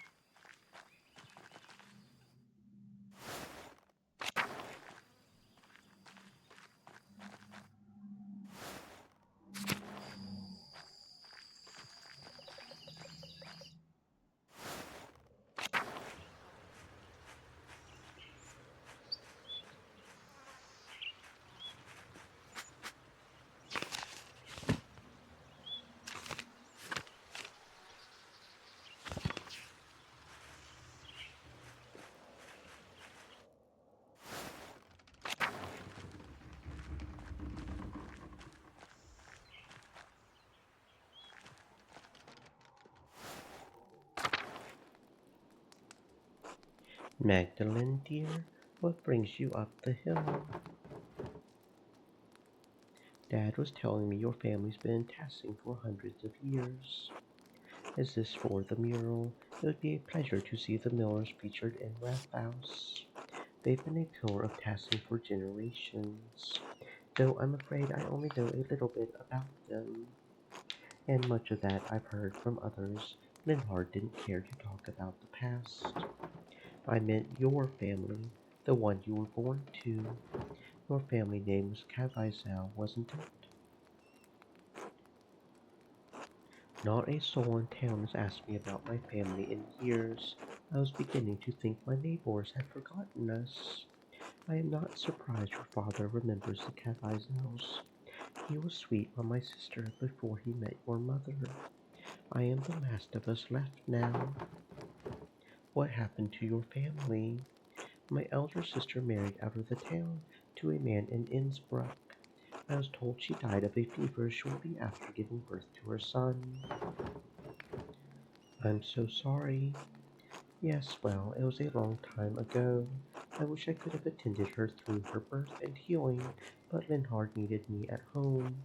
I lost my brother, too, that year. What happened to him? It was so strange. He nicked himself while shearing the sheep, and 3 days later his arm swelled up and a black ulcer settled into the wound.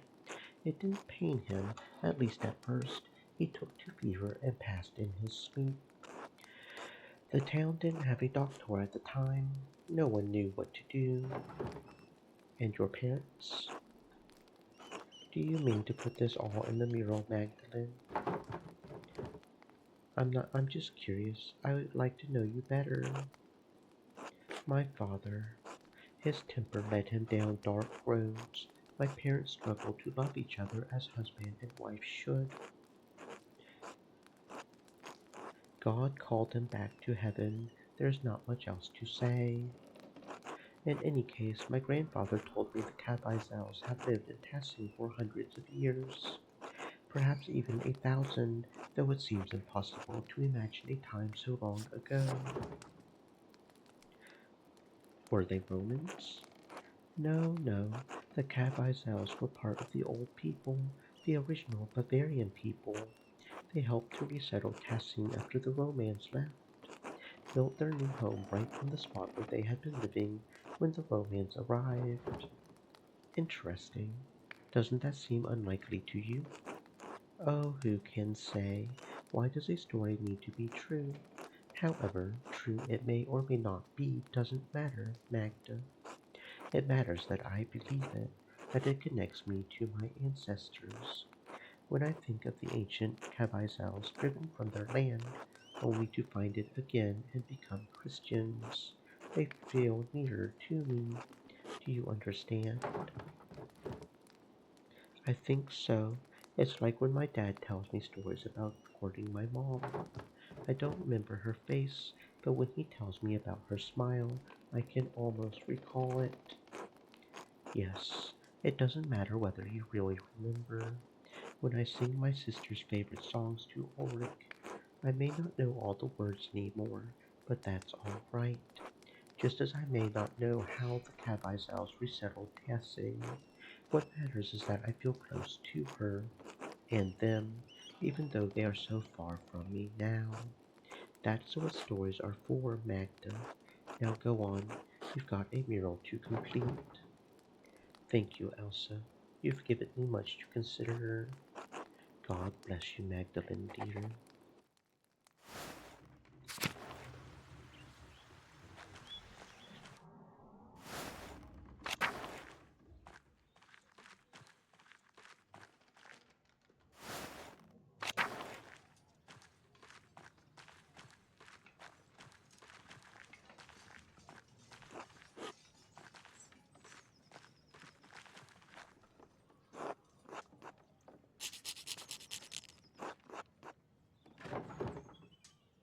Werner,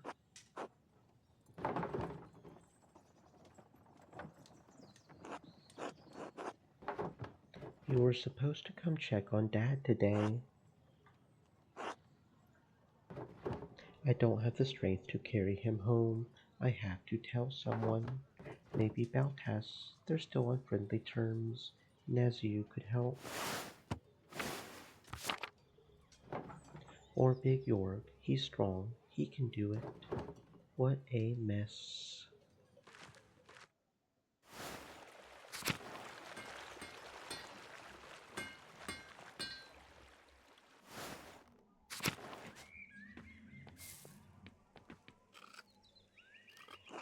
Hey Magdalene, can I help you with something? I found Dr. Stalls passed out drunk by the bakery, sleeping in a ditch. Again, for God's sake, it's happening occasionally is fine, but the man can't hold his beer. If you say so, can you help him? Of course, I'll go fetch him. Thanks, Magdalene.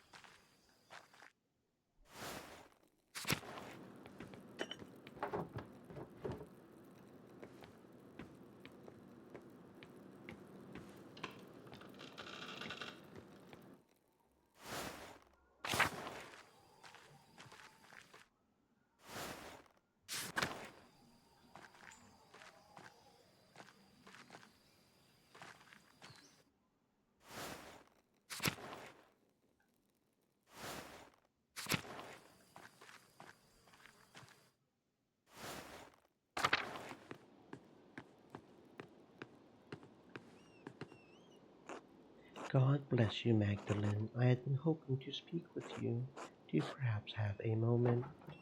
Of course, Mother. How can I help? I had heard that you had taken up the mural in the wrap house after your father's terrible attack.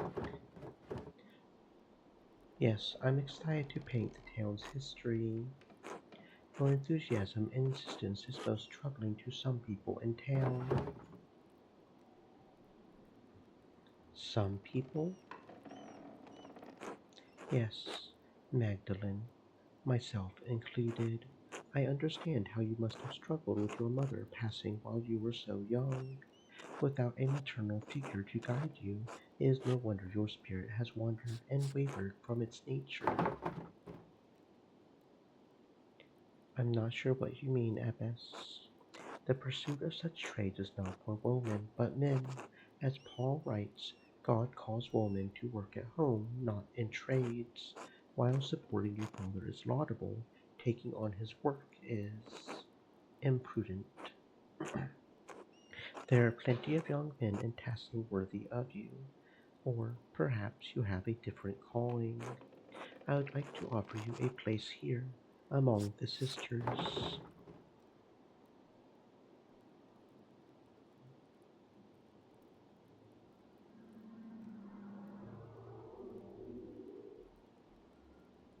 I understand you may disagree with my choices, but I'm not I'm not going to stop painting the mural, Mother Francisca.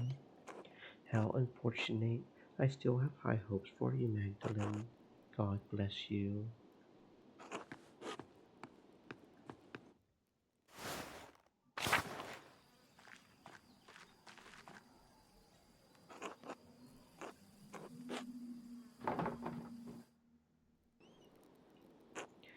Mother Francisca, I'd like to introduce Magdalene Druckern, the printer's daughter, yes.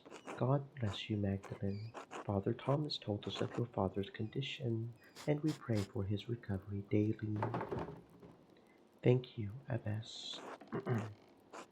Such is our duty to serve the Lord and the community that provides for us. Now, what is this about? Sister Gertrude, you know our holy rules.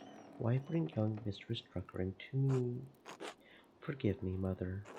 Magdalene is searching for a place in the world and is contemplating the holy life. I thought observing the sisters might aid her in her spiritual search. She was encouraged by the idea. Right. Yes. So you decided to consider my offer after all. If God is calling you to the convent, I am more than willing to help you fulfill that divine cause. What brought this change on? Why are you interested in joining the Poor Clares?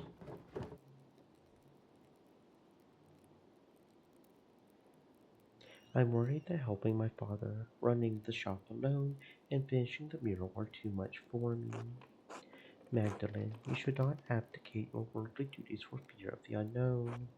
However, I agree that working a printing shop and painting are not suitable duties for a woman. Thank God you have returned to us for help. It is no wonder you have felt overburdened by all of this. Please, come. I am happy to tell you more of our order. Our small convent used to be part of the larger Kiersau Double Monastery, as I'm sure you've been told by Sister Gertrude. However, the poor Clares lived far differently than the Benedictines that once lived here. We believe that it is not ours to produce, and live solely on the alms of the community of Tassing as they see fit to give. Likewise, none of the sisters here own any personal property. We share this convent as a gift from the church. We believe that the Lord called us into a life of poverty and service. Does such a life appeal to you, Magdalene? I'm not entirely certain yet. I would like to explore and look around and get a feel for the place. Magdalene, you must not have understood me. We have deliberately closed ourselves off from the world. I won't have a laywoman bothering the sisters from their duties or disturbing our rule. However, I will allow Sister Suzanne to show you our duties. Please take your time. When you have finished, please come find me and we will discuss your decision to join. Finally, I thought she would never finish. What? Truthfully, I'm not here to join the convent. I'm looking for references for a mural I'm painting in the Raff House. Well, I'm going to take a look around. Where are we going first? The convent has many parts: the kitchen, the loquarium, the chapter house, the yard, and the old workshop, though no one uses that old shed anymore. I'll leave it to you to decide where to go first.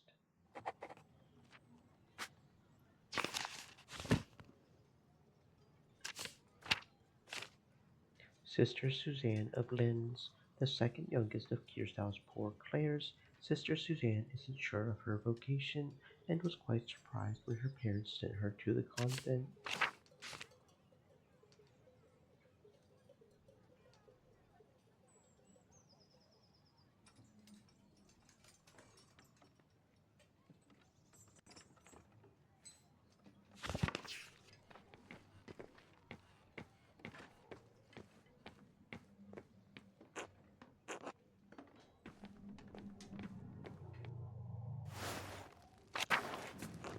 This is the kitchen. There's not anything that interesting here.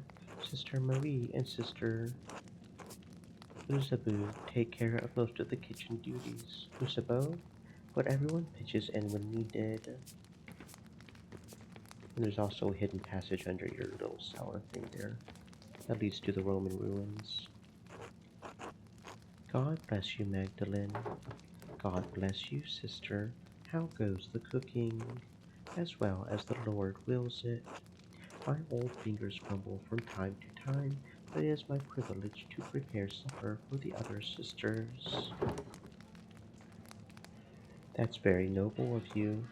Just as God gave Paul a thorn in his side, so too did he give me the pains of age to strengthen my faith.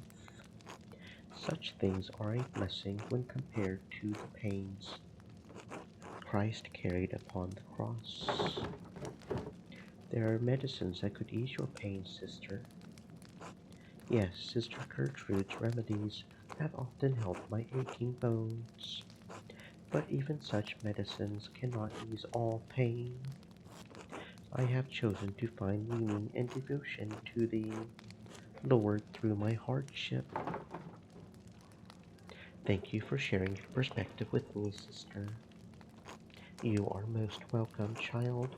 God bless you. Isabu, Isabeau. God bless you, child. Are you delivering something? I'm considering joining the convent, so Mother Francisca graciously allowed me to visit with you. Alleluia! Glory and praise be to God. You've brought such joy to me this day, child. I haven't actually joined yet, sister. Do you have a strong tummy? Perhaps you can help Sister Usabu, Bo, and me in the kitchens. I enjoy preparing meals for the sisters that nourish us, but I can never bring myself to butcher the animals. Sister Usabo has graciously taken on that task for me. We need sustenance, but I feel butchering any animal is wrong according to the rule of Saint Francis. Mystic, friar, and founder of the Franciscan order, born to Assisi to wealthy parents, Saint Francis was called to a life of poverty and preaching. With the help of his follower Saint Clare, he helped found the Order of Poor Clares. To cause suffering to any living creature is unnecessary and evil, even if God granted Adam and Eve dominion over the animals. Which is why I'm pescatarian, because I don't. Yeah, I understand what you're saying, sister. The kitchen seems fairly simple. Is there anything here from the convent's founding days? No more than the structure itself, I'm afraid. Cookware needs replacing over the years, though some nights a ghost appears to me by the fire, a lost spirit trapped between heaven and hell. Sister Marie, not this again. Not to Magdalene, please. What made you think you saw a spirit, sister? The figure rose up through the very ground we stand on at vigils not a fortnight ago. Dawn and dusk are the hours when the boundaries between this world and the spiritual world are weakest. We may be the newest arrivals here, but this convent is very old. Perhaps there was something Roman underneath this foundation centuries before. The spirit may seek to know the presence of God now that it rests on holy ground.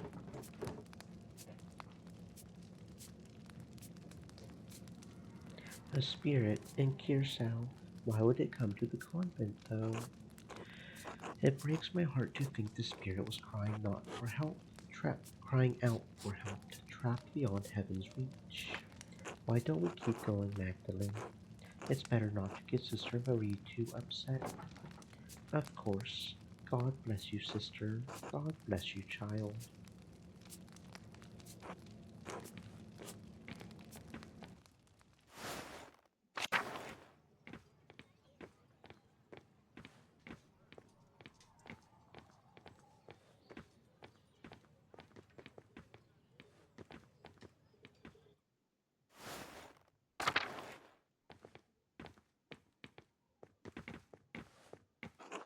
Here's the loquarium. Most of the Abbey's visitors come in here but aren't allowed to enter. We aren't allowed to go into the outside world either. Like Mother Francisca said, isolation is a part of our vows.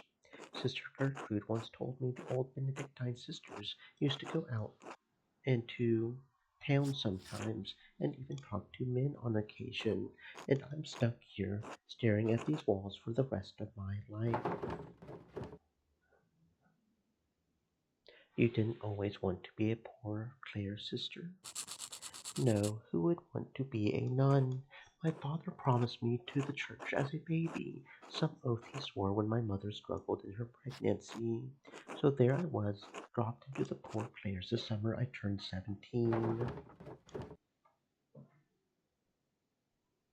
And they took you in, just like that? Nobody asked what you wanted. Why should they? The poor Clares rely on the offerings of others, even their children, to subsist. My family is devoted to the church. I've only been in the convent for 2 years, but I'm trying my best. I don't mind the prayers or the hours, and I'm sure of my devotion to the Lord.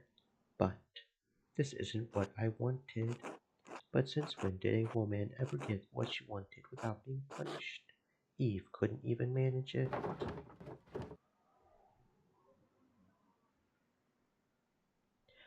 We can only do the best we can.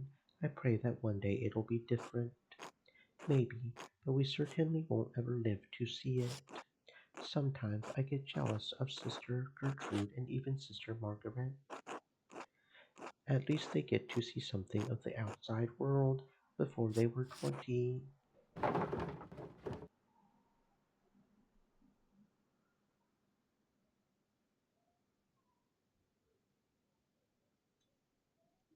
Don't forget Matilda and Woslav. They used to be part of Kearsarge too.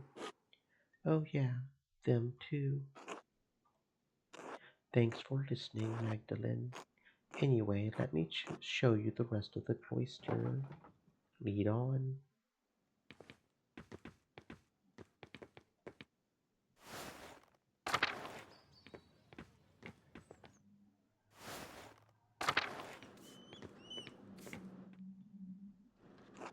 This is the chapel where we all gather for Mass and liturgy. It's the oldest part of the convent and the most drafty. Hello again, Sister Gertrude. The sisters have done some minor retouches over the years, but it has represented the Abbey from its earliest days. Oh, there's the tower and the library. The cloister is still being constructed here. Yes, the tower was Bergfried long before the structure became a monastery, a freestanding defensive tower not built for permanent habitation.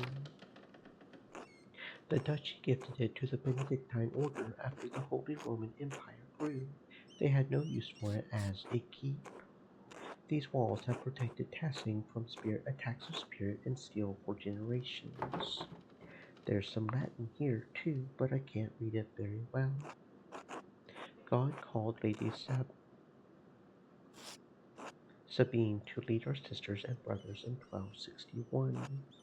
Lord Kearsau's castle was destroyed by fire in the year of the death of Emperor Frederick II. Only the tower remained. Thank you, Sister Suzanne. Yes, the first lists the Abbey's founding date. The Lady Kearsau was actually the one to suggest the old castle be turned into a double monastery. We added the second shortly after the revolt. Mother Illuminata thought it would be fitting, even if the sisters were not here, some record of what occurred would remain. Gearsau is unique, a double monastery with two saints, one male and one female, to guard the town and abbey.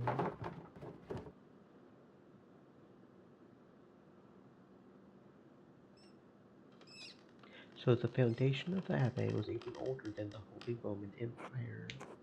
Many things have been built and torn down on this land over generations. Who knows what else used to be here? You were right, sister. This mural will be a great reference for the Rath House. Then I'm glad to have helped. God bless you, Magdalene.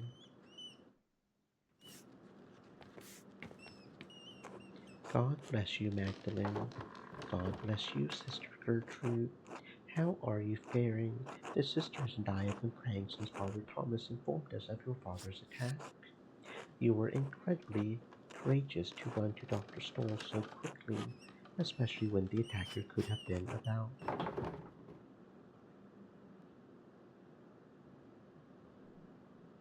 I had to do something. Even if whoever attacked Dad was still there, I had to do something. The Lord was with you that night. I'm thankful you were not in harm's way. I lit an extra votive candle in St. Satia's shrine for each of you this morning. Small candles lit during prayer in churches symbolizing a specific offering or request on behalf of the prayer giver.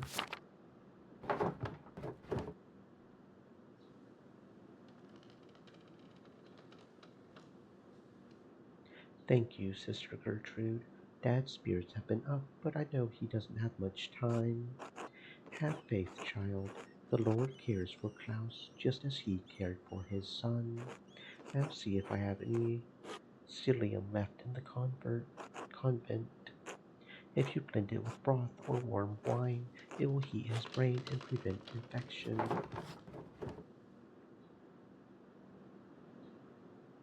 Thank you, sister. I'm grateful for all the help everyone in Tassing has provided. The church is body of Christ, Magdalene. We are all one community and want to help Klaus before his time. God will turn this for good no matter what things look like now. He sees beyond time itself, but we are constricted by the present. I have been around long enough to see fruits even when I thought the devil had burned the fields. Keep faith, Magdalene. Thank you, sister. Your words warm my heart. God bless you, sister. God bless you, Magdalene.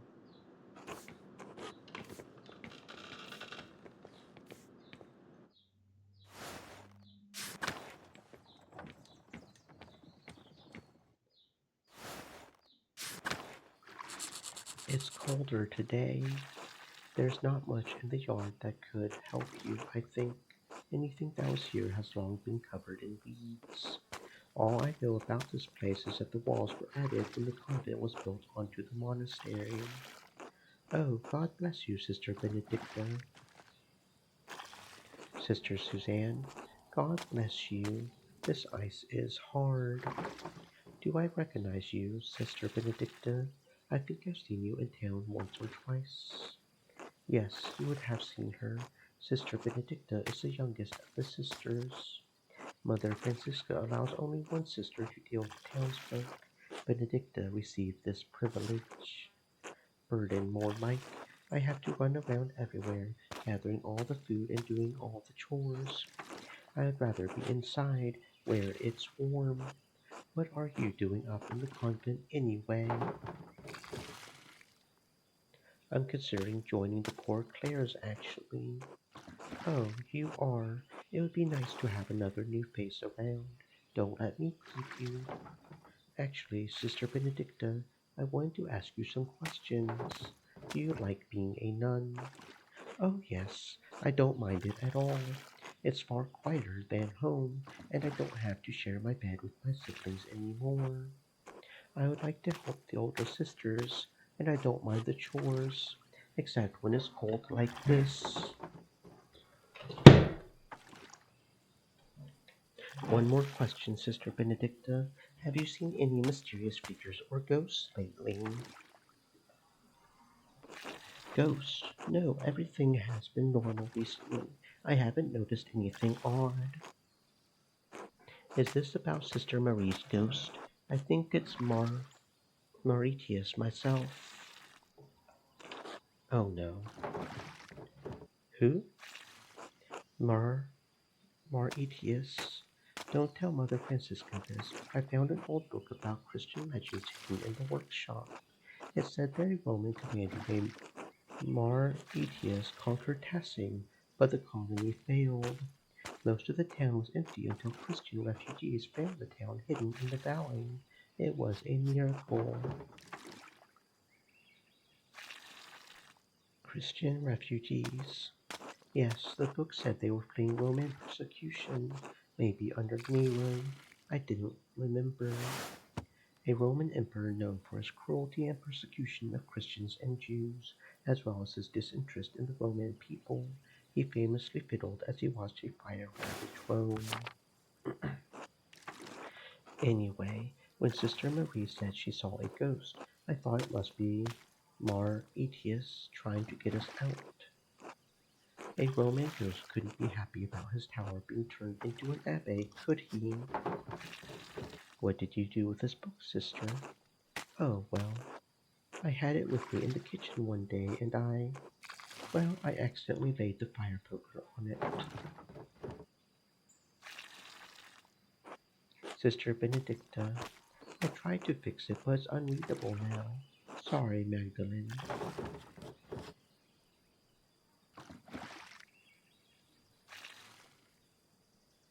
I can't. I mean, how could? Never mind. Your story does give me an idea for the Wrath House Spiral, at least. Maybe I can preserve the tale there. Thanks for telling me about the book, sister. I won't tell Mother Francisca. God bless you, sister. Thanks, Magdalene. God bless you.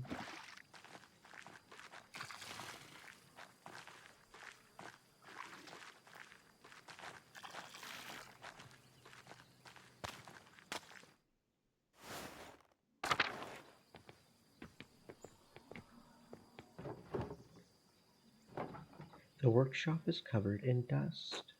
Yes, this was the Benedictine sisters' workshop. They used to make badges and art for pilgrims coming to see the hand of St. Moritz. It looks like everything was just left here after the fire. Nothing's been used in years. We can't subsist on painting, and the poor Clares don't produce goods for sale, so we have no reason to be in here.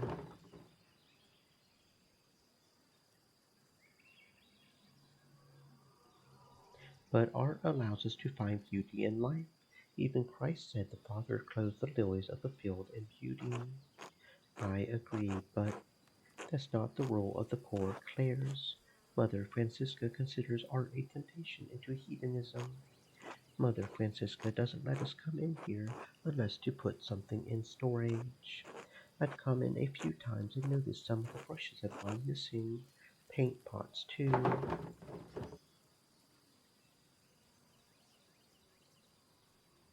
You think one of the sisters is secretly painting? Oh God, no. We all live too close together in the convent for something like that to go unnoticed.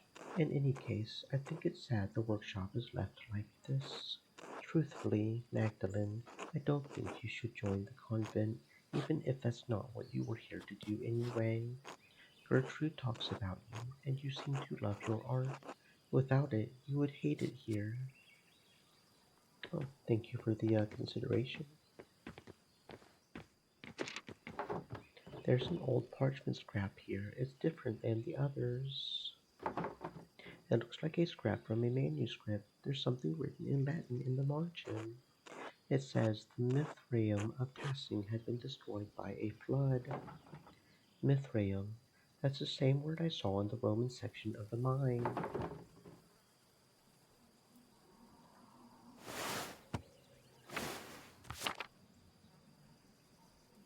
Wait, this might be from the book Sister Benedictum found. I wonder why it would mention the Mithraeum. I don't know. It's not a word I've ever heard before. There's certainly nothing in the convent by that name. This script is definitely German. I wonder if this is from a book written in Curacao itself. Well, the note says the Mithraeum was destroyed, so I suppose it doesn't matter much now. Such valuable paint, left to dry and crack on the palettes. These old badges are beautiful. I hope the pilgrims who bought them love them too. Well, you've seen the entire convent. There's not much here. What do you think of it? I can see why the people chose the holy life. was not for me, not without art. I understand you've dedicated your whole life to your work. You would struggle to give that up now. It's been so long since I've spoken to anyone from outside the convent. I'm reminded of the life I once had. Now you have me thinking about whether or not I should remain with the sisters. I know you don't like it here, but there must be some reason to stay, right? Like what? Sister Marie's cooking? I don't know any more, Magdalene. My family's devotion doesn't have to be mine. I don't know if there truly is a place for me here. Anyway, we should return to Mother Francisca before she suspects something. I learned a lot today. Thank you for showing me around the convent. No, thank you, Magdalene.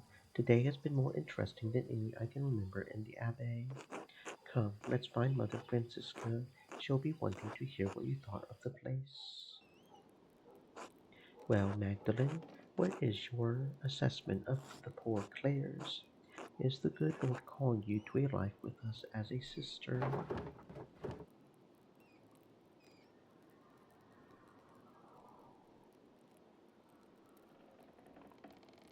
I think I prefer my books and printing, and in any case, I need to finish the mural, then I might take over for my father.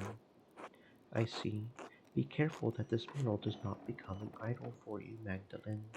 Just as Eve had a weaker will than Adam, you are liable to stumble on the fruit of temptation as well. Our community is quite modest compared to the splendor of an old Benedictine house operating under the rule of a powerful abbot. I see why fewer women are drawn to the order these days. Thank you for allowing me inside. You are most welcome, Magdalene. God bless you.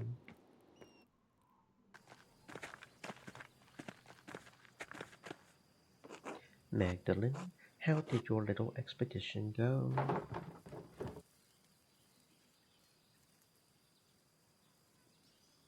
I learned a lot from seeing the Abbey. I have a good idea of what I'll depict in the mural now. But, sister, there's something I don't understand. The Abbey was so prosperous. Why didn't the monks rebuild it after the fire? What a task that would be! The chapel was beautiful. The stained glass always caught my eye in the mornings. There was a great deal of anger and sadness in Tassing that night. The abbot felt the brothers and sisters were no longer welcome in Tassing, and moved on. In truth, the abbey's dissolution was inevitable. Kiersau was running out of money and patrons. The riot and fire were simply a particularly awful and painful way to end the monastery. Did anything survive the fire? Some of the buildings are intact, but all are terribly overgrown. I haven't dared forage in the rubble. I doubt you would find anything of help for your mural inside other than charred wood and parchment. It might still be worth taking a look if I'm careful. I worry after you sometimes, Magdalene. I really do. Thank you for all your help, Sister Gertrude. You are most welcome, Magdalene. God bless you.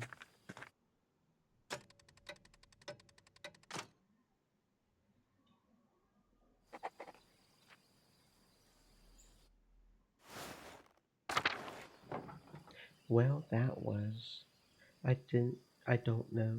I did learn more about the founding of Kiersau, and that illustration from the manuscript, the Mithraeum, feels like the one in the mine. Is it part of the history of the Abbey of Tassing? It must be written down somewhere. If only the library hadn't burned down with everything in it. The ruins are right there. Maybe not everything was destroyed.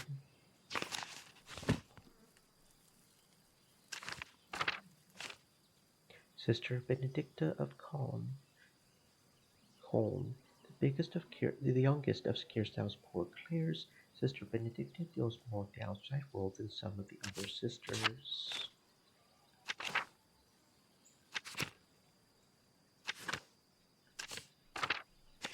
Sister Marie of Kitchener at Kearsarge's Port Clara.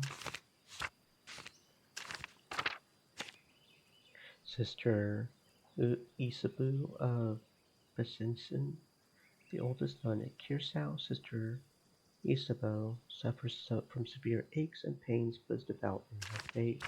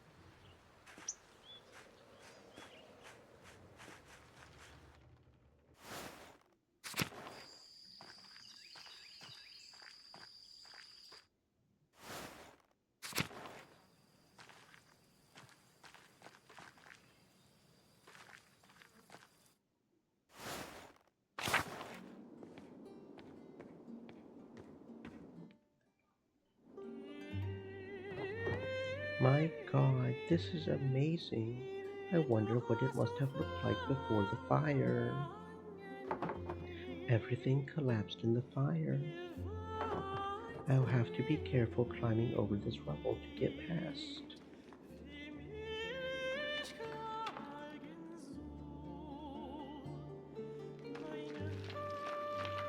Stream elements. Said. Stay moist, my friends, hydrate.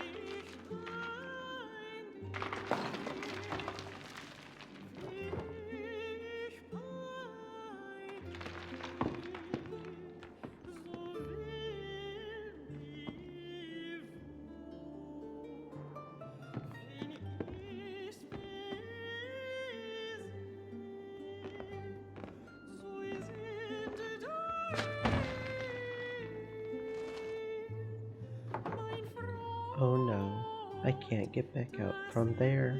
If I climb, it might collapse further. I'll have to find another way out.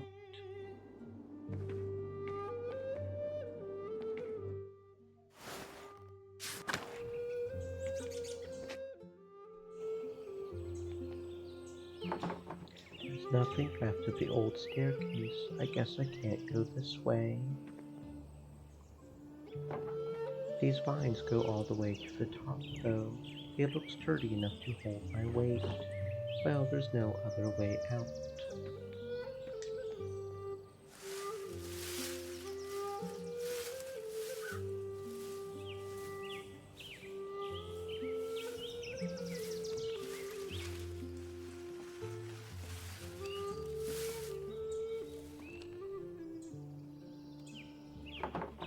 I can see all of Tassing from here. I wonder if I can piece together the foundations of the Abbey and find a way to get to the library. I bet I could get down this way. The roof looks pretty stable.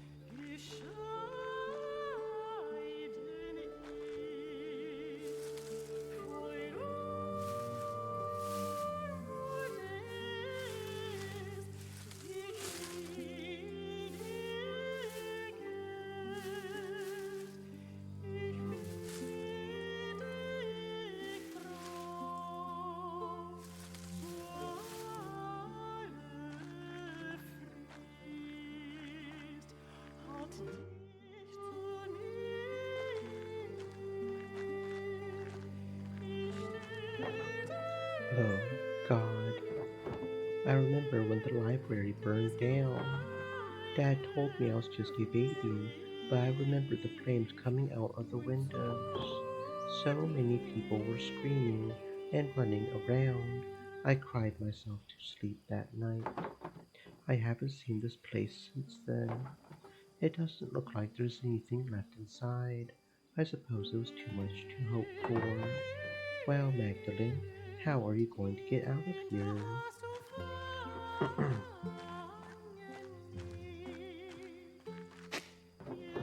These roses seem to have made the Abbey their home. I'm glad something beautiful is still growing here.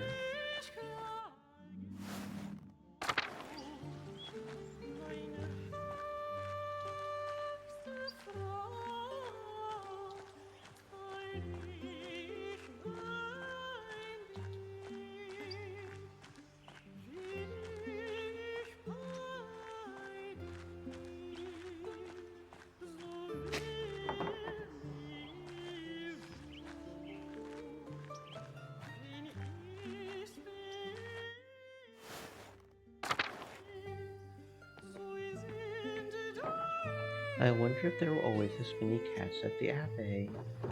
Perhaps I can ask Boslav what he remembers during his time here. Who's a good kitty? You're a good kitty. You're a good kitty, yes you are. Are you related to Mousefinger? I do not know.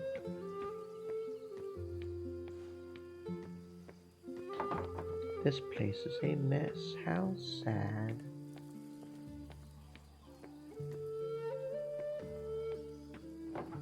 The door's stuck. I can't get through this way. That's too bad, because that door could also open out the outside. I guess we're going through the one place. Oh, an old mural. It's worn, but I can still see some of the figures. A dance of death.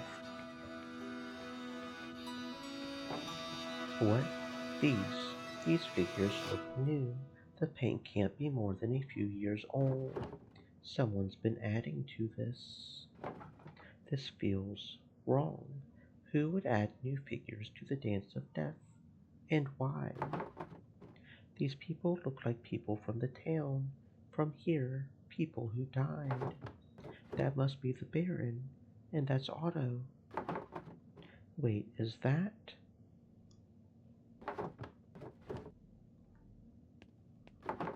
Someone's here. Hello? Who are you? Hmm. The one who had been writing the notes.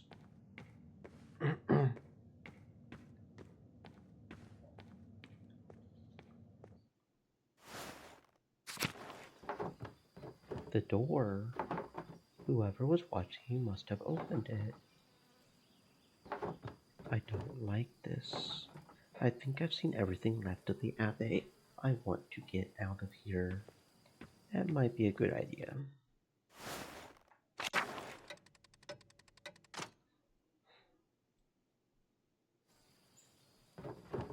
Snowing already. The almanac said it shouldn't start for another week at least. I think we're in for a hard winter. I should get back to the raft house and get to work.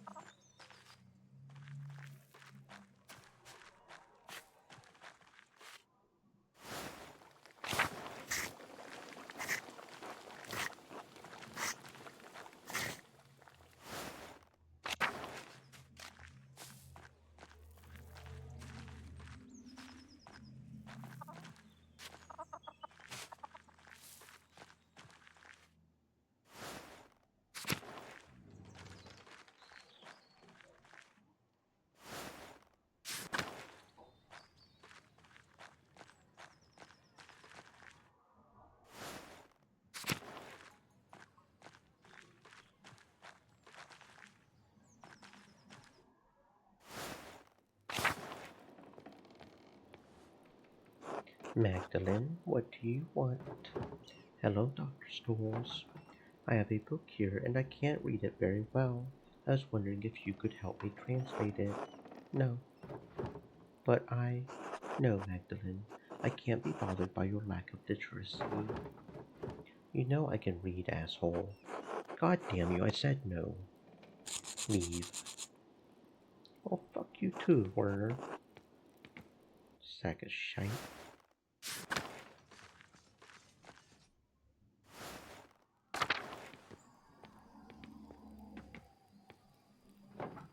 Hello, Baltas. Do you have a moment? Only one, I'm afraid. What can I do for you? I came across a book about the history of Tassing, and I was hoping you could help me read it. Oh no, not today. I am far too busy for that at the moment. Nazu and I have our hands full preparing the Christmas ale, you see. Of course, sorry to bother you. Hmm.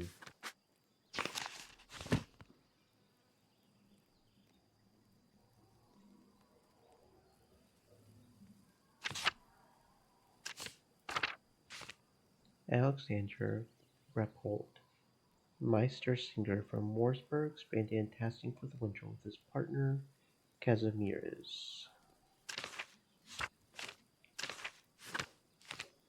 Kazimierz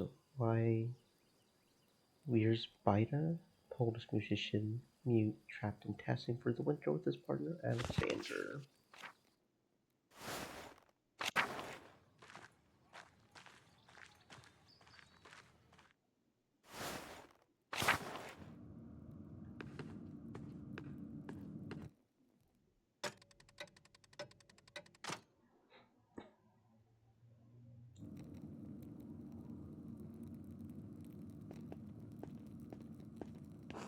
Magdalene, Dr. Stolz. So, you're doing quick work with the mural. I hope that doesn't make you sloppy.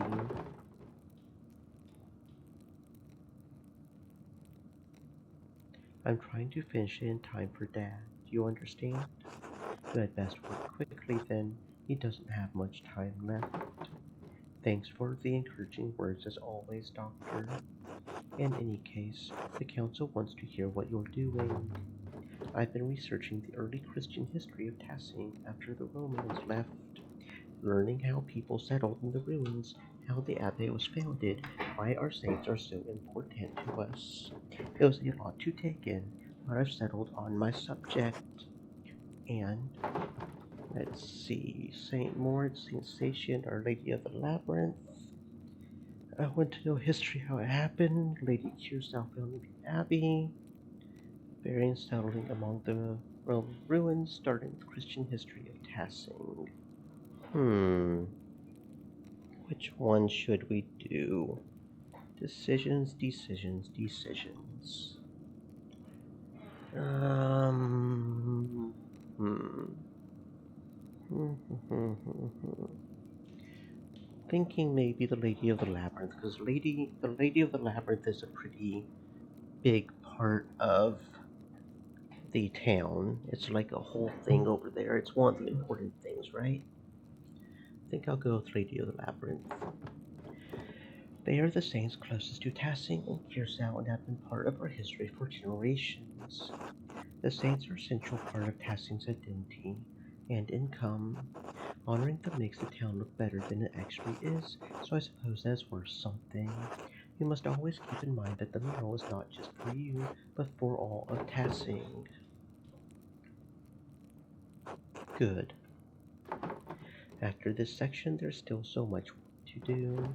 I haven't even figured out how I'm going to portray the revolt. Yes, I imagine it poses difficulties that the other murals do not. It's a strange thing to tell a story that still lives in the hearts of so many people here. I don't think anyone wants to talk about it. They've all just locked it away. It sounds like you have your work cut out for you. I'll leave you to it then. Dr. Stoles? Yes.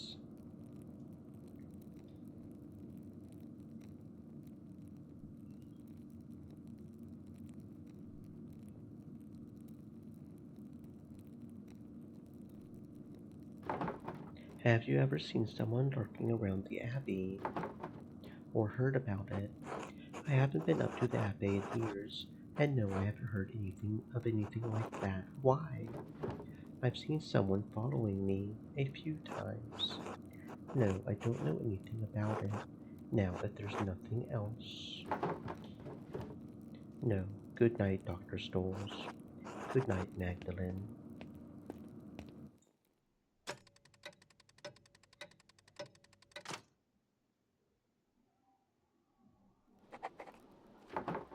Now I only have the final part of the mural to finish. How should I paint the revolt? Dad always talked about how the Archdeacon was the only one seeking justice in those days. But what was his name? The only name I can remember is the name of the Archdeacon who came to Tassing when that baron was killed. Jacob Estler. Maybe he wrote an account of the revolt as an archdeacon. I'll write to him and ask. And of course I need to write back to Esther, too. I'll write to them tonight before bed. All right, where to begin? I'll write to the Archdeacon Jacob Esther and see if he can tell me about the revolt. I'll write a letter to Esther, too. I hope the courier can make it through the passes before winter. Jacob Estler, formerly Archdeacon of Freising. My name is Magdalene Druckerin. I am an artist in the town of Tassing in Upper Bavaria. I believe you passed through our community when you investigated Baron Rothvogel's murder at Kirsau Abbey in 1518.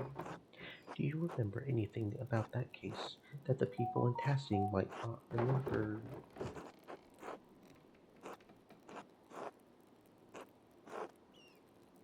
Do you have any reason to doubt the conclusion of the case? I mean no disrespect. I only ask in case it might help us understand our recent past. Thank you for any help you can give. Magdalene Druckerin.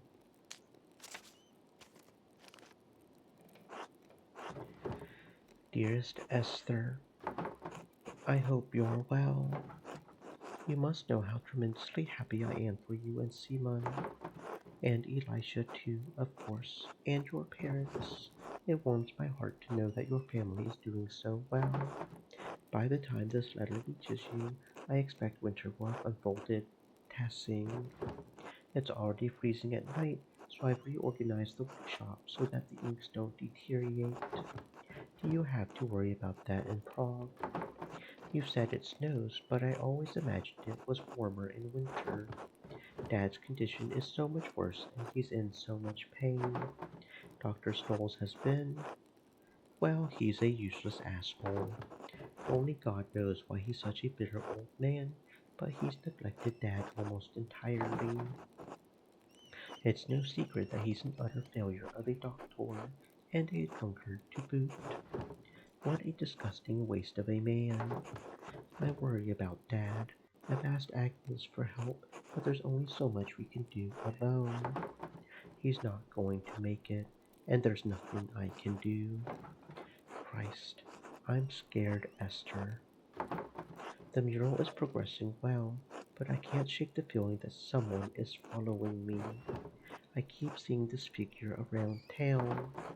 After I explored the mines to see Tassing's early history, and then again in the Abbey ruins.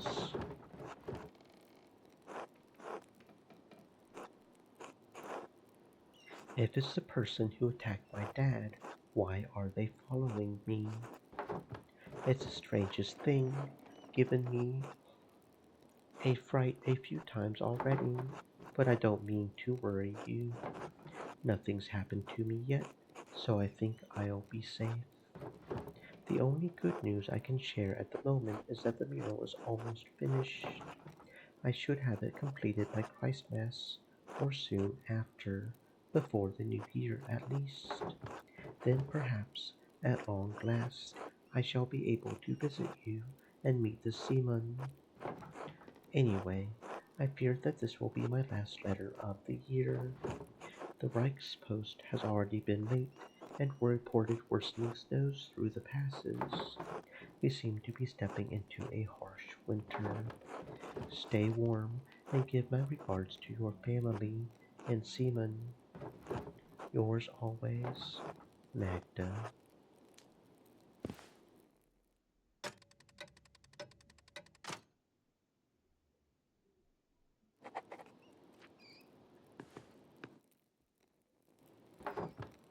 How did this get here?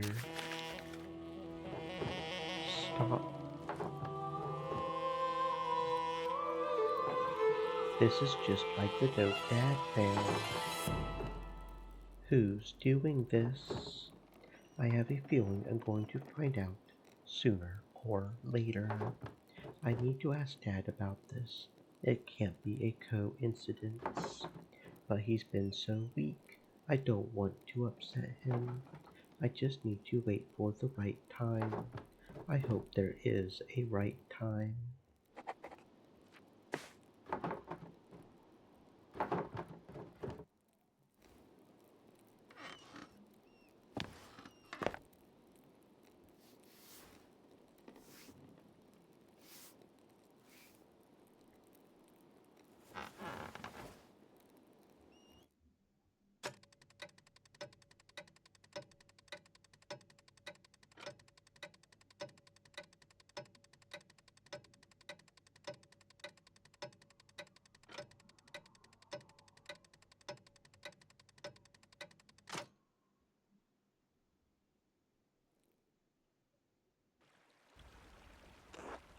Mistress Druckaren, only one letter for you today. The past is nigh impossible to traverse, and the heavy snow is hard on the horse and me. Anyway, happy Advent, my dear. Thank you. The same to you.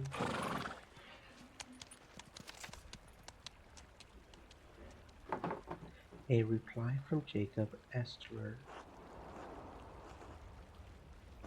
Mistress Druckaren, I do recall the Rothvogel case, though it has been over a decade since I have served as an archdeacon. I am no longer associated with the office of the Prince Bishop.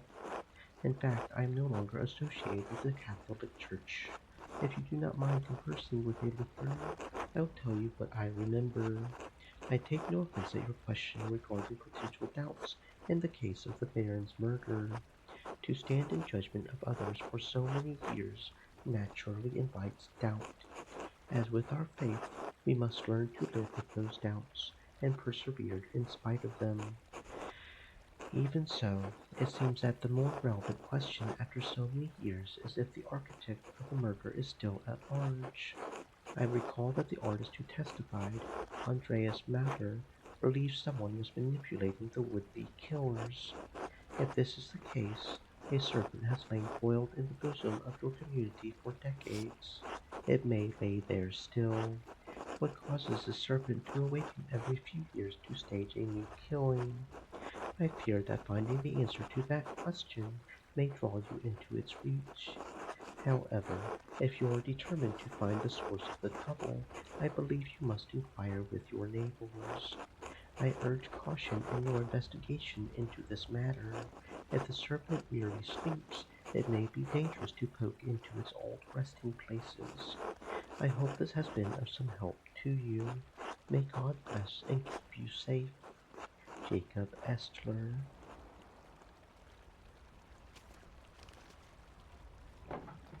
No reply from Esther this time.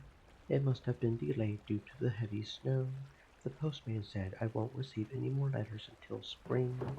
I had better get back to the Raff house then. Still more work to be done.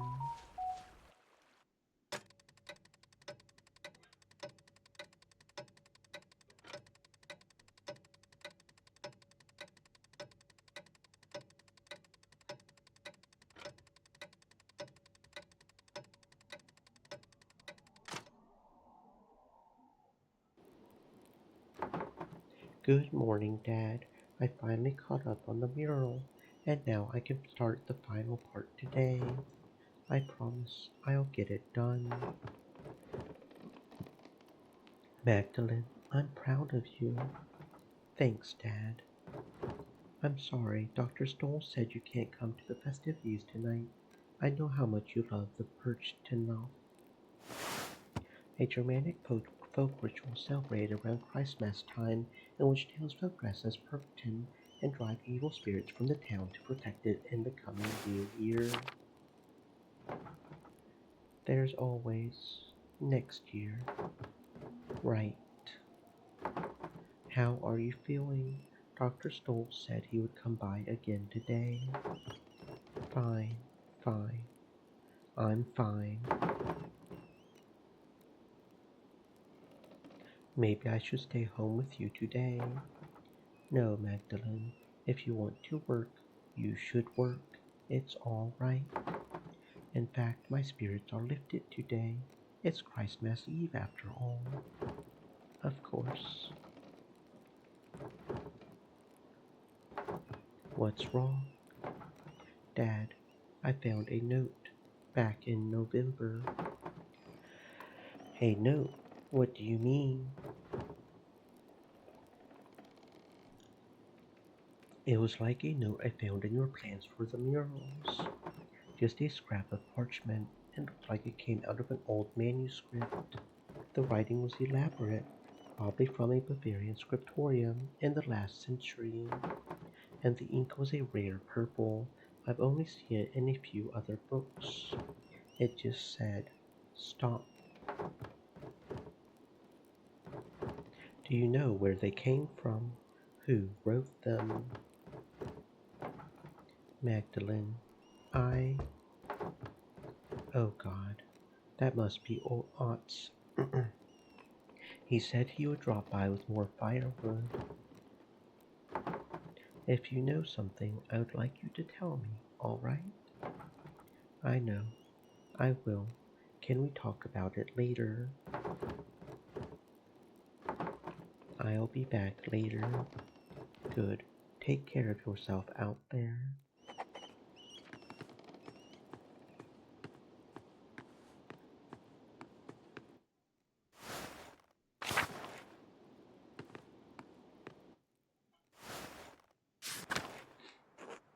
Morning, Magdalene. Morning. I told you the almanac was right, didn't I?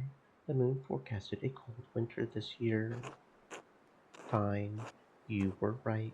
It's a good thing you paid attention to it, too. Saved me a lot of trouble finishing work early. Anyway, here, I brought some firewood for you and your dad. Thank you, Watts.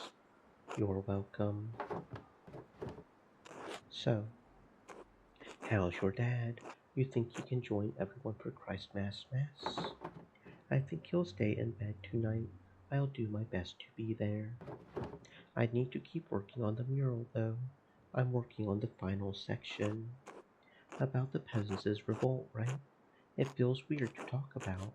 It affected testing so much, but we were just kids. I can't remember what happened since I was just a baby. I never even knew my dad. That's what makes it difficult. I need to ask those who are already adults that night but don't want to touch raw nerves. What if you spoke to people while everyone was preparing for the Christmas festivities? Clara sometimes talks about that night. Mom, too. You might be able to ask them.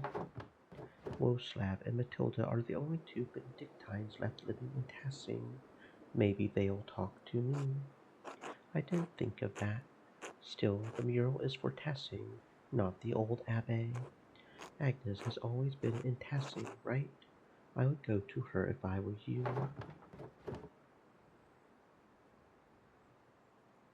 Dad said she helped bury everyone who died that night. I wonder if she would talk about it. It's your project, Magdalene. Might be worth a try. I wrote to the old archdeacon about it too. He thinks that the Baron's murder and Otto's death are connected to the revolt. The who?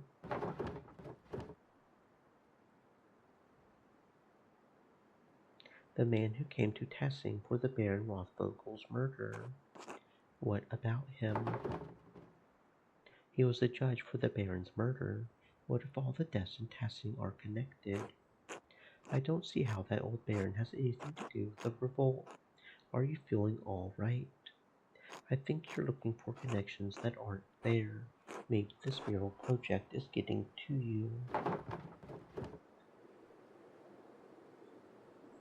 Maybe you're right. I just can't shake the feeling someone is following me. You're acting weird. I'll figure it out somehow. Thanks for the wood. See you later, Max. Odds is right. I should start talking to people around town. I'd better get started if I want to talk to everyone before the Perchin law.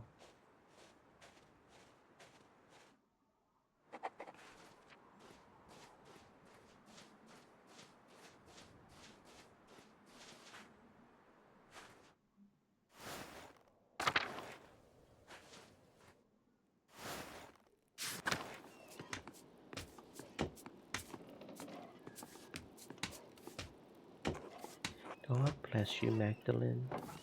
Hello, Woslav. I have an odd question for you.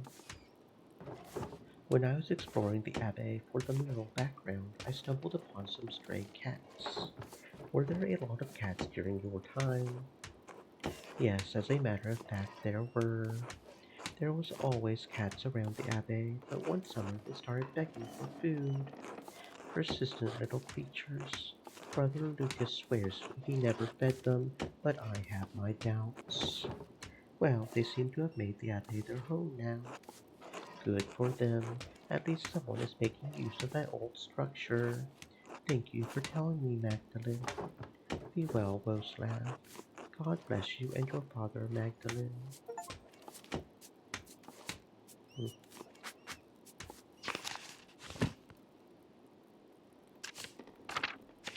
Jacob Estler, former Archdeacon of the Prince Bishop of Freising, presided over the investigation of the murder of Baron Rothvogel in 1518. Okay, let's see. Golden Hand Inn, Gertner Farm, the midwife.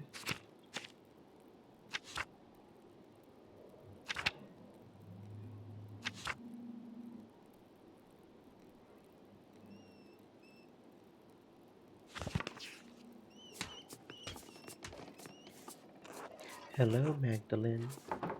Hello, Hans. Oh, nothing, just hello. Okay, cool.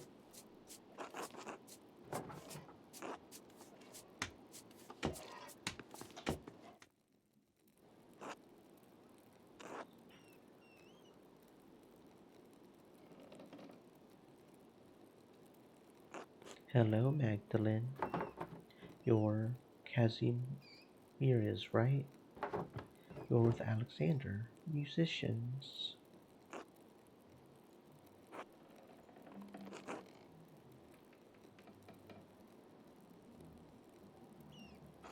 Yes, I play Sean and lute. He sings. Do you mind if I ask what happened to your voice?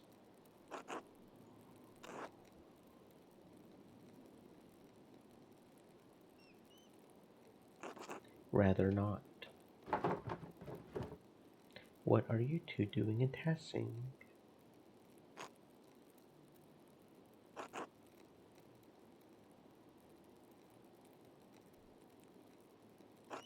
Ask Alexander. Sorry. All right, I won't take up any more of your time.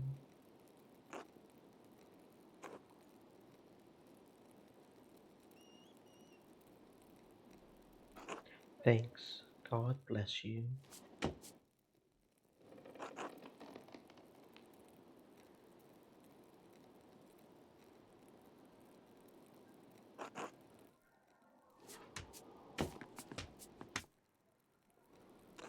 Well, if it isn't Magdalene, that's me. Good. I have seen you around and heard your name mentioned. I apologize for not introducing myself sooner. I am Alexander. This is my partner, Casimir's. We are musicians by trade, travelers by necessity. The weather trapped us on our way back to Würzburg for a Christmas celebration. I had hoped to win the Meistersinger competition there, but alas, we are trapped here until the pass is clear. Members of a guild for lyric poets, composers, and singers of unaccompanied art songs. Meistersingers perform in regular competitions, often held at a Rathaus or church. How are you finding Tassing? Everyone has been quite kind and no one has thrown anything at me for my music. Considering the circumstances, I'm counting that as a success. I have to admit, I was quite upset that I had missed my opportunity to sing at the Meistersinger competition.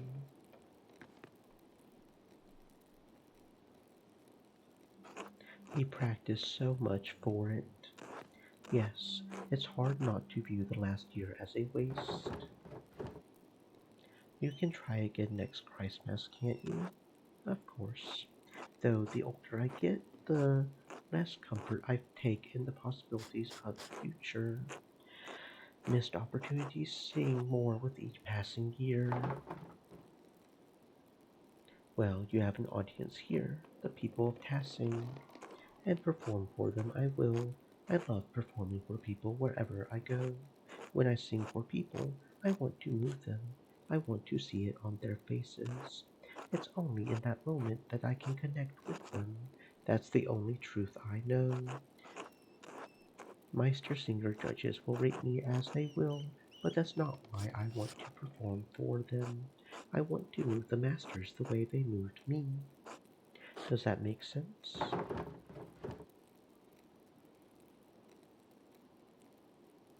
I think so. My dad is my teacher and his approval means a lot to me.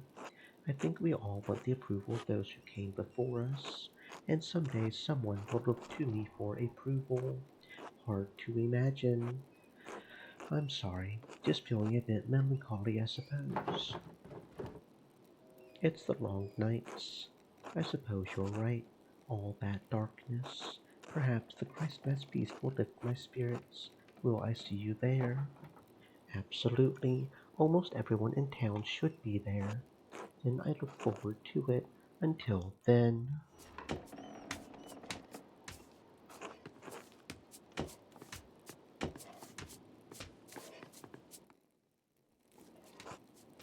Hello, Magdalene. Hello, Magdalene. How's the weather? We've been preparing for the feast in here all day.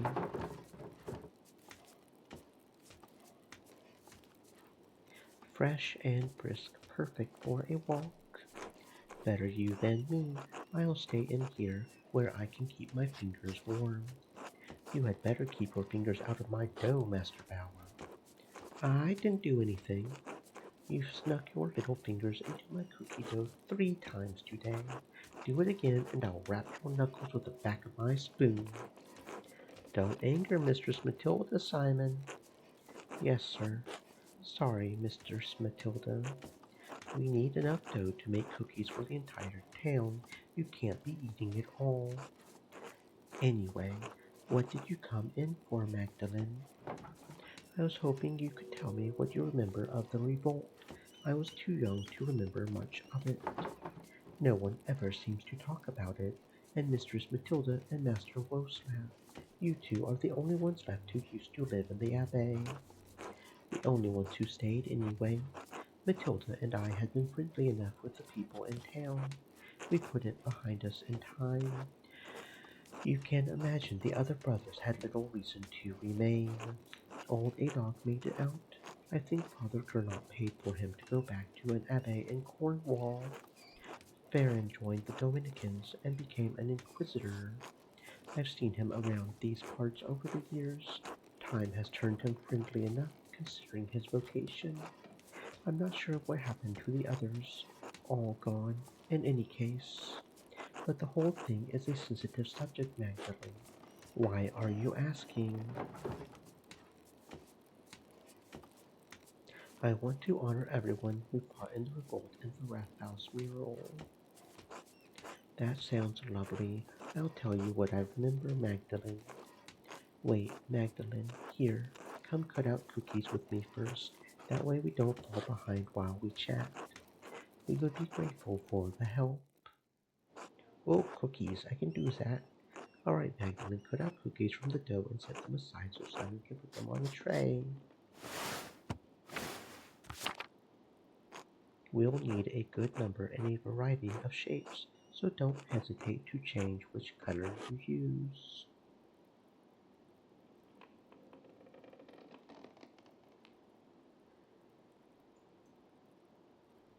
Okay, we have to have enough for the whole town after all. Understood. Oh, we can turn it too. Okay.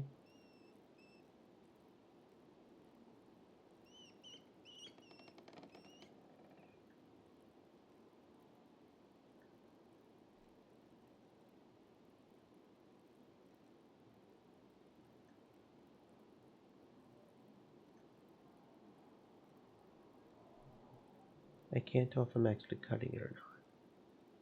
Is it cutting or is it not?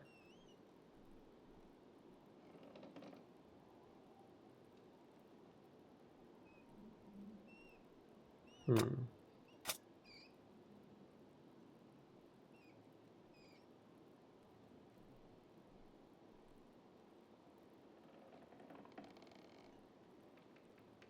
Doesn't seem to be. Oh, okay. Oh, there it goes. Okay. I guess I had it too close to the edge, probably.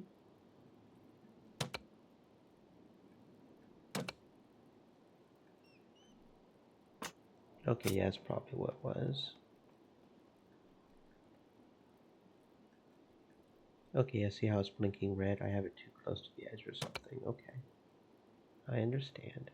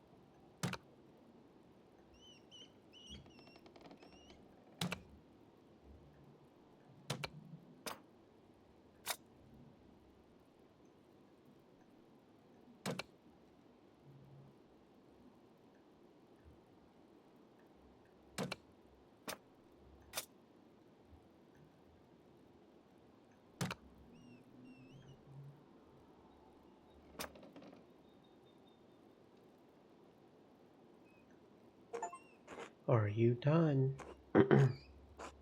These look wonderful, thank you. You can make more if you want, but it looks like we have enough. I think that's good for now. Thanks for helping, Magdalene. We had better keep going if we're going to have everything ready by the procession tonight. So, what can we tell you, Max?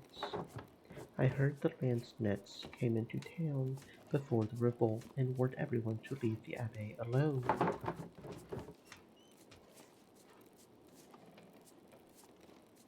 Could things really have been talked out, or was it too late by then? There were some people who wanted to talk. Master Mallard worked hard to keep the peace, but after Otto was killed, Andreas, a shame how he died. We at the monastery were fond of him. Dad said he was instrumental in keeping the revolt from getting out of hand. He regrets not standing by him.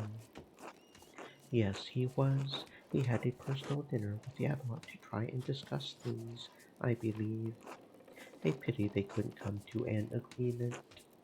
Yes, Andreas did a lot of good for Tassing, and Kirsau too, even if the old abbot failed to admit that. I still believe that he died in the Abbey fire. I know your father does too, Magdalene. But wasn't the revolt in general justified? Yes, I think so. We couldn't even collect in the forest without a fee. Dad kept saying we couldn't live with higher and higher taxes. The night Otto died, the abbot was trying to excommunicate everyone for celebrating St. John's Eve. A lot of people thought the abbot killed him in revenge. Turns out it was Brother Guy. He was embezzling funds from the abbey. Still, after Otto and Ulrich, that was too much. We burned the mill with both bastards inside. The abbot promised to help if Andreas found the person who killed Otto. All we wanted was to talk.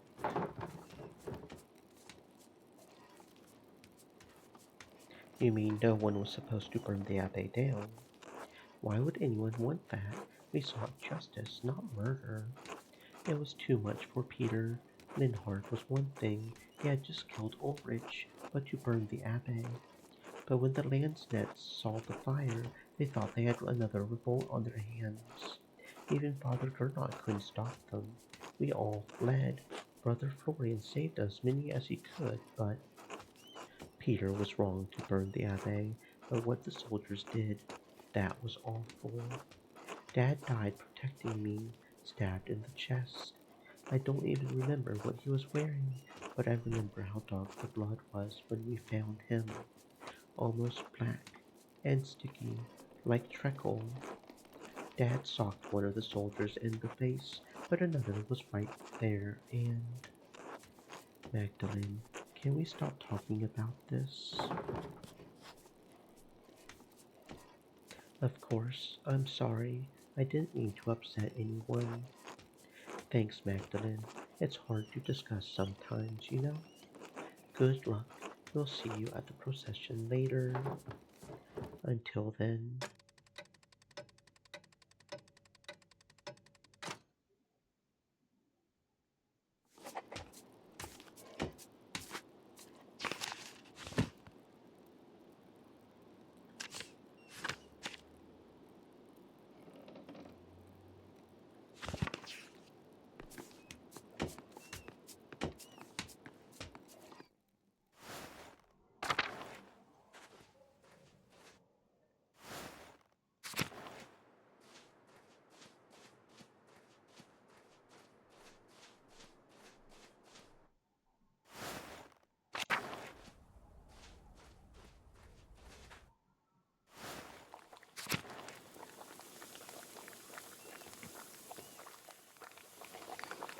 Magdalene Rucker, I didn't expect to see you today.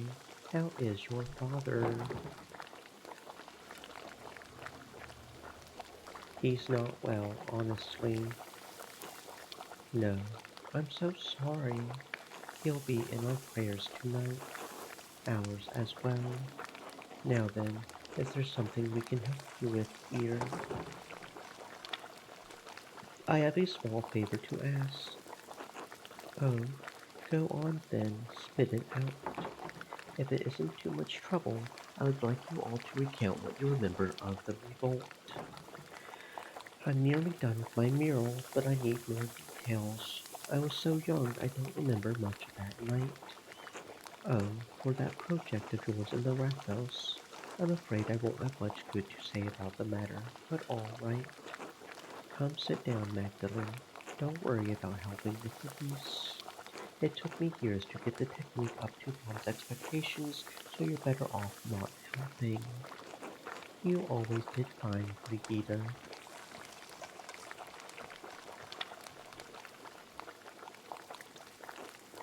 So, Magdalene, what do you need to know to finish the mural? I was hoping to ask you more about the revolt. All I can remember was the flames when the Abbey burned. What part of the revolt? The Abbot starving us out of house and home? Otto's murder? I doubt that would be a good painting.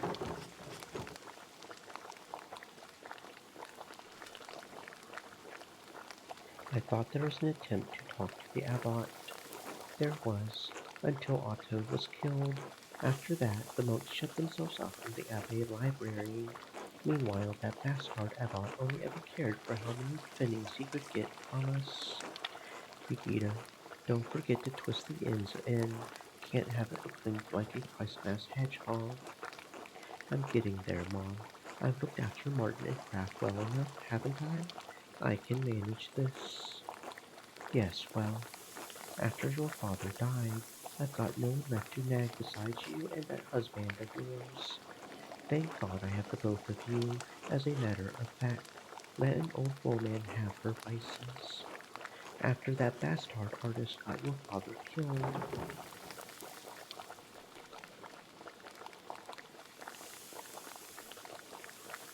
you mean Andreas? I thought he was my dad's friend. Yes, he was your father's friend, though I don't fault Klaus for that. How could he have known what that little shit from Nuremberg was going to do? He accused my husband of killing a noble of all things, and the archdeacon. Mom, God forgive me, but I could kill that man, and then to come back and start a riot amongst the peasants. He deserved that fire.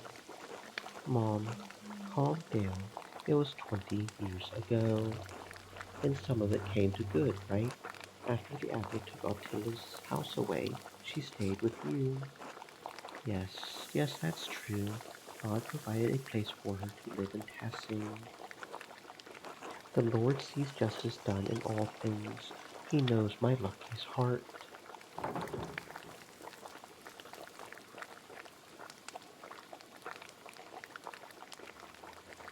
Did the revolt accomplish anything? Well, the entire matter was horrible, bloody mess, but did restore peace in Tassing by force. A shame it had to happen at all, I think. I knew the revolt was a bad idea from the start. Old Roslav would be the only one to know what happened inside the old church now, before the fire. Some like to say things were always this bad, that violence was the only way, but it wasn't. Life got worse over the years. It wasn't like this when I was a child, not in my grandparents' time either. Sure, the abbot was pinching the townsfolk and the peasants were suffering, but to go against the church? But like you said, things weren't always so bad. We fought to make things right. But things got better in the end, right? Even if so many people died. What kind of good comes from violence? I've never seen Peter so angry. That soldier even warned Peter that nothing would stop him besides steel. So, nothing got better at all. No, not as I see it. The Lord is just as severe as the Abbot was, and threatens force at every turn. That's life. You can struggle and die to accomplish something, and nothing changes.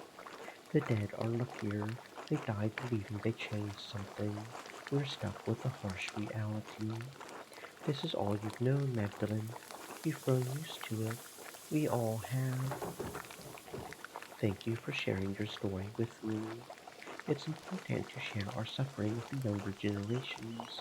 Maybe they can change something. Good luck on the mural, Magdalene. Good luck, Magdalene.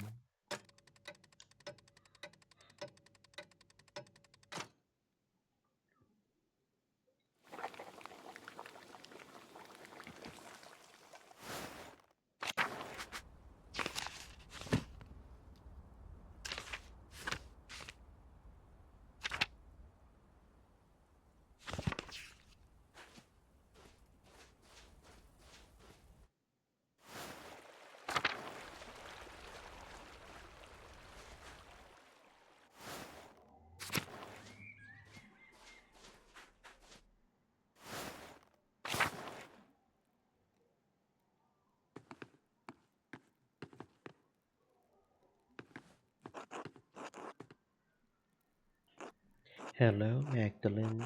I would have thought you would be working on the mural today. What brings you here? I would like to sit with you and ask how you remember the rebellion so that I can paint it, if that's all right. That was a sad time. If it will help you memorialize those we lost in the revolt, yes, I'll answer a few questions. I don't mind. I was a little older than you, so I probably remember more, Magdalene. Of course, Magdalene, we'll tell you all you want to know. I'm even looking forward to seeing the mural for some months. Come now, sit with us.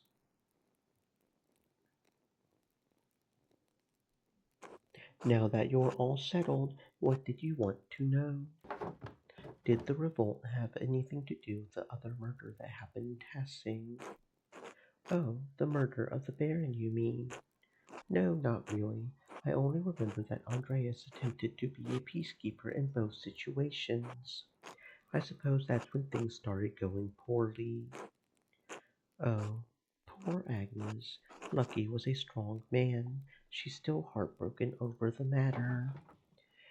I spoke with her. She blamed Andreas for Lucky's death and said that he caused most of the rioting. Agnes loved her husband. She would never see him as capable of doing anything wrong. I can't say that Andreas was wholly uninvolved with Lucky's sentencing, but he only helped the peasants during the revolt. Yes, it was really only after the Baron's murder the abbot became so severe. I'll bet he blamed the Baron's murder on Tassing and the Abbe's failures too.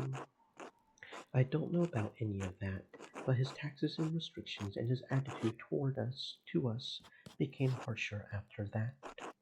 It was all we could do to live by them, but it eventually became too much. Even with all the restrictions, was the revolt really justified? I keep hearing conflicting stories about how it began.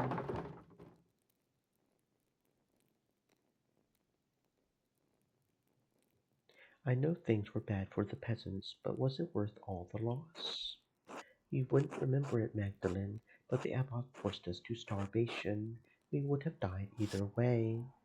We did everything we could to keep things from getting violent, but the Lord had other plans. I remember how sick and hungry I was all the time. Grandpa kept saying it hadn't always been like that. All was fine until one of the brothers killed Otto in retaliation for finding out just how corrupt the abbey was. Well, my husband wouldn't let that rest. We all wanted justice. When that soldier arrived and threatened us, all the townsfolk pulled away, except for you and Ulrich. Gret. No, Clara, I'm afraid even I was intimidated and begged Ulrich to leave the matter be. My husband alone stood with the peasants.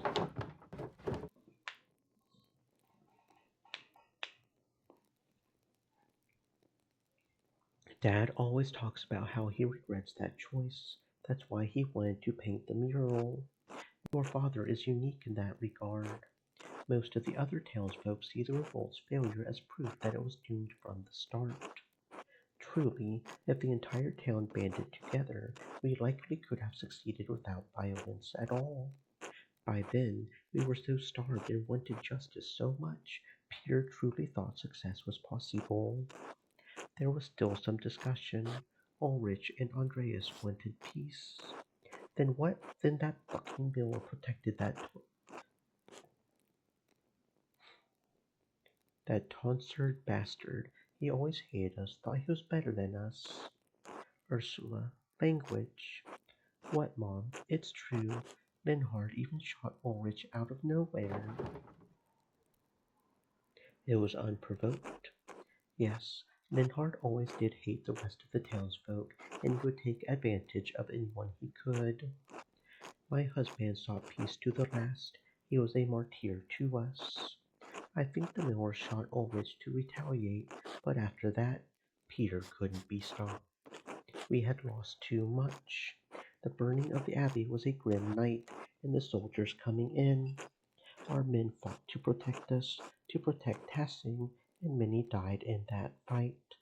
But we got rid of the abbot and all the monks, at least. Yes, and that is some comfort, if only a little. Are there any heroes of Tassing I should memorialize? Dad, definitely.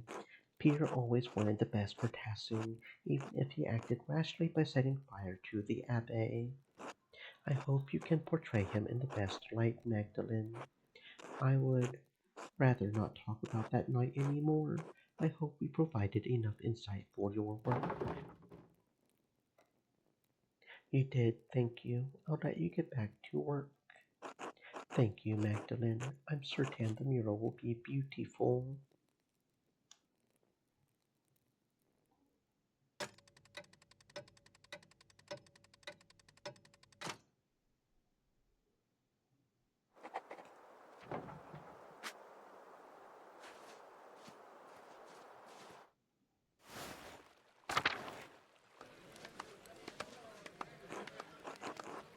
Christ, it's too damn cold. You shut your mouth, boy. We've done this festival every year. You won't die standing here for 5 minutes. Oh, good. You made it, Magda. I was getting worried you would miss the procession.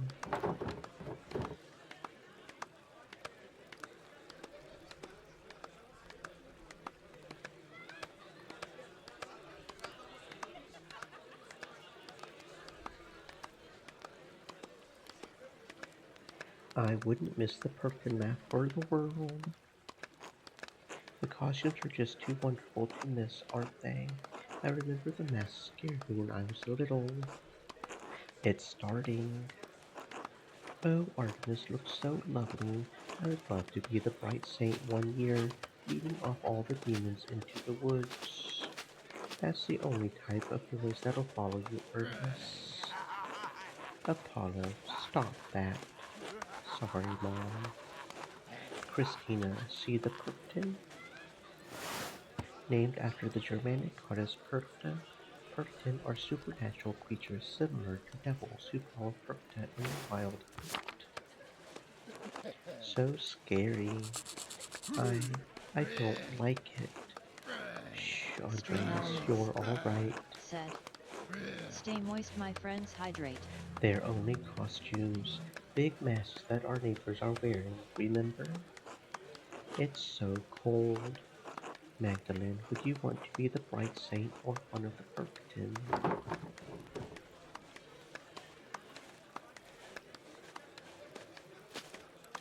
I would want I'd want to be a bright saint. The crown is my favorite part. I wonder who the council will choose to be her next year. It doesn't seem fair Artemis gets to be the bright saint since her dad is on the town council. You'll get your chance, don't worry. Tassing's done the Proctolop as long as I can remember. Everyone in town's been part of the procession before. Well, except for you young ones yet. The hair on my neck is standing up again. Are the Perkten giving you the shivers too? That's why we're driving them away, you know? As beautiful as ever. As goddamned long as ever. Well, at least we're going to eat after this.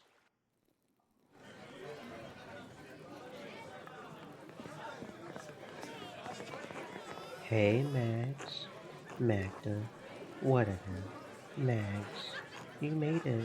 I was worried for a minute you'd skip out on the fun. Merry Christmas, Mags. Merry Christmas, Aunts. Look, Belt has made a special batch of beer, and I heard you made cookies too. Alexandra and Kaz look like they're going to play something too.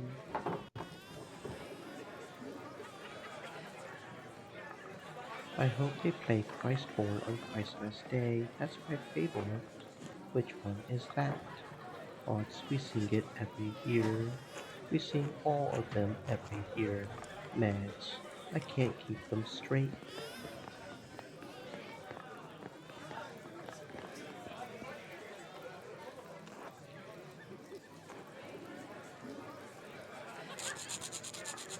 Hey, everyone listen up. York would like to speak. Yes. Thank you, Veronica. On behalf of the town council, I wanted to thank everyone for coming tonight.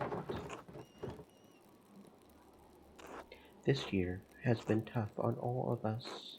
We've had more snowfall than anyone can remember, and the early frost gave us a small harvest. Folk haven't come through the passes often. Nico, we've been short of customers, and we've all missed the trade. Alexander and Casimir's, you've been kept from your journey. Nazu, the snow has kept you from returning home. And I know we've all felt the lack of Klaus in town as he's been bedridden these past few months. And yet, the Lord has blessed us with each other, cheerful guests, and good company. Cheers. Amen. Thanks be to God. God bless. Even though the season has been rough, God knows we still have a lot to celebrate this Christmas. Endress, you've made tools we couldn't have gone without. Just practicing my trade. Dr. Stoles, you've kept us all in good humors. A proof of my experience, York, in such cruel weather. Magdalene, you've painted the mural for us.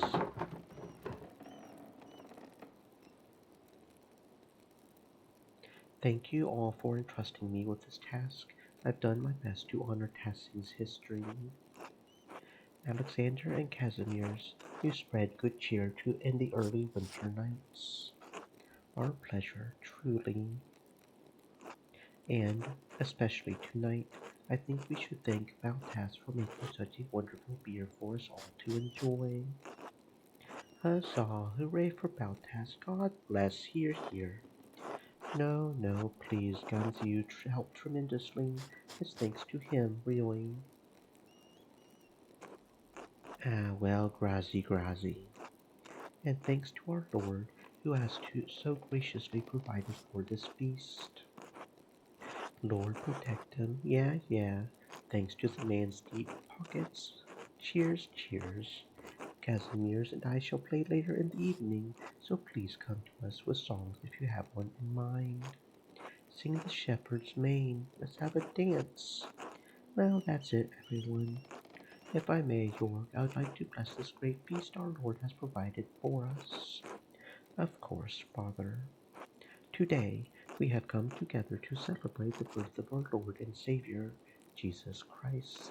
Just as our Lord has provided for us with this meal, so too did Christ provide us with the bread of life. So please join with me in prayer.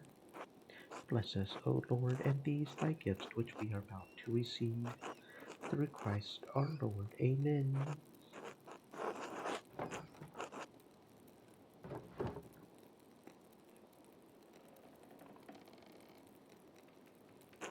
Now please, everyone, I know Bout has made a fine beer, but remember that temperance is a virtue. Celebrate the Christ child as though his manger were here with us. Wasn't the whole point that there wasn't any room in the inns? He's really reaching this year, isn't he? Merry Christmas, everyone. Finally, let's eat.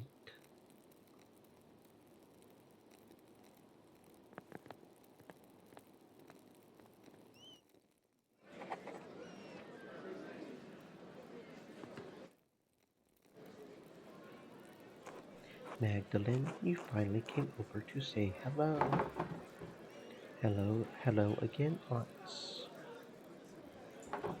Hello, Magdalene. Happy Christmas, Eva, Till. Magdalene, how good to see you. How is that mural coming along in the Rath House? Almost finished with it, I hear. That's right.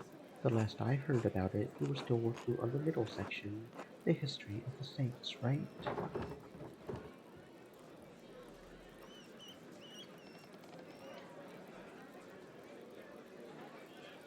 Yes, Mother Francisca was kind enough to invite me into the convent so I could use the cloister as a reference. I'm sure the interior of the convent is beautiful. The cloister was built in 1234, if I recall correctly. The Lord Kearsau was a generous patron to the Benedictines. It's nice to see the poor Clares taking care of the place.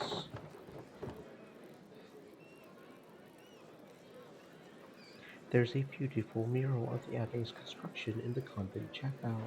I made a sketch of it for the Rathaus. How clever. You know, Watts has been dropping by the Rathaus so often, I've started to think he wants to be an artist. Maybe you could show him a thing or two. That's not. I just forget it. I would be happy to show you my process sometime, Watts. Oh, really? I mean, I really only wanted to watch. The best learning comes with application, Aunts. You ought to give it a try. Anyway, Magdalene, what are you painting on the mural now?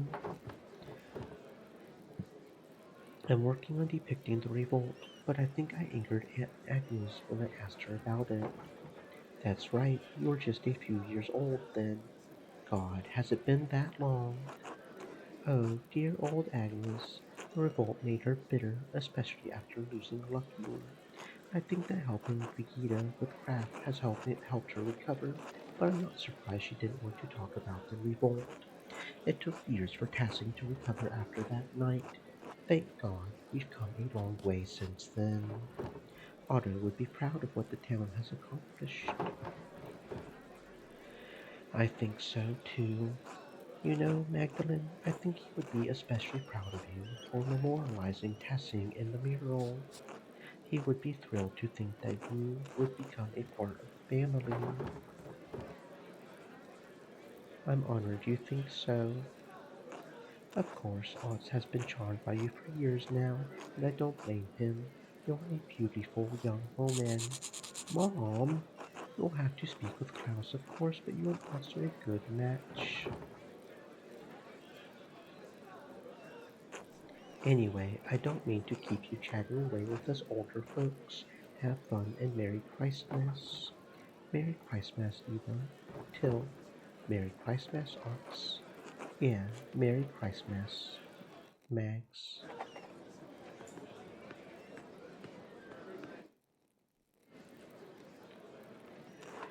Merry Christmas, Magdalene. Enjoying the celebration? It's wonderful to see everyone together in such high spirits. Isn't it? Grandpa is enjoying himself. This winter's been difficult for his gout. The cold makes his joints seize. I told him he didn't have to come to the Perchin Mouth, but he insisted. I haven't missed one Christmas procession in my life, and I'll be goddamned if some snow stops me. Oh, God, we know, old man. Anyway, like York said earlier, it's nice to have a night of good company and cheer.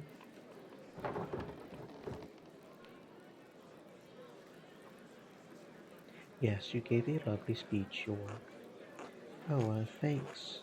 To be honest, I didn't know what to say until I said it. Everyone was so deep into their drinks, I was worried no one would want to hear what I had to say. Well, I solved that problem. Maybe I should be on the town council. That way someone can get people's attention and make decisions. You were very helpful, Veronica, especially because I wasn't expecting to make a speech tonight. Really, Warner keeps insisting that someone make a speech, so Paul said that I was the most charismatic of anyone on the council. He said that. Well, he said that I would make the least amount of people angry over it. Baltaz said it was my charisma.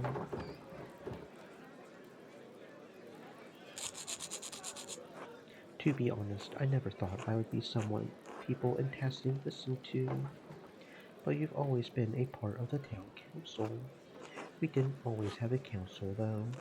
It wasn't until the night of the revolt, really, that I felt like I could do things on my own, be my own man. I loved my father, but what he did, I thought it had doomed the town.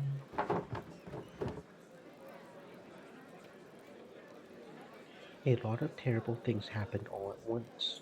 No one can shoulder all the blame themselves.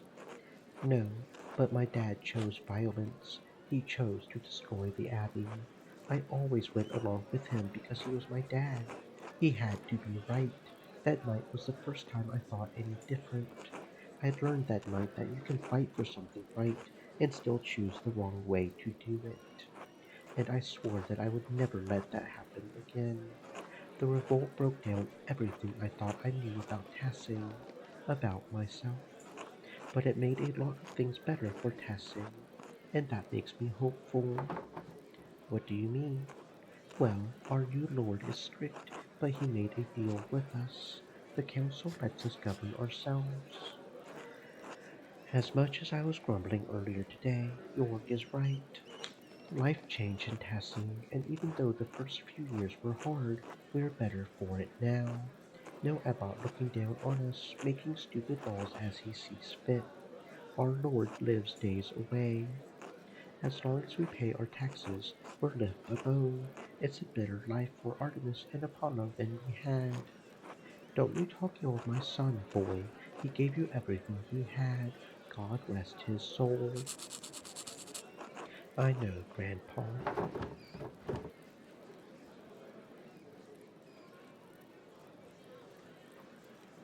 That's the whole point, isn't it?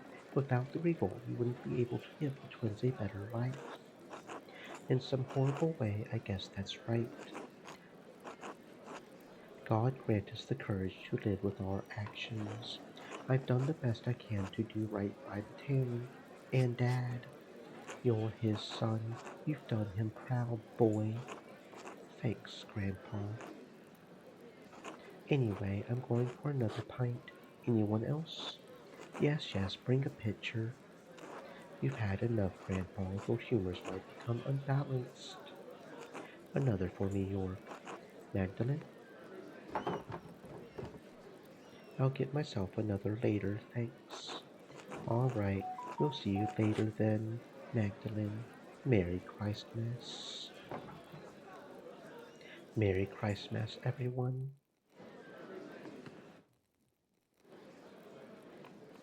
Hello, Magdalene. Happy Christmas to you. Good evening, Magdalene. Merry Christmas, you two.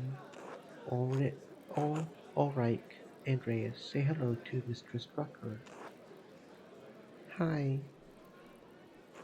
Hi. Oh, Andreas, don't be shy. You know Mistress Magdalene. Sorry, Magdalene, he's still a bit quiet.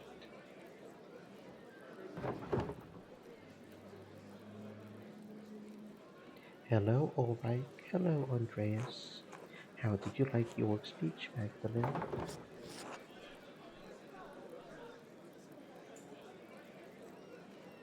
It's a good reminder of everything we still have. We all needed to hear it. For Paul putting him up to it at the last moment, it was well done. Well, Werner insisted someone on the council make a speech. I didn't particularly want it to be me, but York did it justice. You can always count on him to speak from the heart, especially a few drinks in. Truthfully, I think much of the town needed some encouragement tonight. Tassing hasn't had such a hard season since the revolt. Yes, I'm sorry. It's Christmas. We shouldn't speak of such sad times. Let's toast to better days than cheers to that. Although there is an old Latin proverb my dad used to say to me.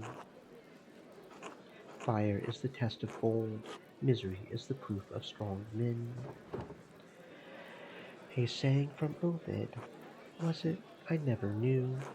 There's no question the revolt left Tassing worse off, but seeing the town now gives me hope.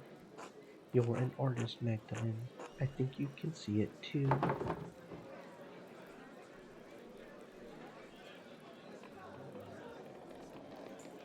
I think I do. Things seem brighter for Tassing somehow. Yes, those miserable days gave us the resilience we needed to push ahead, to make things better. The next generation, like you or Jetta and the twins, you saw that what it was like to fight for ourselves, to stand up to tyranny even at the cost of losing our homes and lives. To be honest, most nights I'm grateful for the revolt. Really? Oh, yes. You wouldn't remember, but life was already terrible before that night. The revolt burned away the dead wood that had watered Tassin for decades. God knows my father was an evil man. His death released me from years of fear. The revolt gave me the courage to face him, to become better than him. I think something of the same happened when the abbey was destroyed. If things had gone on as they always did, well, I doubt we would be having such a Christmas feast tonight. The cost was high, but it resulted in just as much joy as grief. You really think so? God turns all things for good, even the darkest of nights. Because of the revolt, I could marry Paul, and we can supply grain to peasants at a fair price. Our children will grow up without the fear that ruled over my life as I got older. No moment in life is entirely good or bad, Magdalene. What matters more is how we choose to see it. That's a wonderful way to look at it, Anna. Thank you. Oh, well, it's something I learned from one of Father Thomas's sermons. I took it to heart when my father died. Don't forget to take some time to have fun tonight, all right?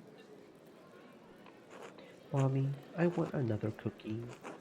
Shh, don't yell, sweetheart. Excuse us, Magdalene. It seems we have cookies to fetch. Of course. Merry Christmas to all of you. Merry Christmas, Magdalene. Mistress Magdalene, Merry Christmas. Merry Christmas, Alexandra. Merry Christmas, Casimir's. Enjoying the night? Very much so, the cookies especially. I haven't had such a wonderful gingerbread in ages. We were just setting up to perform. Did you have a particular song in mind you want us to play? Between the two of us, we know all the Christmas songs between here and Spain.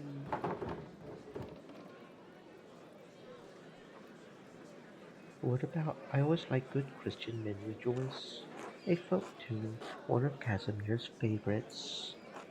Once Kaz and I play what we've prepared, we'll be sure to play that one. Merry Christmas, everyone. Since it is Christmas, Casimir's and I wanted to share a special song with all of you in the spirit of giving. Please enjoy. In dulce jubilo, nun singet und seid froh. Unsers Herzens Wonne liegt in Praesepio und leuchtet als die Sonne, Matris in Premio. Alpha es et O, Alpha es et O.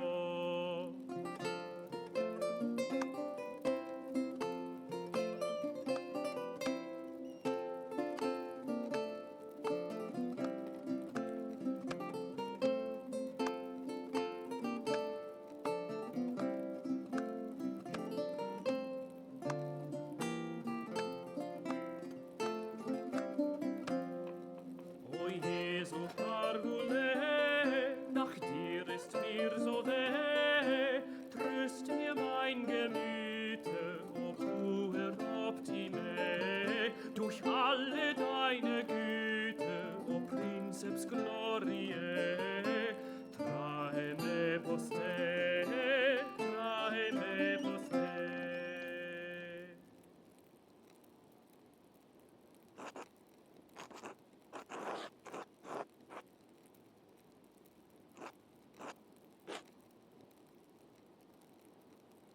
thank you, truly.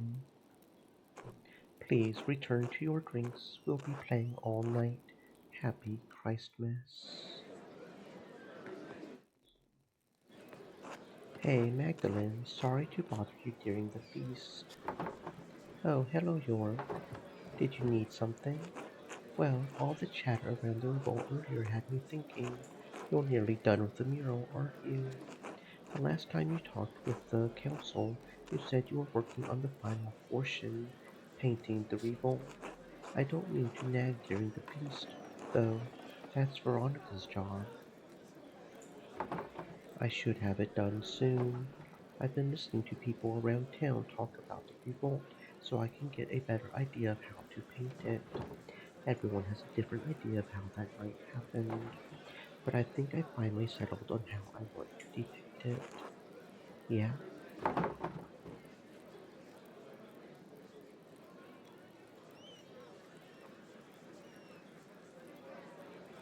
I want to honor what the peasants stood for. I'll show Otto giving a speech and the soldiers in the distance. That's a good perspective. It shows what happened without being too detailed about, well, what happened. I'm sure everyone will love it. Klaus would be proud of the design you've picked. Eva will like that especially. Anyway, I'll get out of your way. You've got better things to do. I think Otz was looking for you too. I'm certain he is. I think I'll actually go home for the night. I've had enough of Otz's flirting and I should check in on my dad. Tell him hello from all of us, alright? I will. Good night, York. Good night, Magdalene.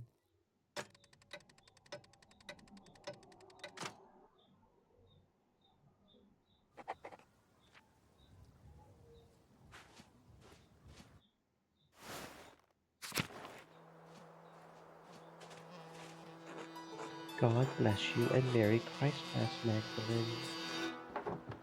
Oh, Merry Christmas, Sister Emmeline.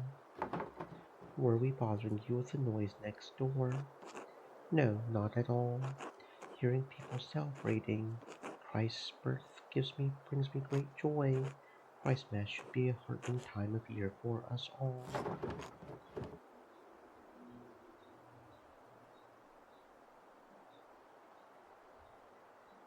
I always think there's something healing about coming together to celebrate Christmas. All of us were a part of the body of Christ. When we come together in fellowship, things are made whole. People need Christmas in the depth of winter to remind them that spring will return, and we will all have a chance to live again. Magdalene, who is that?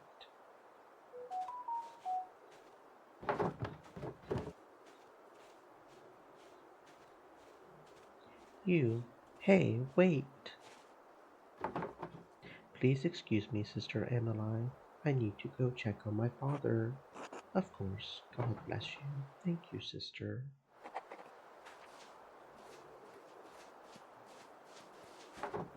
The door is open. Is someone here? Dad?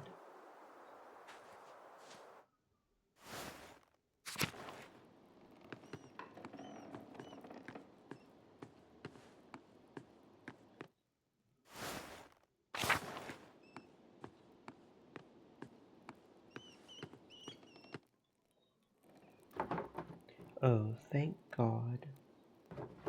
Magdalene, is that you? What's the matter? It's nothing, Dad. Just checking in on you. I always appreciate it. I'm worried about you, Magdalene. You're worried about me. You're working too hard. I know taking care of me takes up so much of your time, and I know how hard you've been working on the mural. I know how important it is to you. For you to work this hard, it has to be important to you. It is important to me. I'm not going to make it, Magdalene. Are you a doctor now? I've known Werner Stolz long enough to know when he's going through the motions. He's never been kind, but there's a special coldness to him when he's attending to a dead man. It's all right. This is just life. I'm glad I'm going before you, even if it's sooner than either of us would like. I've already seen too much death in my time. I just wanted to show you what I could do. I wanted you to be proud of me. I have been, every day of your life. You've never needed to prove anything to me.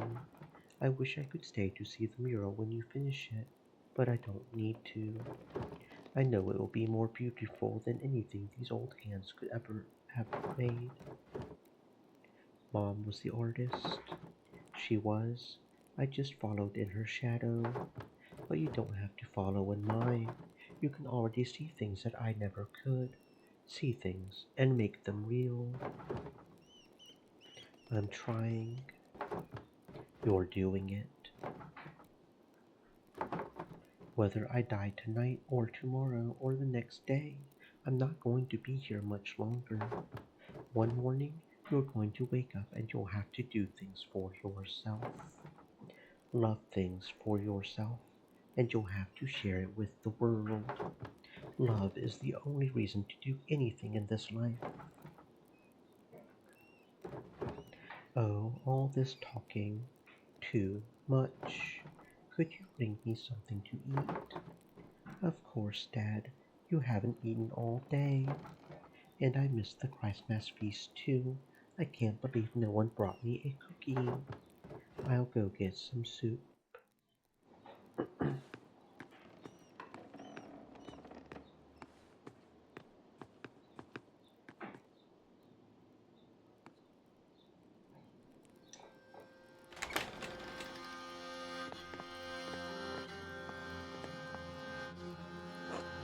Klaus? I'm sorry, Klaus, about everything. You're here.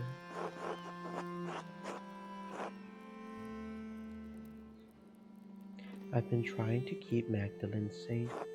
I've been trying to figure it out this whole time. After the fire, it's all I could think about. That and them. They've never left me. They're all still there, all in the dance of death. The Baron, Piero, Guy, Lucky, Peter, Otto, August, and now you.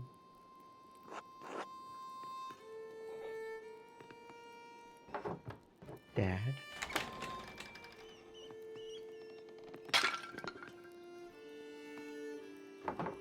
Oh God, it's you.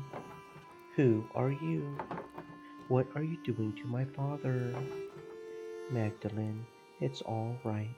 It's all right. I'm sorry, I've forgotten my manners after all these years. And you've likely forgotten my face, or what it once was. Magdalene, this is Andreas Mahler, back from the dead. The earliest memory I have is of you running into a burning library. I'm sorry.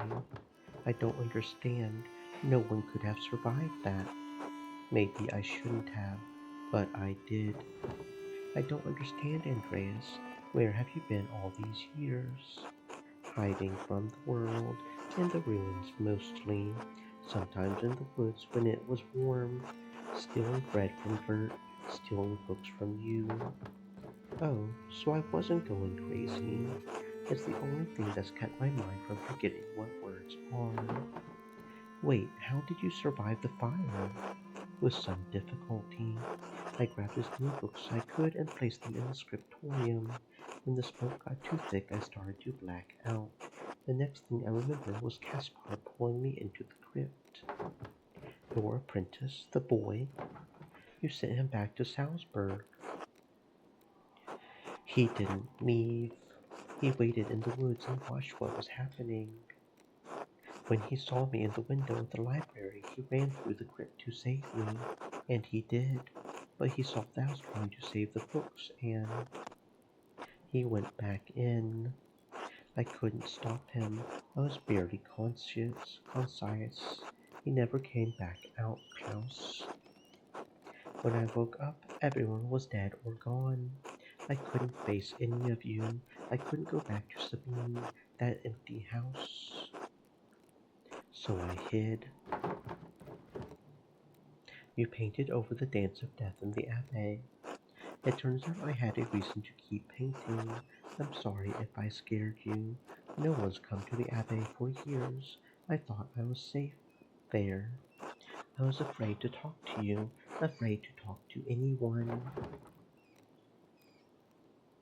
What changed? Why are you here tonight?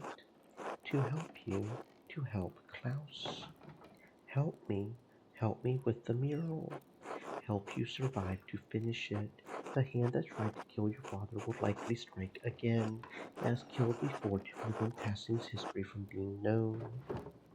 Tassing's history. Why? Because Tassing's real history is at odds with the story we've all been told. It's been covered, bit by bit, layer by layer, until it could no longer be seen. But it's still here. It's always been here, hidden beneath our feet.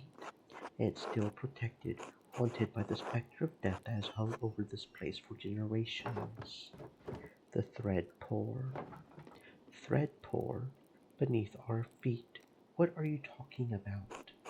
The person who attacked your father is the same person who manipulated someone into killing Otto Zimmerman and Lorenz Rothvogel.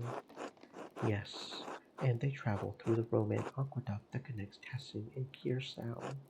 It's a network of tunnels I've become quite familiar with, and I've seen the ghost that haunts them, that can squeeze through the tiniest opening. I've seen it bend itself in half to reach places I could never follow.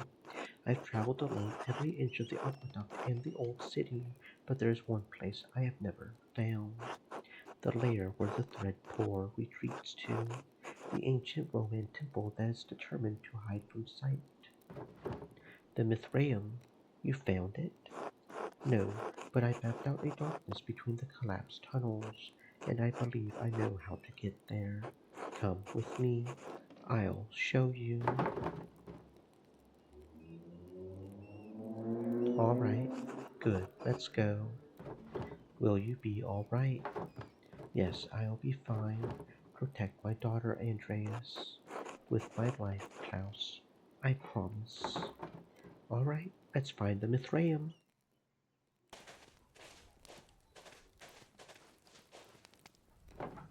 The Rathius. What are we doing here? When the men dug the foundation, they found Roman ruins that had been buried over time. They wouldn't waste stone, so they used the Roman wall as one of the cellars. There's a way inside to the hidden place. Yes. All right, into the Raskeller.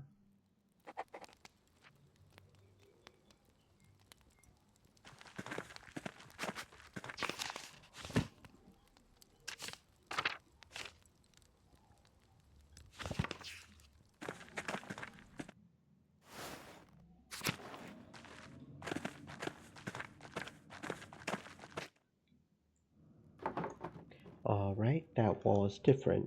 Does that mean this is the place?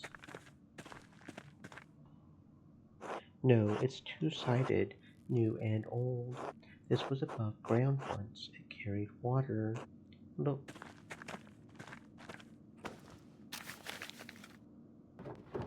All right, I think I can make it out. Cornelius, today, and 6. Mithraeum.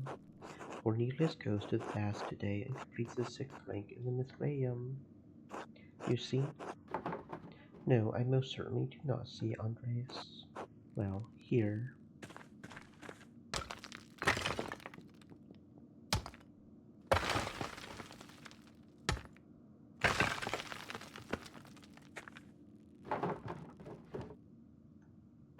This is the aqueduct. Yes, and it will take us to the baths, then to the Mithraeum. All right. After you, please.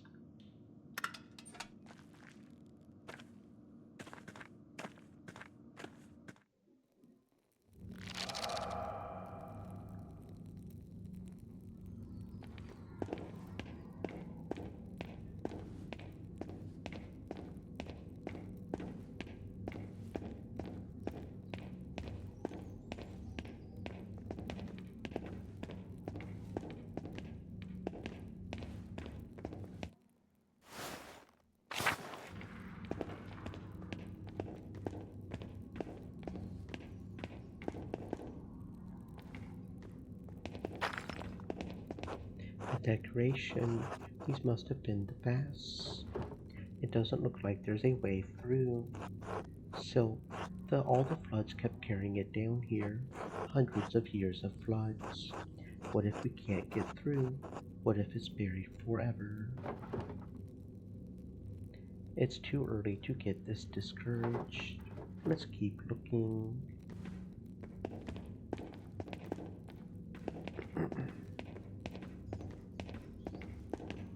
Oh, we can go down. Okay, I didn't see this down part here. More stairs. Down. Would something be below the baths? A hypocaust. They use warm air to heat the rooms above. Roman colonies in the north often had them. Let's hope these haven't filled with silt as well.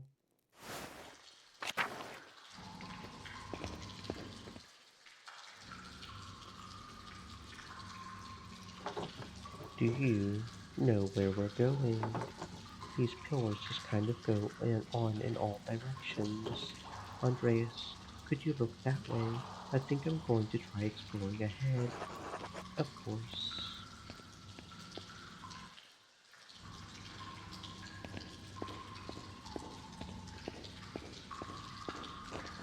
How could you abandon your work, Andreas? I thought you were a true artist, a master of your craft, but all you created was misery.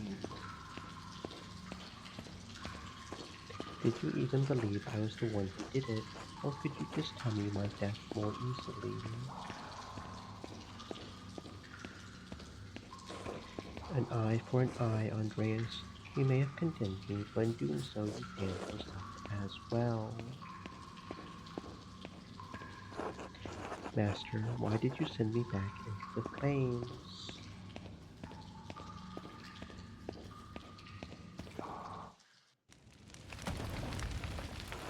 No, no, this isn't right. I can't be here right now. How did I get here? Andreas, you're still here. Yes, for a little longer. You're leaving. I am the last vestige of reason that once ruled this court. When it goes, I will go with it. But who will rule the city if you leave? No one.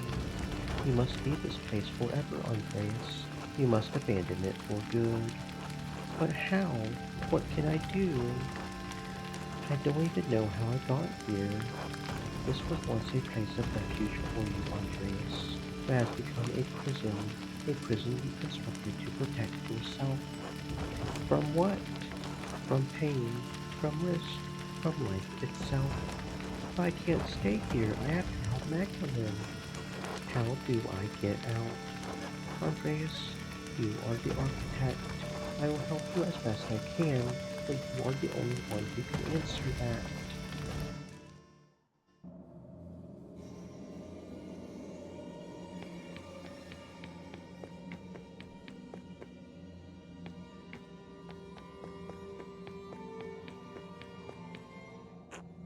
Hello, Andreas. Is that you, Sabine?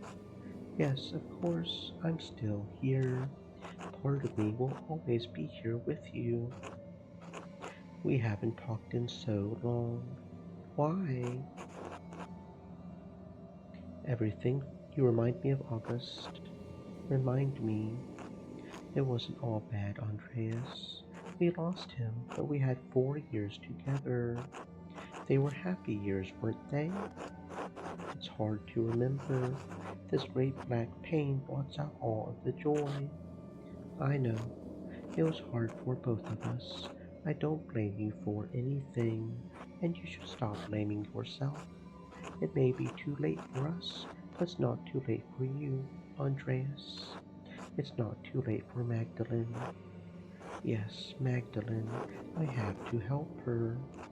You can, Andreas, but you have to leave this place behind for good.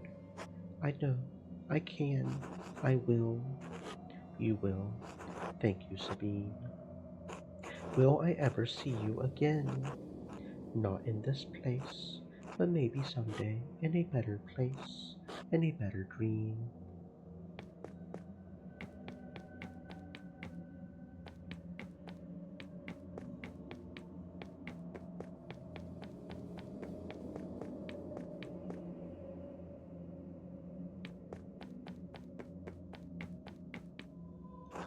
Master Andreas. Oh, Caspar, it's really you. It's so good to see you again, Master. I just wanted to help you, Master Andreas. You couldn't think straight. You shouldn't blame yourself anymore. What should I do? Get back to life, I think. I wish I knew how. Help Magdalene, Master, and she'll help you. All right, Caspar. Thank you. Thank you for everything you taught me. Wait, what happened? This was the way out. Before I started talking to Caspar, I know this was the way out. Your mind is fighting itself, Andreas. It remembers the pain of life. It's trying to protect you from it. Beatrice? Yes. I thought you were gone. You brought me back.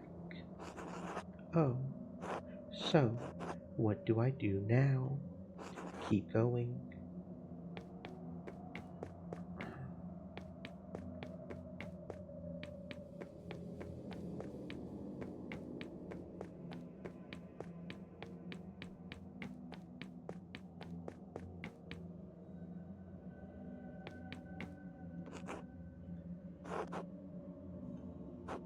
It's been so many nights, so many years without seeing your face. I thought I had forgotten it. I knew you were still here, though, quietly waiting for me. I can't change the past, can't cover it up. It's always there under the surface, no matter how I try to bury it, and I don't know what I'm supposed to do with this. It's all right. What? It's all right, Daddy. It is. You don't have to hide here anymore. I'm scared, August. I know, but that's why you can't stay. There are people who need you. What if I can't help them? I don't know, Daddy. I'm too little. I think you have to figure that out on your own. Of course, you're right. Thank you. I love you, Daddy. I love you too. Good night, August. Good night. They shifted again. The walls. It's still trying to protect you. No, it's not. No, I mean, no, I don't have to do this. This is my mind, my maze, and I'm leaving. Good. But this next part might be confusing.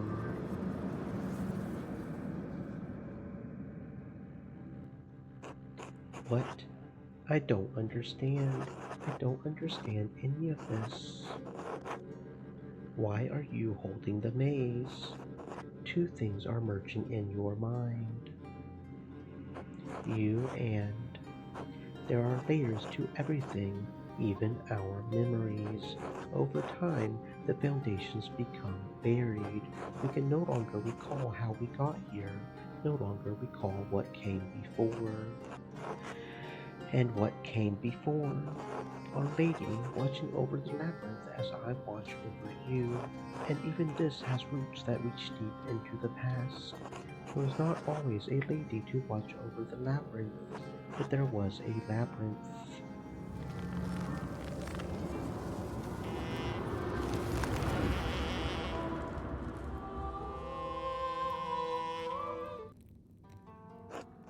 What?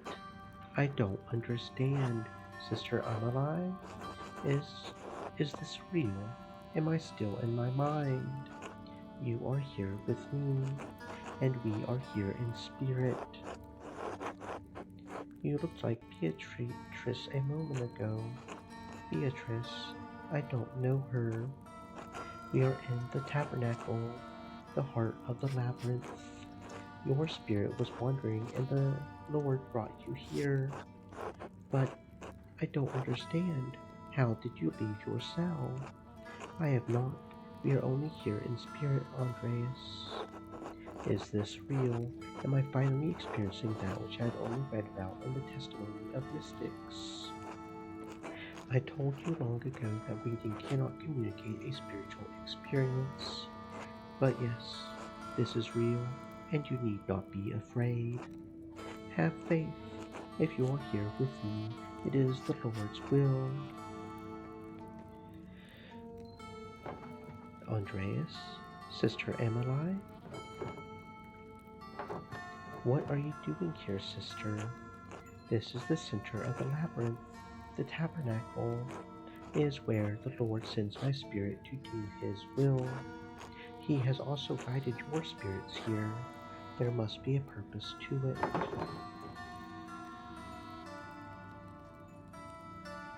Sister, we're looking for the Mithraeum. Is this it? Mithraeum? No. This is a tabernacle, not a place of wood and stone, but a place of spirit. The Lord has called me to this place for many years. He has always made His will known to me. Soon He will make it known to you. Sister, how does your spirit come to this place? Through the door between life and death. When my spirit hears the call, it descends through my grave. Here the Lord tells me what messages I must bear and to whom. You deliver messages. Yes, once, long ago, I was a scribe. I copied many works of the great church doctors, Origen in particular, but that all ended with a fire. It ended with my life. Wait, I thought I had given up the pen forever, until the visions returned.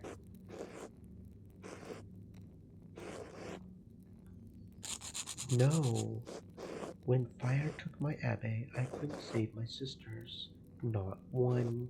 All I could grab was a single book and a bolt of purple ink cloth. I couldn't understand why God had spared me alone. But He showed me God had a higher purpose for me, for my hand. St. Thomas explained it to me. He made everything clear. He tells me what I must do, what the Lord wills me to do. It was you. This whole time you wrote the notes. I found one by my dad when he was attacked. Sister Emily, you pushed those people into committing murder. What? No, that can't be true. The Lord would not use me for such a purpose. Calm yourself, sister. We'll figure this out. This doesn't make any sense. Why would Emily want anyone dead? No, I wouldn't. He wouldn't. There was nothing in his messages about murder. No. I am not here. This can't be happening. This can't be happening.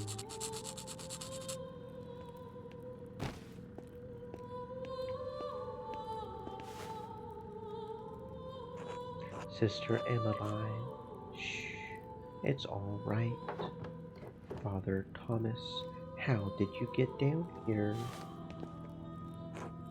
Tassing is an old place. It's buried many ancient rooms and tunnels over the centuries. People walk above the hidden ways every day without even knowing it. Though in truth, it was Sister Emily who rediscovered them first and found this place. Wait, the dimensions of this room. This is the foundation of the church. Father Thomas, did you? In other circumstances, I would be overjoyed to see you, Andreas. In truth, I am still happy you are alive. Thank God. But I think the occasion of this reunion leaves little to rejoice about.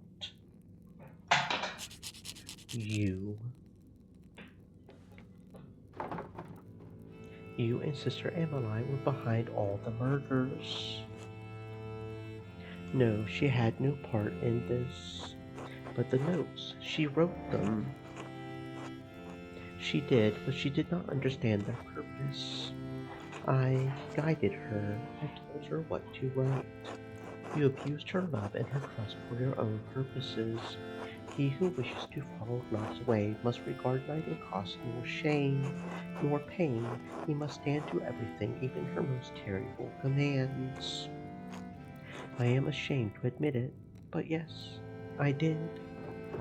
To what end? What was the point of all this? Look around you. What do you see?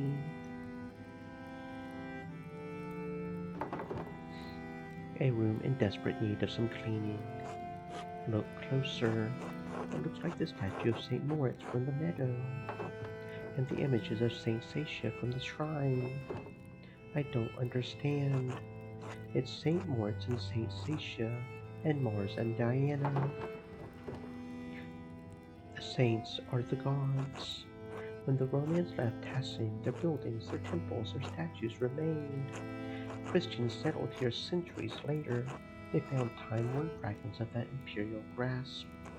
The statue of Mars, Pator, that once washed over the Roman fields, stood there still, headless and nameless. The settlers believed it was St. Moritz, who was already a legend when they had come from.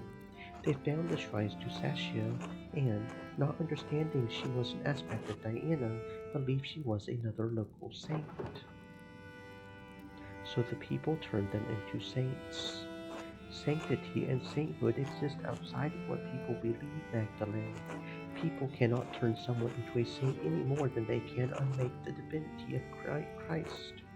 But they knew of the saints and learned local legends of the region and applied them to the figures they found here.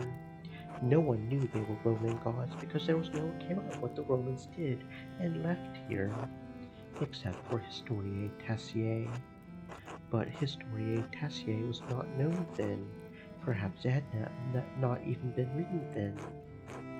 Who knows how long that book had been lost for before it made its way to Father Matthias. And you killed him for it. Yes, with poison. No one suspected. Wait, what? You killed someone? May God forgive me. I did, yes. And Father Matthias learned that there was no evidence that St. Moritz had ever come to Tassing, that the shrine to him in the meadow was the statue of Mars that the Romans had erected hundreds of years ago, that St. Satia was the Roman goddess of Diana. He resolved to deal with it, and you resolved to deal with him. Andreas, our people believe in St. Moritz. They believe in the miracles God has worked through his hand. And they believe in the legend of St. Satia, that she helped Moritz and watches over Tassing still.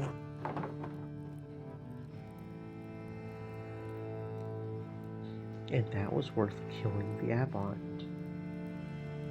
Why does it matter if they were wrong if the saints weren't here? Then what does that mean for the hand of St. Moritz? What does it mean for the people who prayed to him, to St. Satia, and believed their prayers were answered? What does it mean for the church that has given people hope, fixed like a false star in a dark sky? If the people have reason to doubt the validity of the saints, can they doubt the church? Can they doubt the gospel, the word of God? People must have suspected something odd over the years, Father. Suspicion is not proof, especially when no one really wants to know the truth. People have faith in spite of doubt. That is why I have worked to preserve the legends of our saints. You are preserving a lie. I have preserved a lie to illuminate greater truth. God so loved the world that he gave his only Son. If you believe this, if you truly believe this, eternal life is yours. And saints have walked among us, and their relics work miracles, and they hear our prayers and answer them. And the two that protect this town were never here. They don't need to know that, Andreas.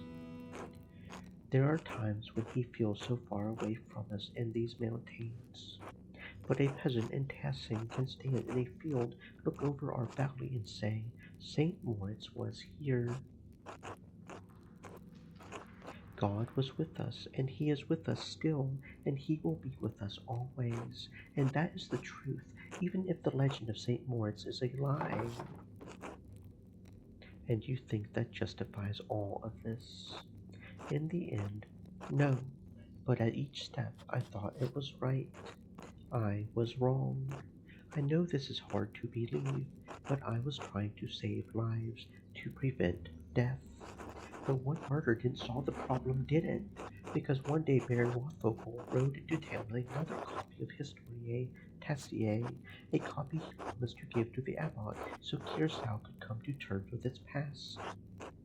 And if Father Gernot read its contents, he would be facing the same danger you saw in Father Matthias. In retrospect, given how Father Gernot chose to run the abbey, my fears may have been unfounded. That sentiment didn't prevent you from doing it again. You're right, it didn't. But then why Otto? Certainly he didn't have anything to do with Historiae Tessiae. He couldn't even read. In the end, his murder provoked Peter and the others into destroying the abbey. I never thought that would happen. I underestimated Peter's anger and the peasants' frustration. So you killed him to prevent an uprising, but it caused it instead. Someone else killed him as someone else killed Baron Rothvogel, and it wasn't to prevent an uprising, but to stop him from showing people what he found when he was helping to dig the foundation of the Rathaus. Something from our pagan ancestors. No, not quite so old. What he found was a stone head. The missing head of the statue in the meadow, the statue at the shrine of St. Moritz. How did it wind up over there? The most likely culprits are rain, floods, and time. Blacktail told me that farmers find old tools and pottery in the fields every year. Yes, and this head remained hidden for centuries. It sat in the soil until Otto found it, and he was going to show everyone that God had favored the town with his discovery. What Otto could not know is that our shrine statue was not of St. Moritz, because Otto could not read the words chiseled across the helmet. Mars Pater. But the man he entrusted with this information, the town priest, Stream could. Elements said. Stay moist, my friends, hydrate. Yes. And you told him to meet you at St. John's Eve on the Rathaus. I could not let him destroy our town's beliefs. And you had poor Sister Emily write down what you told her were visions she couldn't remember, and deliver them in the dead of night to Guy, to Hannah, to Martin, so that one of them would murder Otto just as someone murdered Lawrence. What about my father? I'm sorry, Magdalene. Why did you do it? It doesn't make any sense. Was it because of the mural? Yes. Klaus pursued the project with the determination of a guilty man doing penance. He kept digging and digging for answers about Tessing's past, Kiersau's past. I was afraid that sooner or later he would find out about Moritz, Satia, this place, everything. I warned him, first with a note, but he ignored it. I thought if I ransacked the workshop it would scare him off. I didn't expect him to come down so quickly. It was just an accident. So what are you going to do now? Kill me? Kill Magdalene? No, of course not. I have neither the means nor the will to do so. But even if I can't stop you from telling people what I've done, I can stop them from finding this place.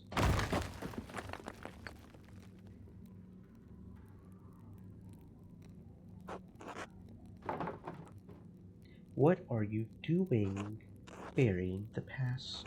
Even if it destroys the church above us, I'll make sure no one ever sees this place.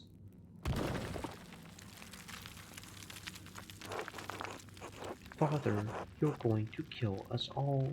You're going to kill Emily. Then leave and take her with you. You can tell the townsfolk what you want, but if you stay here, we'll die together. You would really kill yourself and destroy the church just to hide the secret. Churches can be rebuilt more easily than faith. I'm willing to pay the price for that.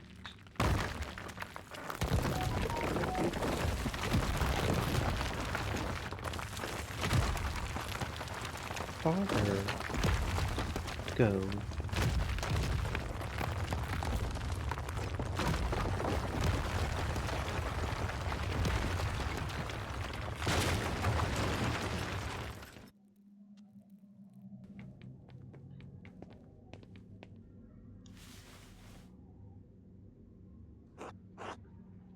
Are you all right?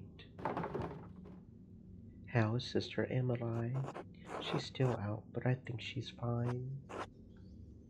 They must have heard that at the Golden Hand. Of course. What are we going to tell them? What do you mean? About this? About everything?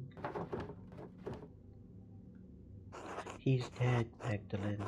There's no justice to be done by telling them about the saints. Please explain your thinking. I'm just not sure it makes sense. What good will it do to tell everyone about St. Moritz and St. Satia?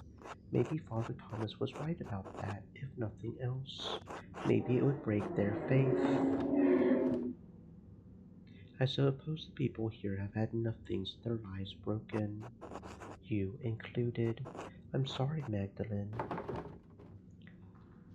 It's all right. It's hard to feel like we actually accomplished anything. Are we any better off than we were this morning? Father Thomas won't be able to hurt anyone else. Maybe he never would have. All right, we don't have to tell them about the saints, the Romans, any of it. I think it's for the best, for now at least. Of course. Well, what should we tell them about Father Thomas then? We can leave that a mystery as well. Fair enough. Good. We should get Sister Emily someplace warm. We can take her to my house. You'll probably have some explaining to do. A lot, I think. It's been a long time coming. I'm glad you didn't die in that fire. I am, too, I think. Merry Christmas, Andreas. Merry Christmas.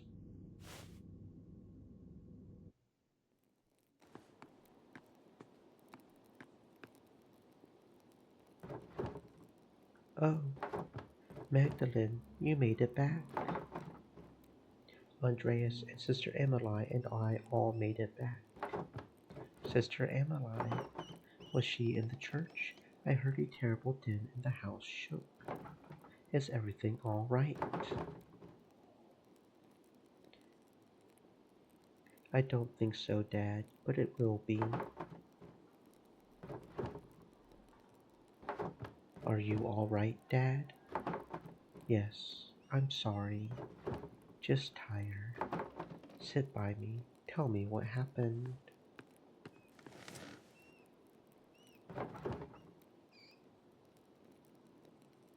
It started in the Rathhouse. Well, the Rathskeller.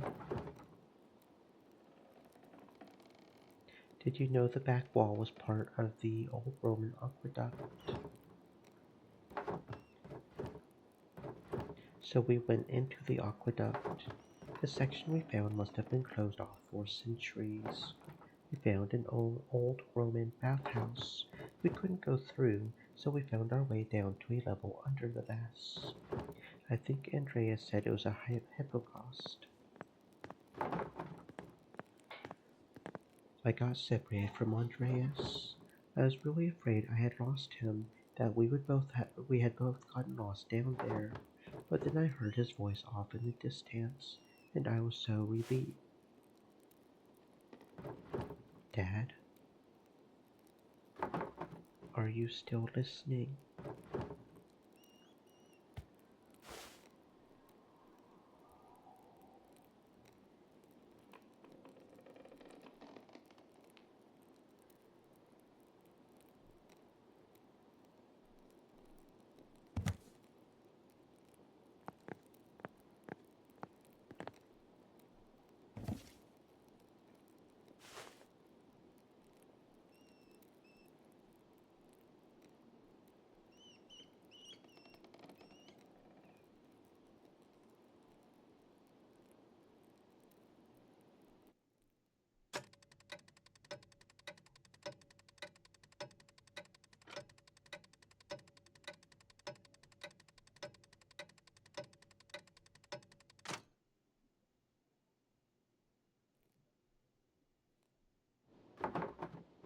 I know it's hard.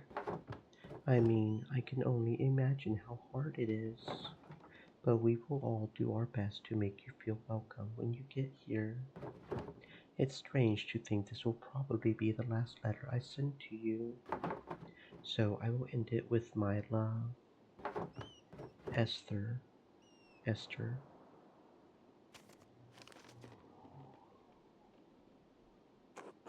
Magdalene.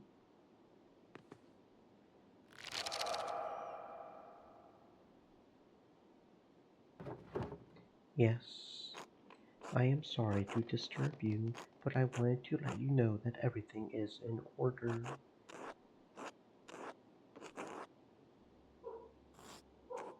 Baltas has ensured that all the financial matters will be handled. The money will be forwarded to you via the Reichspost as soon as everything is settled. I appreciate it. Please thank him for me.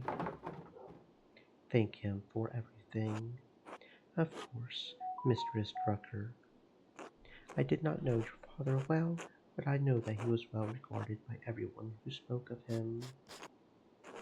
It seems that Tassing has lost many things in one man. I'm very sorry. Thank you. Good fortune to you.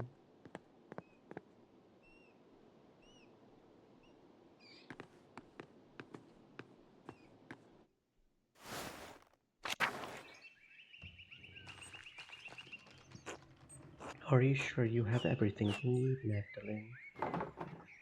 I think so. Thank you. I made you something to take with you on the road. It's chamomile, cinnamon, and wheat flour. If you're traveling and you're having cramps. I know. I'll use it. Well, Hildegard's recipe just called for chamomile and wheat flour. I added the cinnamon for taste. I'm so sorry about what happened to your father. Thank you. Mother Francisca had us all say prayers for him, and for you as well, when she heard you were leaving. Really, that's so sweet. Please thank her for me. I will. We'll all miss you so much, Magdalene. I'll miss you too. God bless you. Safe travels.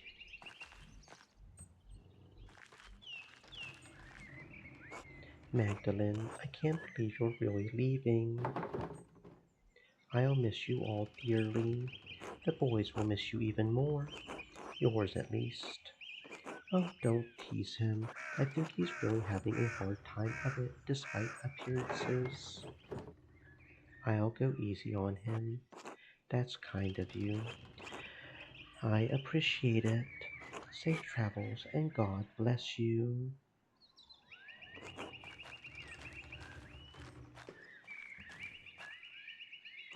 Oh, hey Max. Aunts. I'm really sorry about your dad. He was always nice to me. My mom says he was a good man. She's right. Well, thanks. I should get going. Max. Magdalene. You sure you don't want to marry me? It's a tempting offer. But no, I have to go. Look after your mother, Ox.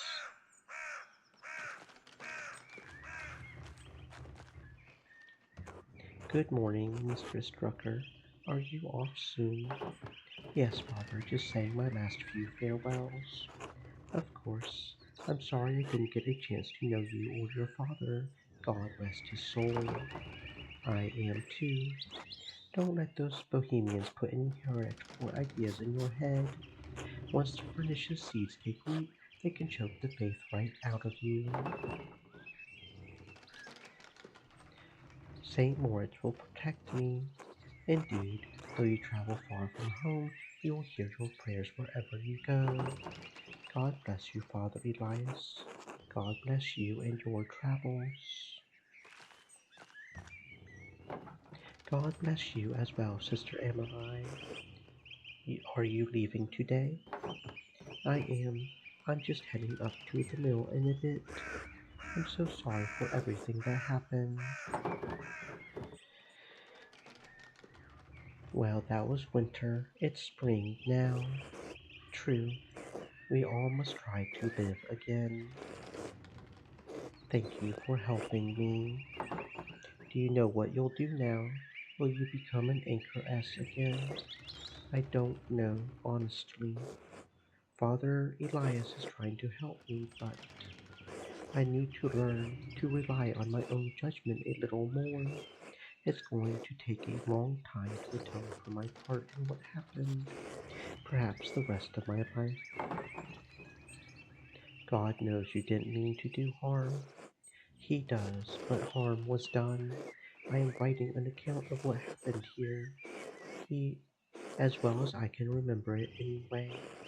If it is not enough to earn forgiveness, I pray that it will at least illuminate this history of great darkness. Good. It's worth remembering. God bless you, Sister Emmeline. God bless and keep you safe on your travels, Magdalene.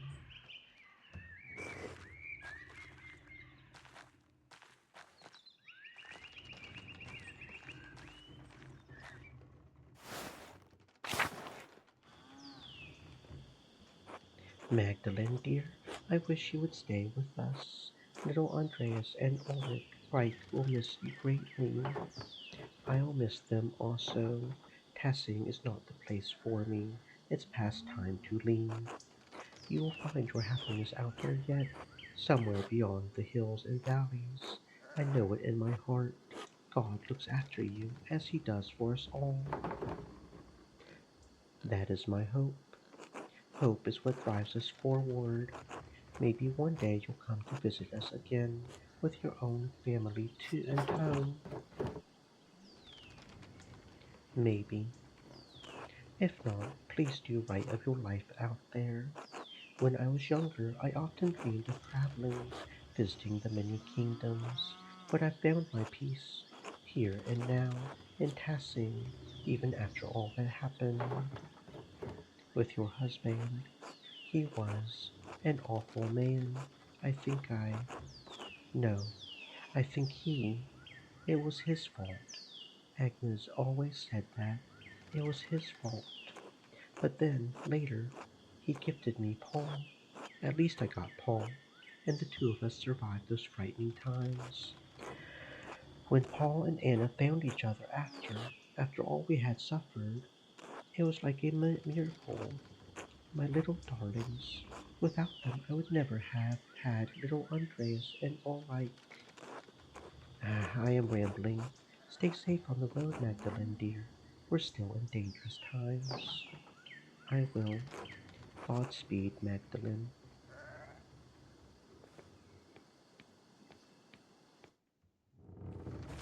Are you sure I look all right? Of course.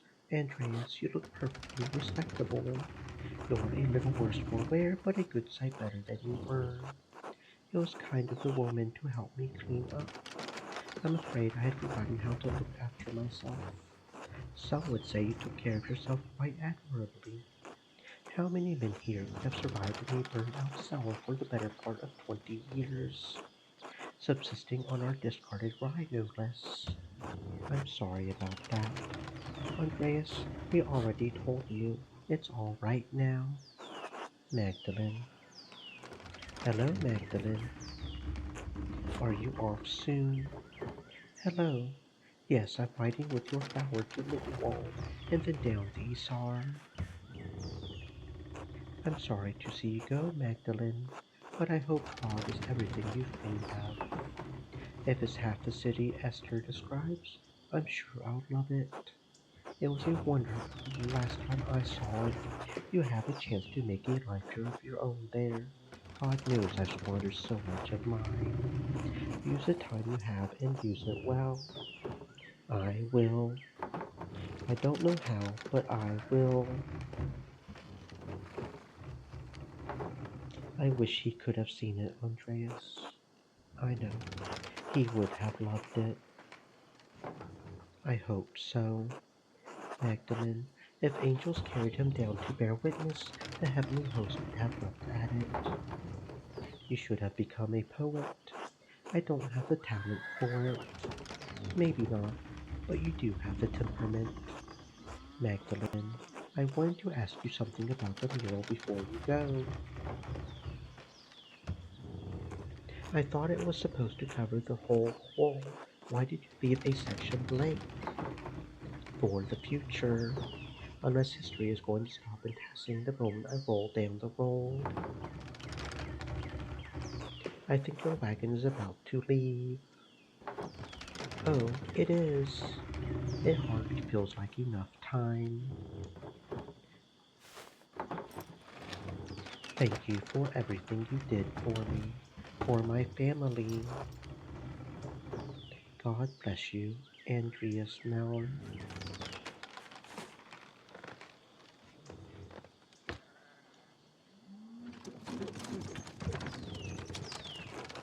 Andreas, are you alright?